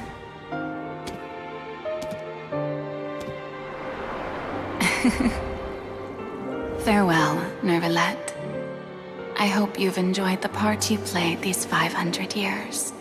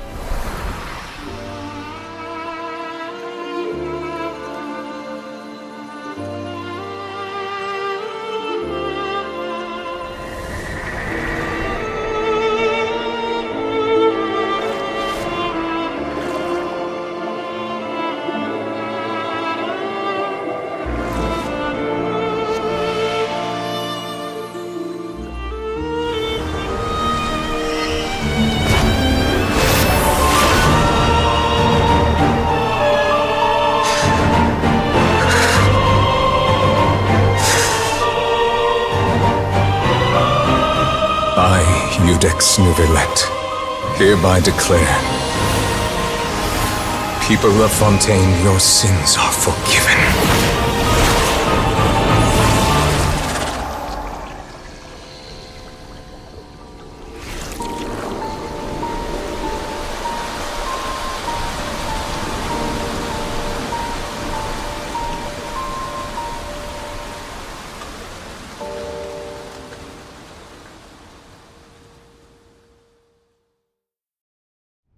What they say is true.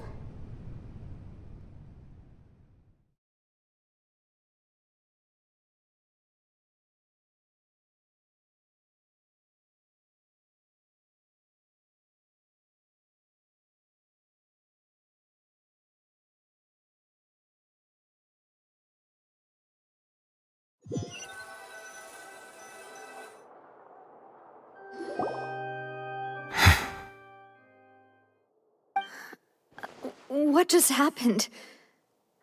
Has the death sentence been carried out? Was that bright light some sort of misdirection?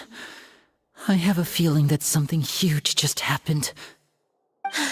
But since we're all still alive and haven't been dissolved, I assume whatever happened was good for us. It's time to end this. We must mete out punishment to that beast. Didn't you say just a moment ago that it can't be defeated? I have gained the strength sufficient to deal with it. Through certain means, I now have the ability to separate the power of the Primordial Sea from that creature.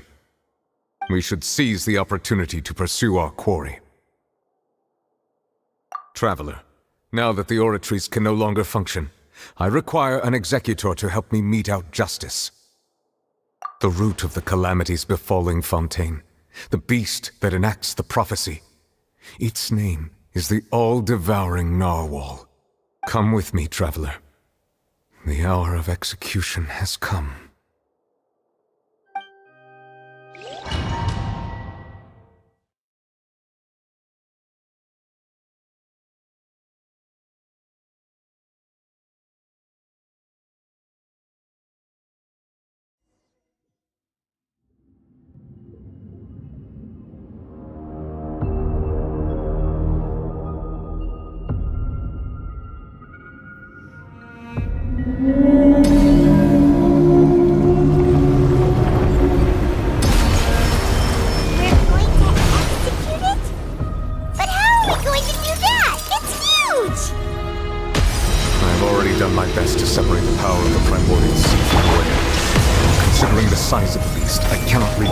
Source.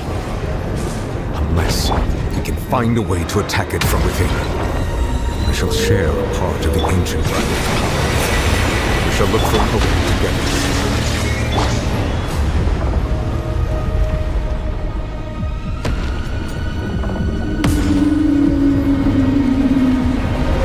I see everything! I can feel its sorrow turning into hostility. Silver shines eternal!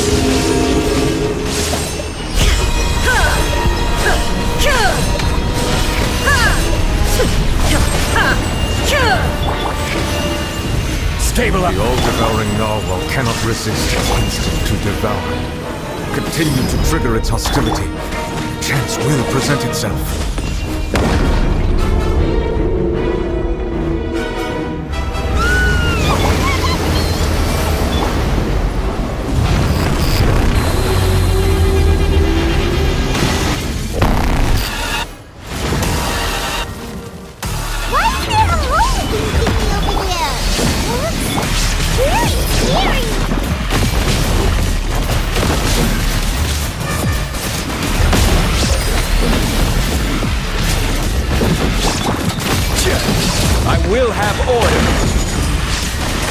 Solidified! I have granted you my protection. Do not fear. Seize the moment and use my power to suppress its root from within. On to oblivion!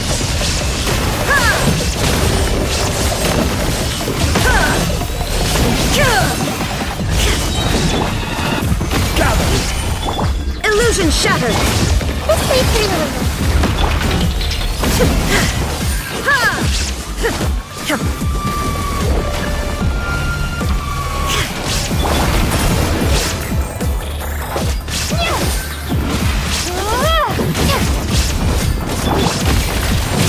stabilized! There is no escape!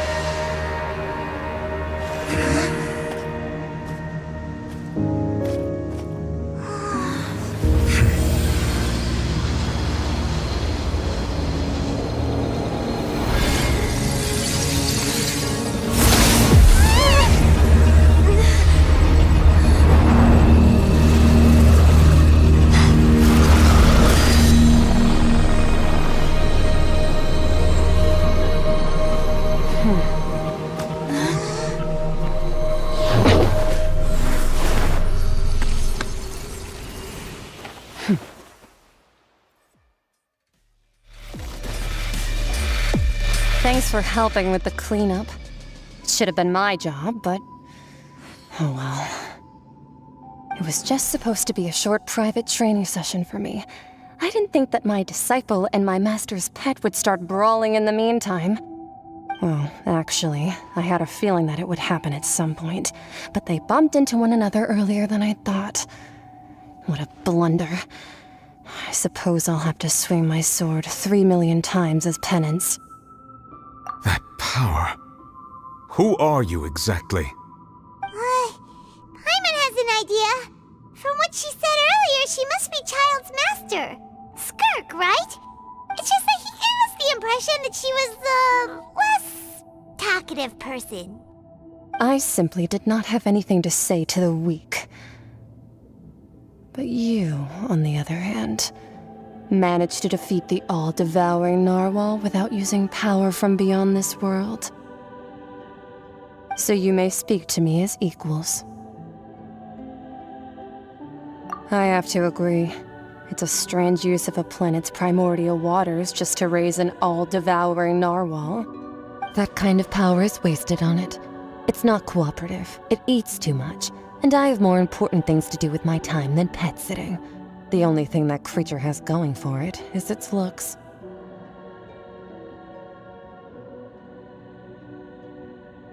All in all, it fails as a pet. Miss Skirk? I think you might have missed the point. The point being? Well, being that this pet almost destroyed an entire nation. So what sort of person is your master? Well, Child's master's master.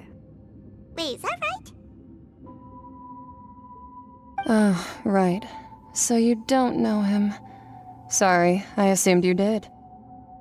His name is Sir Taloji. I am unfamiliar with that name. Huh. So Master isn't sufficiently famous. How should I describe him then? Have you heard of the name The Fowl? The Fowl? Still nothing? Well, how about the Visionary? Vetterfulnir then? Or Gold Rhindaughter? Ooh, that one we've heard! Rhindaughter's part of the Hexen Circle. She's Albedo's mom, right? Oh, so you do know that name. To be honest, I also heard all of those names and titles from my master. I don't actually know them either. But I suppose you understand now, yes? My master is likely a similar sort to Rhindaughter. They are both pursuing some form of perfection. Wait! Didn't you also mention a visionary person? Paimon didn't quite catch their name. Actually, never mind that. I believe it expedient to inform you that the all-devouring narwhal used up nearly all its strength fighting you. Such roiling hydro energies will prove difficult for the planet's deep seas to digest. As such, the Fontaine back on the surface has most likely been thrown into chaos. In other words, the prophecy that you've been fretting over should now be in full swing. What?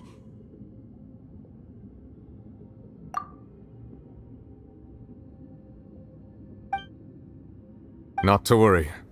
Focalor has already managed to deceive the heavenly principles. In the end, the people will all be dissolved into the waters, and only Furina will remain, weeping on her throne.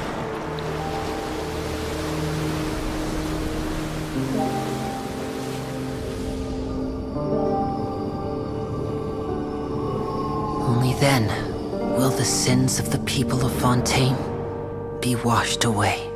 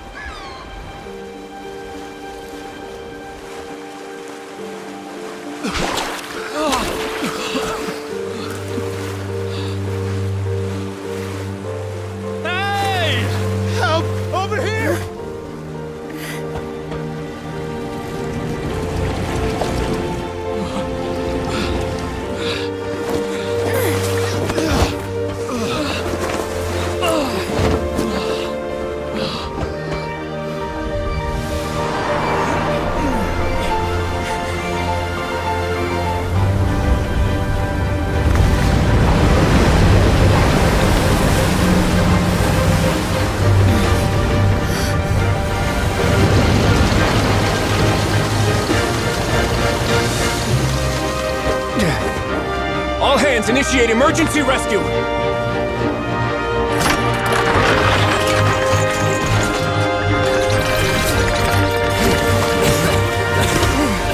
Hurry!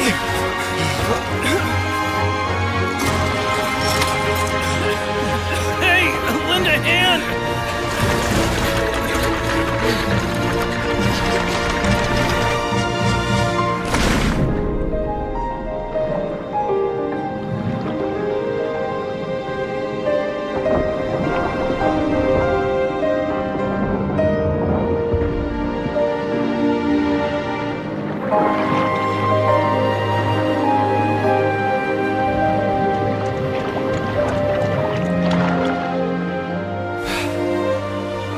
Look!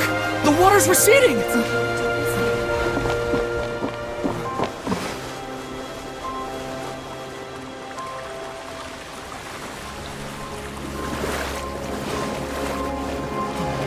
It's a miracle! Water's receding. We didn't dissolve. The prophecy was wrong. The prophecy was wrong.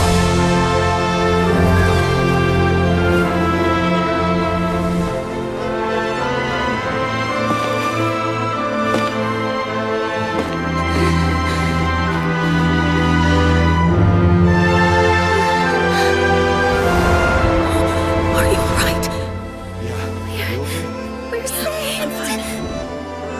The prophecy was wrong.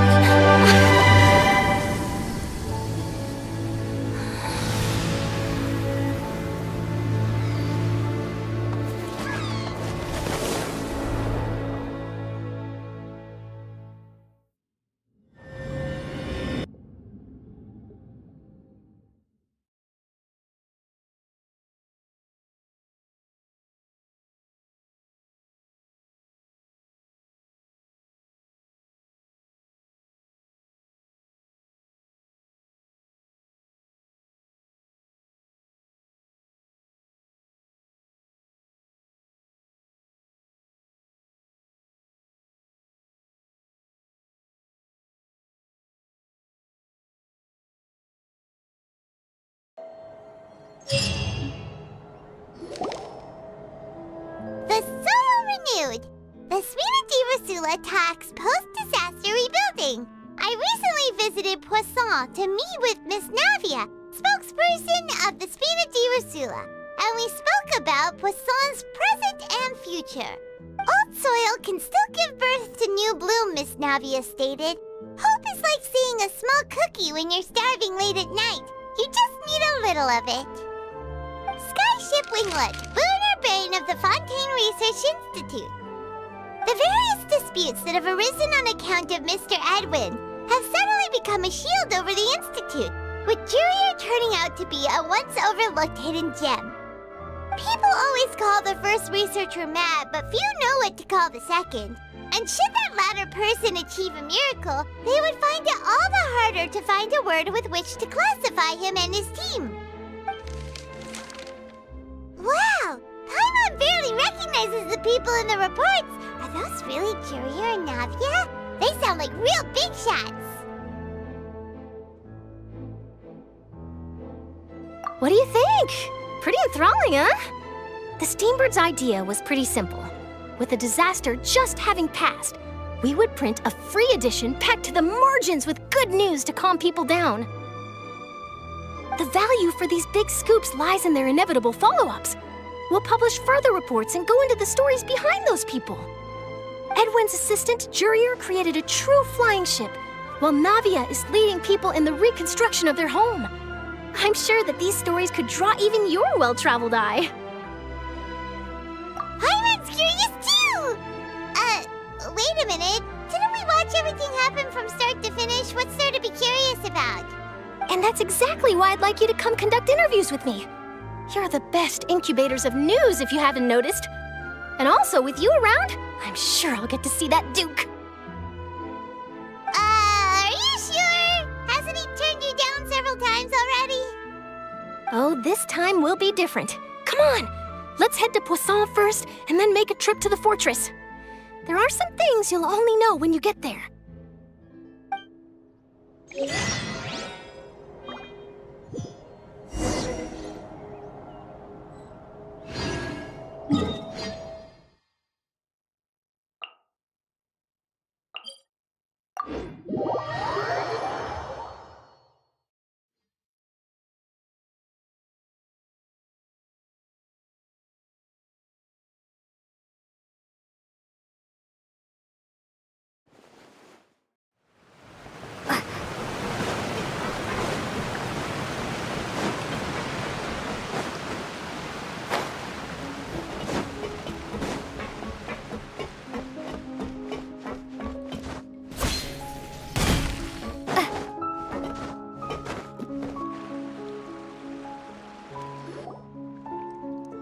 Navia!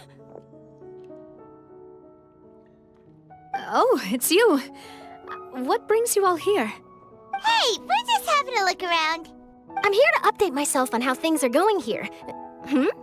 Oh, the Fatui are here too! Let me introduce you. This is Mr. Garunt Snežević. He represented the Knave in sending us a large amount of supplies, and is helping with our work. Our residents are hard at work as well. Thanks to everyone, work is progressing nicely. We've lost a lot of people, but we're moving forward. That will have to be enough. Hello, Miss Charlotte. I'm a big fan of yours. I especially like that article you wrote last year about Fontaine's stray cats. But if you don't mind, could you not emphasize our role too much in your report? It's not charity we're doing here. We just happen to share the same interests as the Spina. I get where you're coming from. I'll keep it as simple as possible. Or would you be willing to feature as friendly neighbors? That would be fine. Thanks. Oh, you're back too. How are things? We finished laying down the construction materials. It'll be another hour before the workers are able to go over there. Huh? You're here too, Clorand? Well, her reputation's greatly risen after that whole duel business with Miss Furina. So she's here in Poisson to wait out the heat. All right. She really came here to help me out. There's too much to consider in the reconstruction of Poisson. The Spina has need of more decision-makers. And, well, I do already happen to be connected to Mr. Callis. Oh, wait just a moment. Do you mind me asking a few questions? You know, about how you felt before the duel, about what it was like facing down a god. There's lots of exciting material there, I bet. Forget it. I'm sure you can find a better theme than that, Miss Charlotte. I see you're the same as always. Couldn't you do me a favor, for Navia's sake? Well, if we're talking about doing things for my sake, you might as well just take a few more photos of me. Or of the Traveler. It's better than wasting time persuading Clorand, at any rate. Of course I will. I'm not gonna let her off that easy. All right, then everyone who wants to be in the photo, gather up. And smile.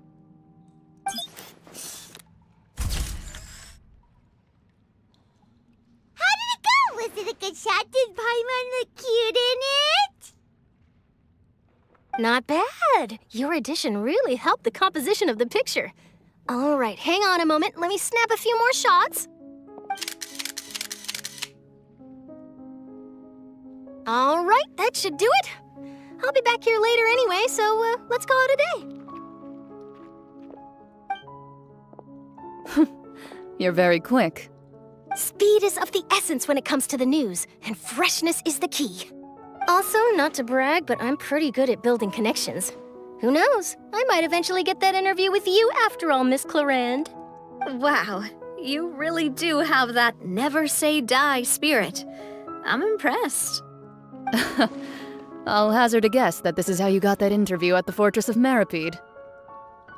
Whoa, you're well informed. Let me make a guess too. I asked Sijuin who told Monsieur Nervillette, and he told you, right? That's a very complete information chain. In truth, all Monsieur Neuvillette asked me was, when did the fortress become so friendly towards the media? I told him that it was best not to speak too soon. There's no guarantee that Ridsley will make a personal appearance.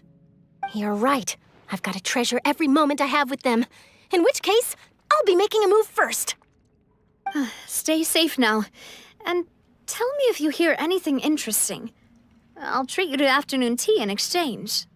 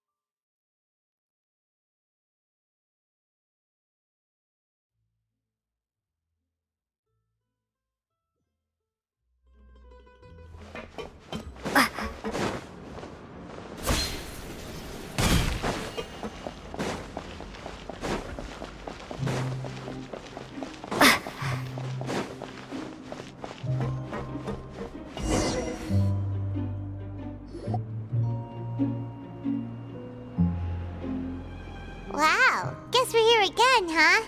There's a real nostalgic feeling to this place. Looks like you've been missing us.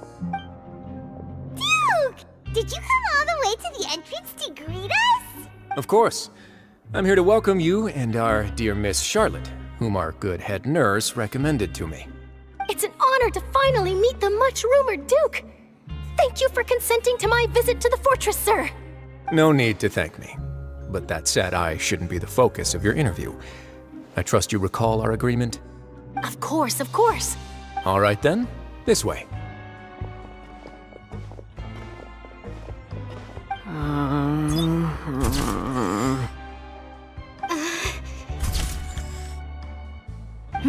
Hey, no need to be so nervous. I've already taken all the photos we need. Miss Charlotte, do these pictures really need to be published on the cover of the Steambird? It would seem that Miss Lorvine doesn't want her face to appear beside that of Mr. Jurier, Sir, please don't say things like that. But it looks like dear Mr. Jurier denies it. Might this interview be very important to you then? No, I just... This is my first time being interviewed, and I'm very thankful to the Steambird for... Now, I might not look it, but I actually did meet Mr. Edwin once. And I'll be honest, I enjoyed chatting with you more. You've definitely got more of that genius vibe going on. The boat that brought about a miracle, the ark that saved the people. Why, you recreated a myth back there, like an emissary of legend. Still, if I might ask, where's that flying ship now? Huh! Looks like Charlotte's trying to get herself another exclusive scoop. I have to apologize, but that ship is presently in the bowels of our factory. I'm afraid it won't be easy for you to get a shot of it. Really? Well, then in that case, could I have an interview with you to make up for that loss? You already know my answer, I'm afraid. Best you interview our head nurse instead. Or perhaps you'd like to take another photo of this couple of researchers? Did you really have to use the word couple? Well, then, 2 solo photos will do. Is my hair messed up? Please, someone help me have a look. Things sure are getting pretty lively here. We've seen this kind of thing before. seems like everyone's here. Would any of you like to try this new drink I came up with? Ah, Sigewinne. Hey, Miss Charlotte. Why don't you, take some pretty photos of our head nurse? Sure. Come on, Miss Sigewinne. Over this way. Let's find a brighter spot. Huh? Sure. Do I have to smile? So, how have things been at the fortress? Same old, as you can see. Fontaine's undergone some changes, but this place is still more or less the same. Other than that flying ship, it got a tad too much attention, I think. That's why I decided to let the interview go through. We should direct more public opinions toward the behind-the-scenes heroes. Am I right, Mr. Jurrier? Miss Lurvine? You're too kind, sir. I believe that you too should have your day in the sun. Not that you would want that, which is a pity. I'll just leave the spotlight to you two.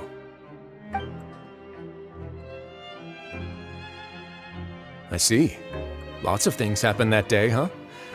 Anyway, regarding that Harbinger, I'm not sure you remember, but his 3 young followers are still waiting for his return. He sure did win them over, huh? I'll tell them that there's good news and bad news. The good being that their boss seems fine, and the bad being that they must face extended sentences for abetting his escape. Oh, actually, what about you? Are things gonna change for you too? What change can there be? The fortress will keep chugging along, and so will my duties.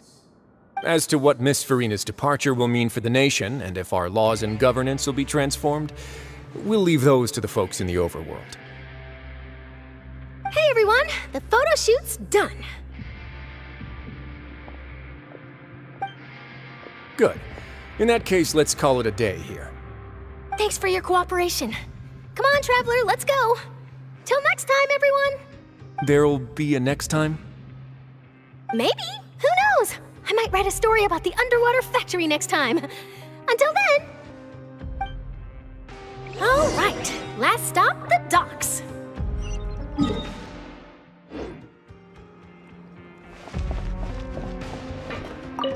Oh, you know, I'd love to see you in one of Charlotte's photo shoots one day. Is that really necessary? Our line of work doesn't really require much photographing. It's precisely because we don't need the picture that they'll have value as keepsakes. You don't really look all that opposed to the idea, you know. Maybe I'm just happy that I managed to once again avoid the spotlight. I think this interview went well either way. Yes, you successfully kept prying eyes away by using Mr. Jurrier and Miss Lurvine as shields. Very good. You should be happy for them. They have a bright future ahead of them.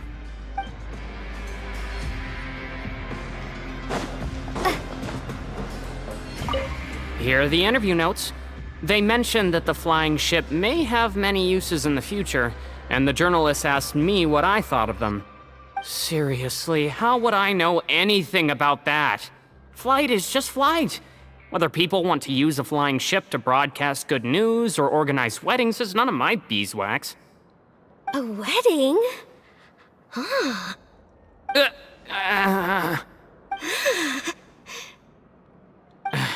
Why are you looking at me like that? So the flying ship can be used for weddings? I didn't say that. That journalist mentioned it, and what does that have to do with us anyway? True. What does that have to do with us?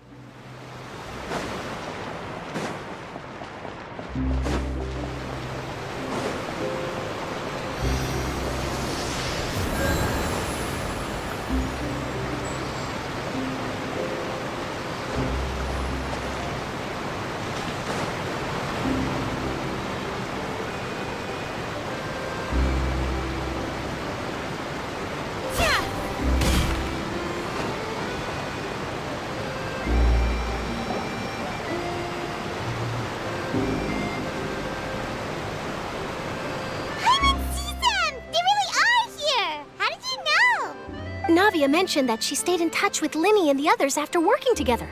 Apparently, they've been at the docks distributing these strange pockets the whole time since. Traveler, Paimon. Ah, and Miss Charlotte, too. Would you like a magic pocket? What sort of gadget is it? It's a wondrous bag that can be used to carry many things. The water level has returned to normal, but if you see any of your things floating around, you can use this to carry them. Or you could trick a friend into doing it for you. Trick a friend? I wonder which of my friends would fall for that.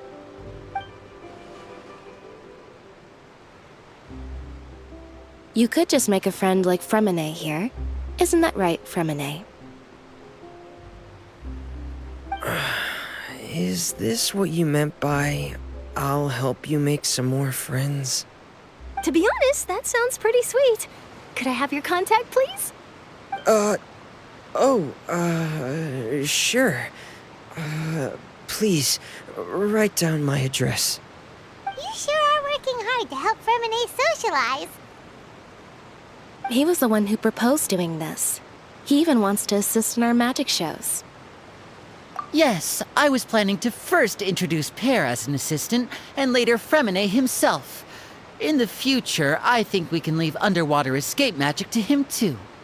That said, would anyone want to see a diver escape underwater? Oh, it'll work out. Every journey begins with the first step. He'll become a part of our show eventually. Lynette, could you come over? Miss Charlotte says she wants to take a picture of us. Got it. My, that Charlotte is rather perceptive. She got rid of everyone the moment she realized I had something to say to you. So, how have things been, Traveler? Father says that you did a great deal during the latest events. She's very grateful for your contributions to Fontaine. That's all right. We were more than happy to help. So, what's she doing now? Oh, I guess you haven't heard. Well, after Lady Furina left, Father and Monsieur Neuvillette opened negotiations, during which he gave Fontaine's gnosis to her as a diplomatic gift.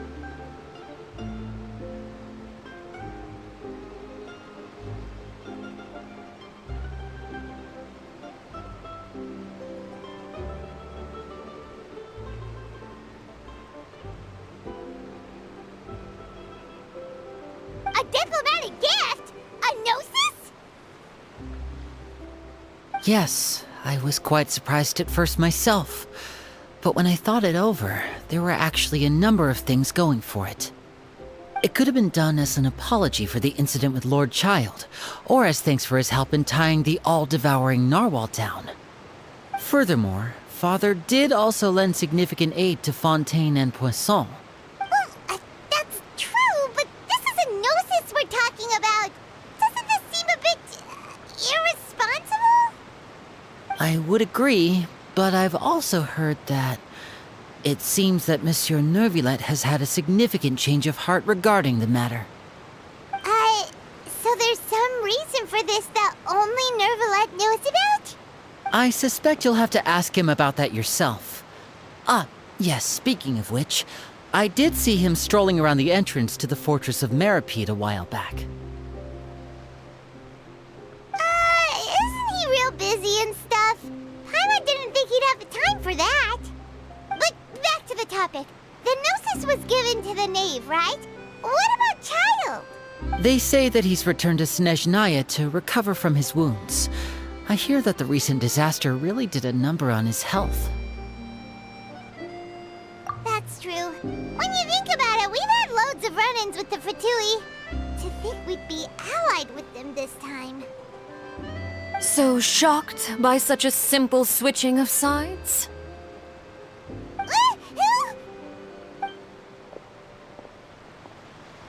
Father! Well, what do you know? Come to the docks to see how my children are doing and meet the Traveler by chance. Please do not pay my accomplishments in Fontaine too much mind. I would have done them regardless.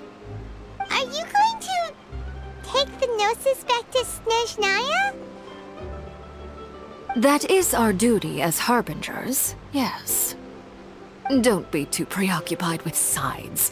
The goal of the Fatui concerns not a single place or person, but the entire world. With such a grand goal in mind, it is inevitable that we must wear many masks. Switching my masks is something I've always done.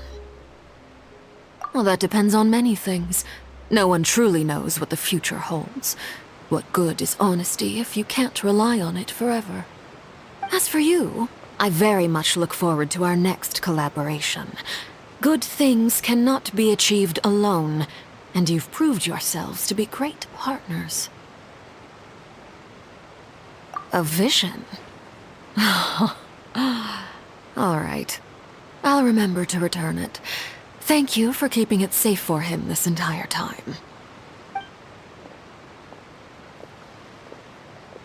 And that's a wrap for me. Huh? You're... Greetings, Miss Journalist. Hello. If I'm not mistaken, there are diplomatic channels I'll need to report to take a photo of you. That is correct. So forgive me, but I will not be able to serve as a subject in your article. However, feel free to write as much as you'd like about our dear magicians and our upcoming rookie talent. I will. The sea breeze is quite pleasant. I shall continue my walk while the weather remains so agreeable. Farewell. Farewell, Father. Oh, she has such an intimidating presence. I didn't even dare to take a picture. Thankfully, I've already wrapped up all my pre-scheduled interviews. Thank you all. This'll be more than enough for me to write about, I'm sure. Don't be too nervous. Why don't you take a magic pocket before you go?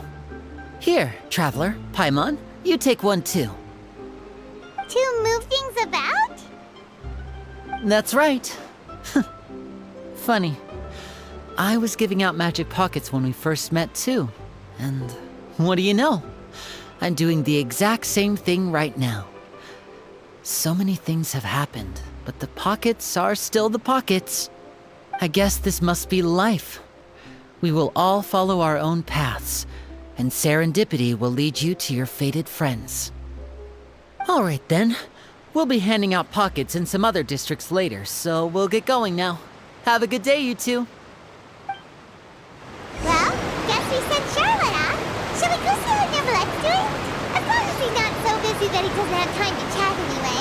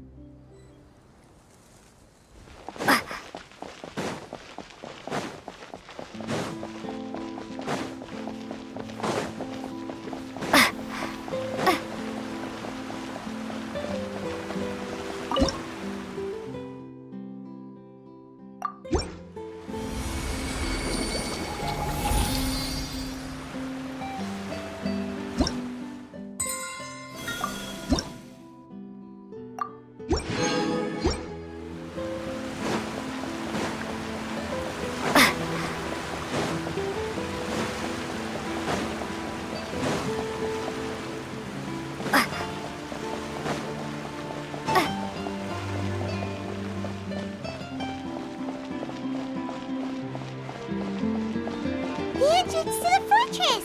Ooh, he really is there!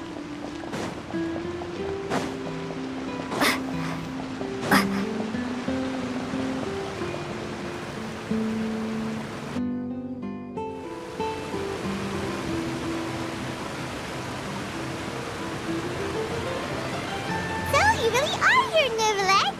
Paimon didn't think you were going to have free time this hour of the day! Really? Oh, I suppose you must have met Mr. Linney. He took the time to greet me earlier when he passed this way. In any case, you came at a good time.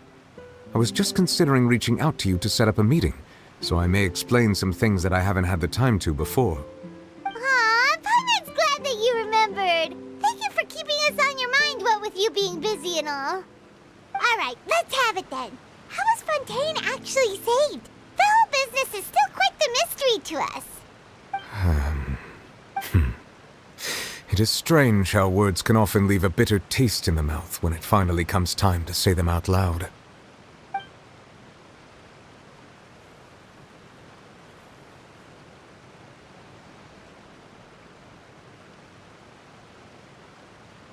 Whoa. So that's what happened? Focalor destroyed the divine throne of the Hydro Archon and restored your power to you, transforming you into a fully-fledged elemental dragon sovereign. But Paimon still doesn't quite get what you did to save the Fontanians from dissolving. For me, the authority of the ancient dragons refers to absolute control over the hydro element. Fontanians were incomplete humans born of Egeria's use of the power of the primordial sea, with constitutions similar to that of mimics. But so long as those primordial energies remain within them, I could use the ancient dragon's authority to grant them true blood, after the fashion in which life was first brought into being on this planet. In other words, when I gave my verdict, Fontanians became true humans, and thus would naturally no longer be dissolved by water from the primordial sea. Focalor must have counted on you to make that decision as well. Your verdict was the key to making the prophecy appear to have come true while saving everyone. Yeah, and in a manner of speaking, Focalor finally managed to fulfill the original Hydro Archon's wish to turn Oceanids into real people too! It seems from your expressions that you still have more things you wish to ask. Ask away. I will tell you the truth as I know it. I have investigated his case along many avenues, and I have learned that he once fell into an unknown chasm when he was young. There, by chance, he awakened the all-devouring narwhal. But whether it be by sentiment or reason, that should not have been enough to consider him the root cause of the disaster. At most, he would have had tangential liability. As for the judgment passed by the Oratrice during the trial,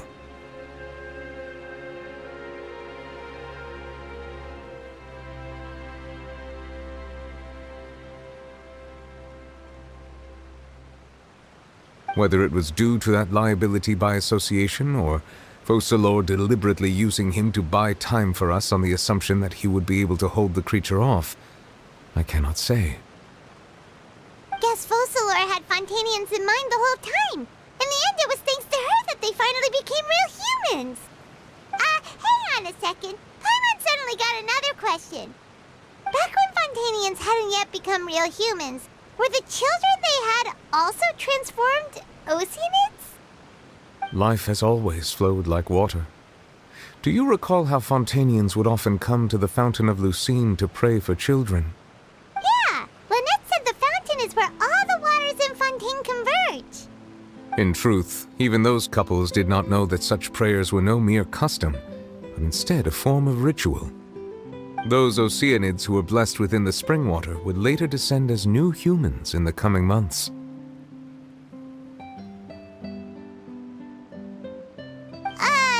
Paimon sorta gets it now. Either way, it seems like this ritual won't be of any further use, but it'll probably live on as a local custom. Ask away. I will tell you the truth as I know it. Yeah, about that. Risley said Furina has already left. What's that all about? Ah, Lady Furina.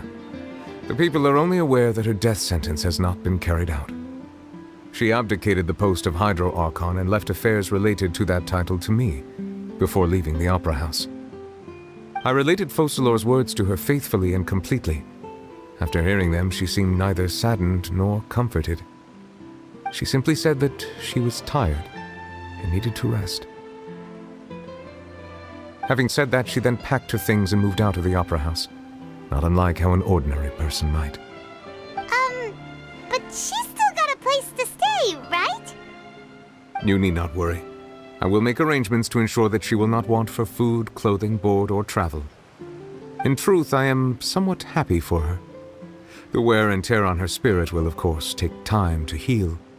But now that she no longer has to play the role of Focalor the Hydro Archon, she can finally lay down her burdens and lead a normal life.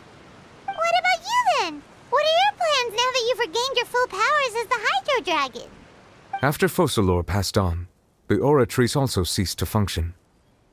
This matter will directly affect our trials. After much careful consideration, I've decided to take over its role in our courts. From now on, I shall hear cases and pass verdicts by myself. Looks like you're still considering stuff from the perspective of the Udex, huh? As an elemental dragon, there are indeed many things that I must do. But this power and this duty, in a manner of speaking, you could say that both were granted to me.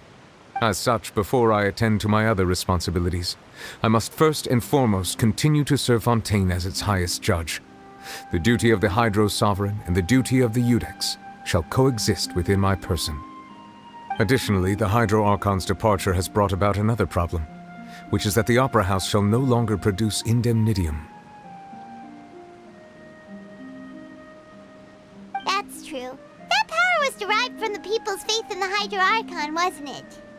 Wait, but the various mechs and machines in the city are all still okay. Where are they getting their energy from? As I am now, I have full command over New Musia, and it can serve as a complete substitute. Another reason why I cannot quite leave Fontaine immediately. Wow. This ancient dragon's authority stuff is really quite useful, huh? Ask away. I will tell you the truth as I know it. Oh, that's right! They say you've given it to the knave as a diplomatic gift or something! Leaving aside their intentionality, the two Fatui Harbingers have indeed done much for us during this crisis. Their sole remaining goal in Fontaine, at least at this point, would seem to be the Gnosis. The Oratrice has ceased to function. The Hydro Archon's divine throne is now no more, and I do not need the Gnosis's power. As such, it has lost all meaning for Fontaine. If the Fatui have impure designs, then we might as well accede to their request now, and avoid unnecessary conflict. What complicated considerations.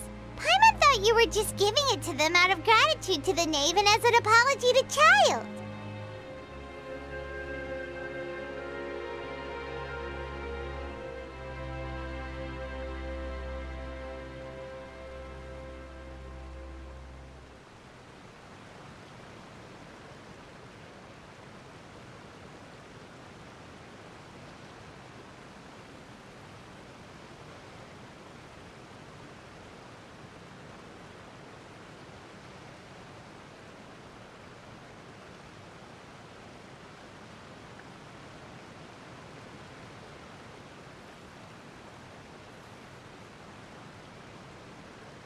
Ask away. I will tell you the truth as I know it. You will soon be heading to Natlan, I presume? I'm afraid that I have little talent as a travel guide, so all I can do is tell you what I know about that land. As far as I'm aware, Natlan can be said to be a nation of dragons. A nation of dragons? You mean like you? No, I suspect that I would not find myself welcome there.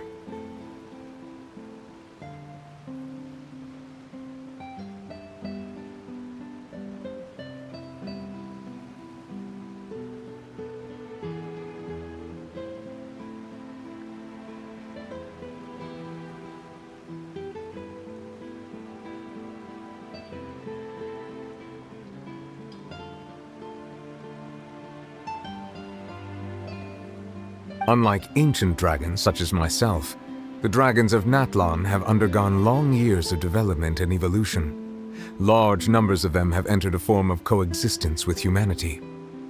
Natlan is also the nation of war. War ravages those lands like an undying flame. There is one other piece of information I got incidentally from my negotiations with the Knave that I believe may be useful to you. The Harbinger known as the Captain has thrown his hat into the endless ring of war. The Captain. Sounds like a real tough customer. Seriously, everywhere you look, there's a Fatui Harbinger doing their thing.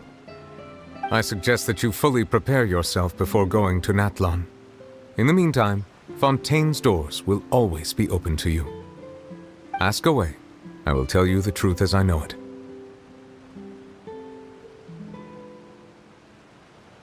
Hang on a sec. Paimon's still got a question about the Gnosis. When we spoke to Linny earlier, he mentioned that your attitude towards giving away the Gnosis had clearly changed.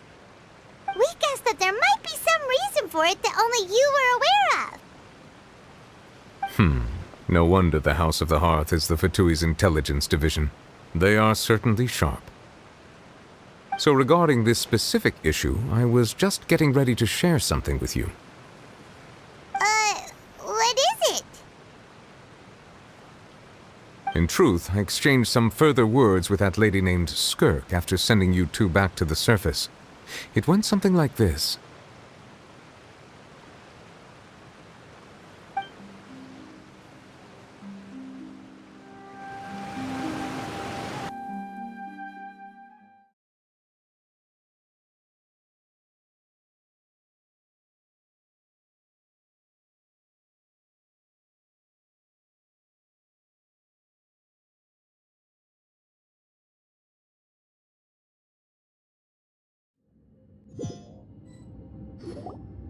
Well, we're going to head topside to see what's going on. You hurry over soon as well, all right, Nervalet? What next? The all-devouring narwhal isn't here, so I'm no longer getting any interference. I can finally catch the scent of your power, what it's made of. It is the authority of the planet's primordial dragons, but with something very similar to a god's curse mixed in. It's quite a novel blend. I'm sure I've encountered something like this before. What was it again? I do not know what you speak of. Of course. How could I forget? You should have the remains of the third descender on your person, yes? Remains? I've never heard of any such thing. According to your parlance, I believe it may be called a gnosis. Well, that much is true. After Focalor's divinity faded, she handed her gnosis to me. But I fear I have never heard of it described in the manner that you just did. I've been training with my master, the Foul, ever since I was young, and I have never returned to the surface since. So most of the information I possess, I got from him. It is only natural for those who are greater than humanity to possess a different sort of common sense, which is why there are so many problems in our attempts to communicate with humans. Regardless, you should probably get rid of objects of misfortune to prevent any disasters from befalling you. To live in itself is a blessing. But once a person dies, the bonds he once had with this world shall all turn to curses. What do you mean by that? No need to fret. These are just my personal thoughts, and my reason for no longer wishing to return to the surface. This third descender you refer to, who are they? And when did they die? Master never mentioned them to me. Perhaps it just wasn't that important for me to know. If you're interested, though, I could ask him. I'll be sure to pass the answer on to you next time. Next time? You believe we will meet again? I do. Wait. I have a disciple of my own, don't I? He can be the messenger then.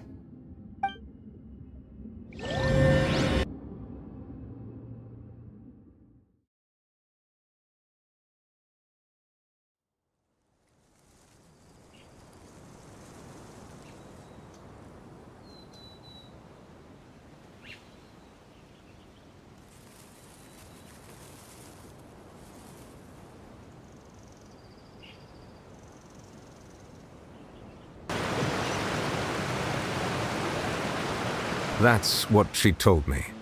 Whether it would prove useful or not, I wanted to pass that information on to you. The remains of the third descender? So that's what the Gnosis actually are. Paimon just thought they looked like chess pieces. How could they be a person's remains? All the same, assuming that there was no misunderstanding or special metaphor at play, that is what she meant to say. And she said that it would bring misfortune and that you should check it, which is why you gave it to the Fatui. If she speaks the truth, then I would simply be putting Fontaine at unnecessary risk by keeping it here.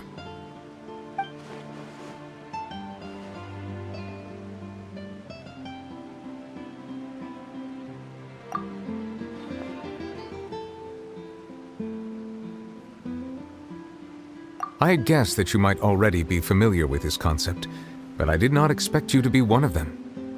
That means that the Gnosis, which are exceedingly element-compatible and can even enhance elemental abilities, do indeed come from the third Descender.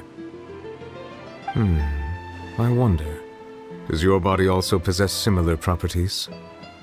Like being able to use elemental powers without a vision. That does sort of count as special compatibility, right? No, let's not think about this stuff right now. It just feels creepy. Comparing the Traveler to the dead third Descender and all. That's what you say, but this topic still feels like bad luck. Once Child recovers, let's get some more answers out of him. Or go look for his master and get the answers that way. I too believe it unwise to make too many blind guesses when information is lacking. The same is true of being at court. All right. Whatever the case, it seems like the crisis here in Fontaine's over for now. Yes. All of Focalor's efforts were for this moment as well. But she sacrificed herself in the end as a god, and she suffered through all those years as a human. Was that really what she wanted? I suppose that would be the mystery of a god's will. I suspect not. But once in a while I too would guess that if wishes were like the clouds in the sky, they will one day return to the earth as raindrops.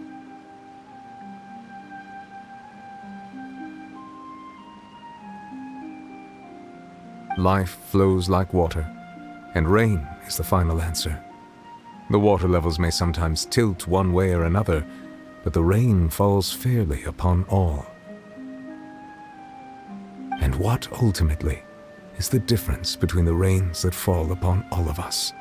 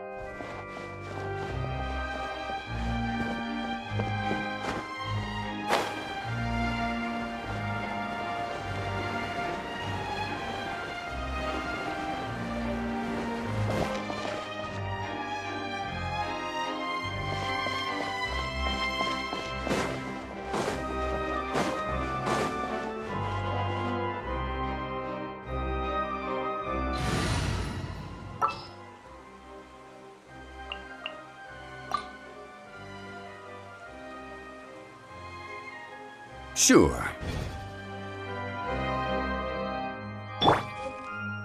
Quake!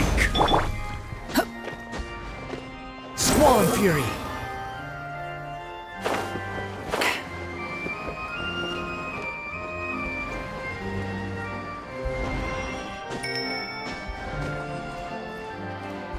The wind rises.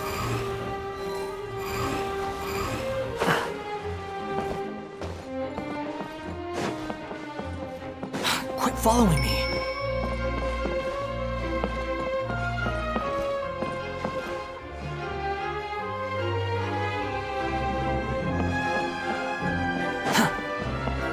Quit following me.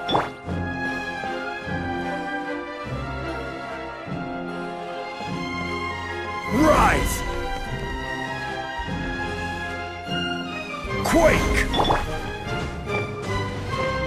Behold! Gah!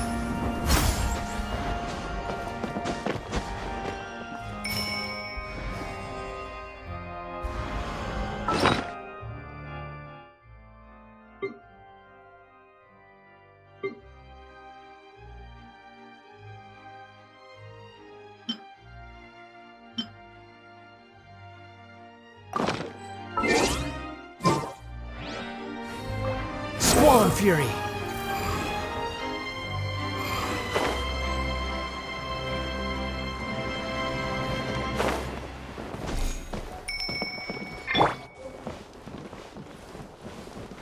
Crumble!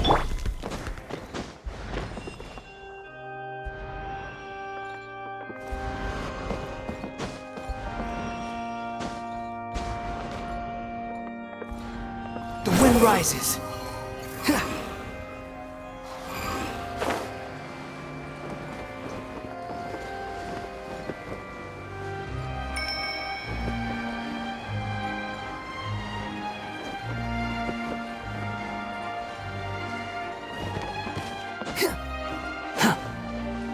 Behold!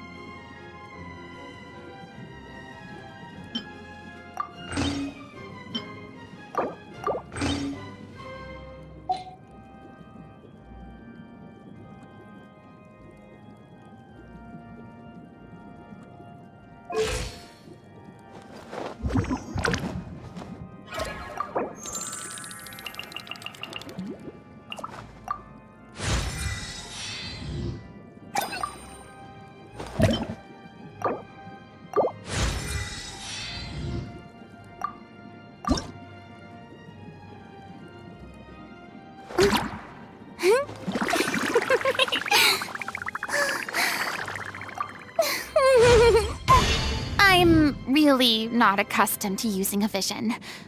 Oh, why don't you teach me?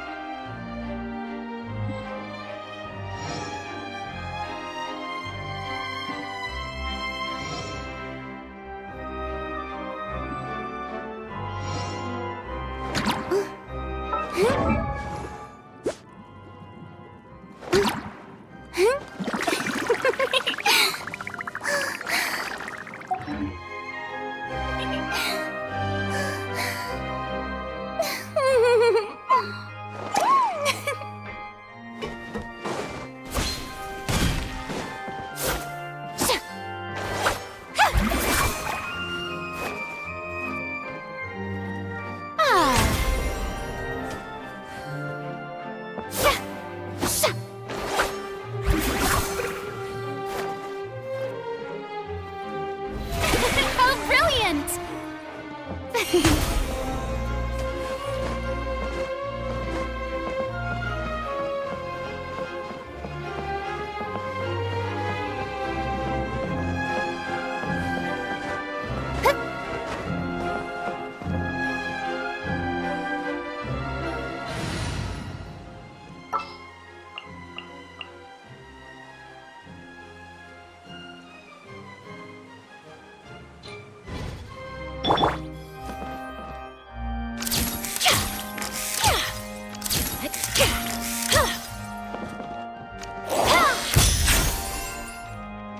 Say cheese!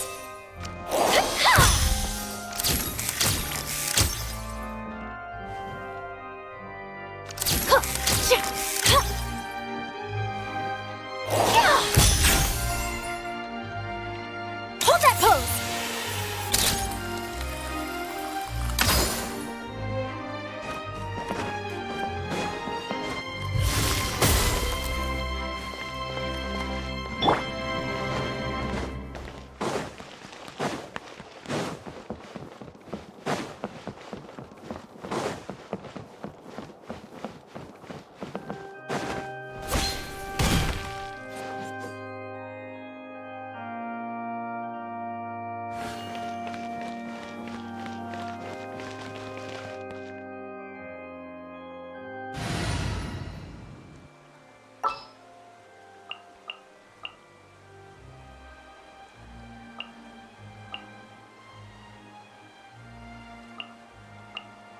Stay close and you will live.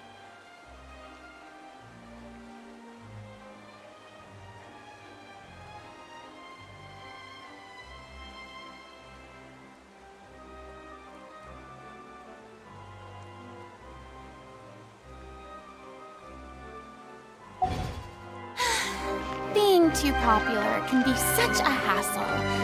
Who knew the people would adore me so much?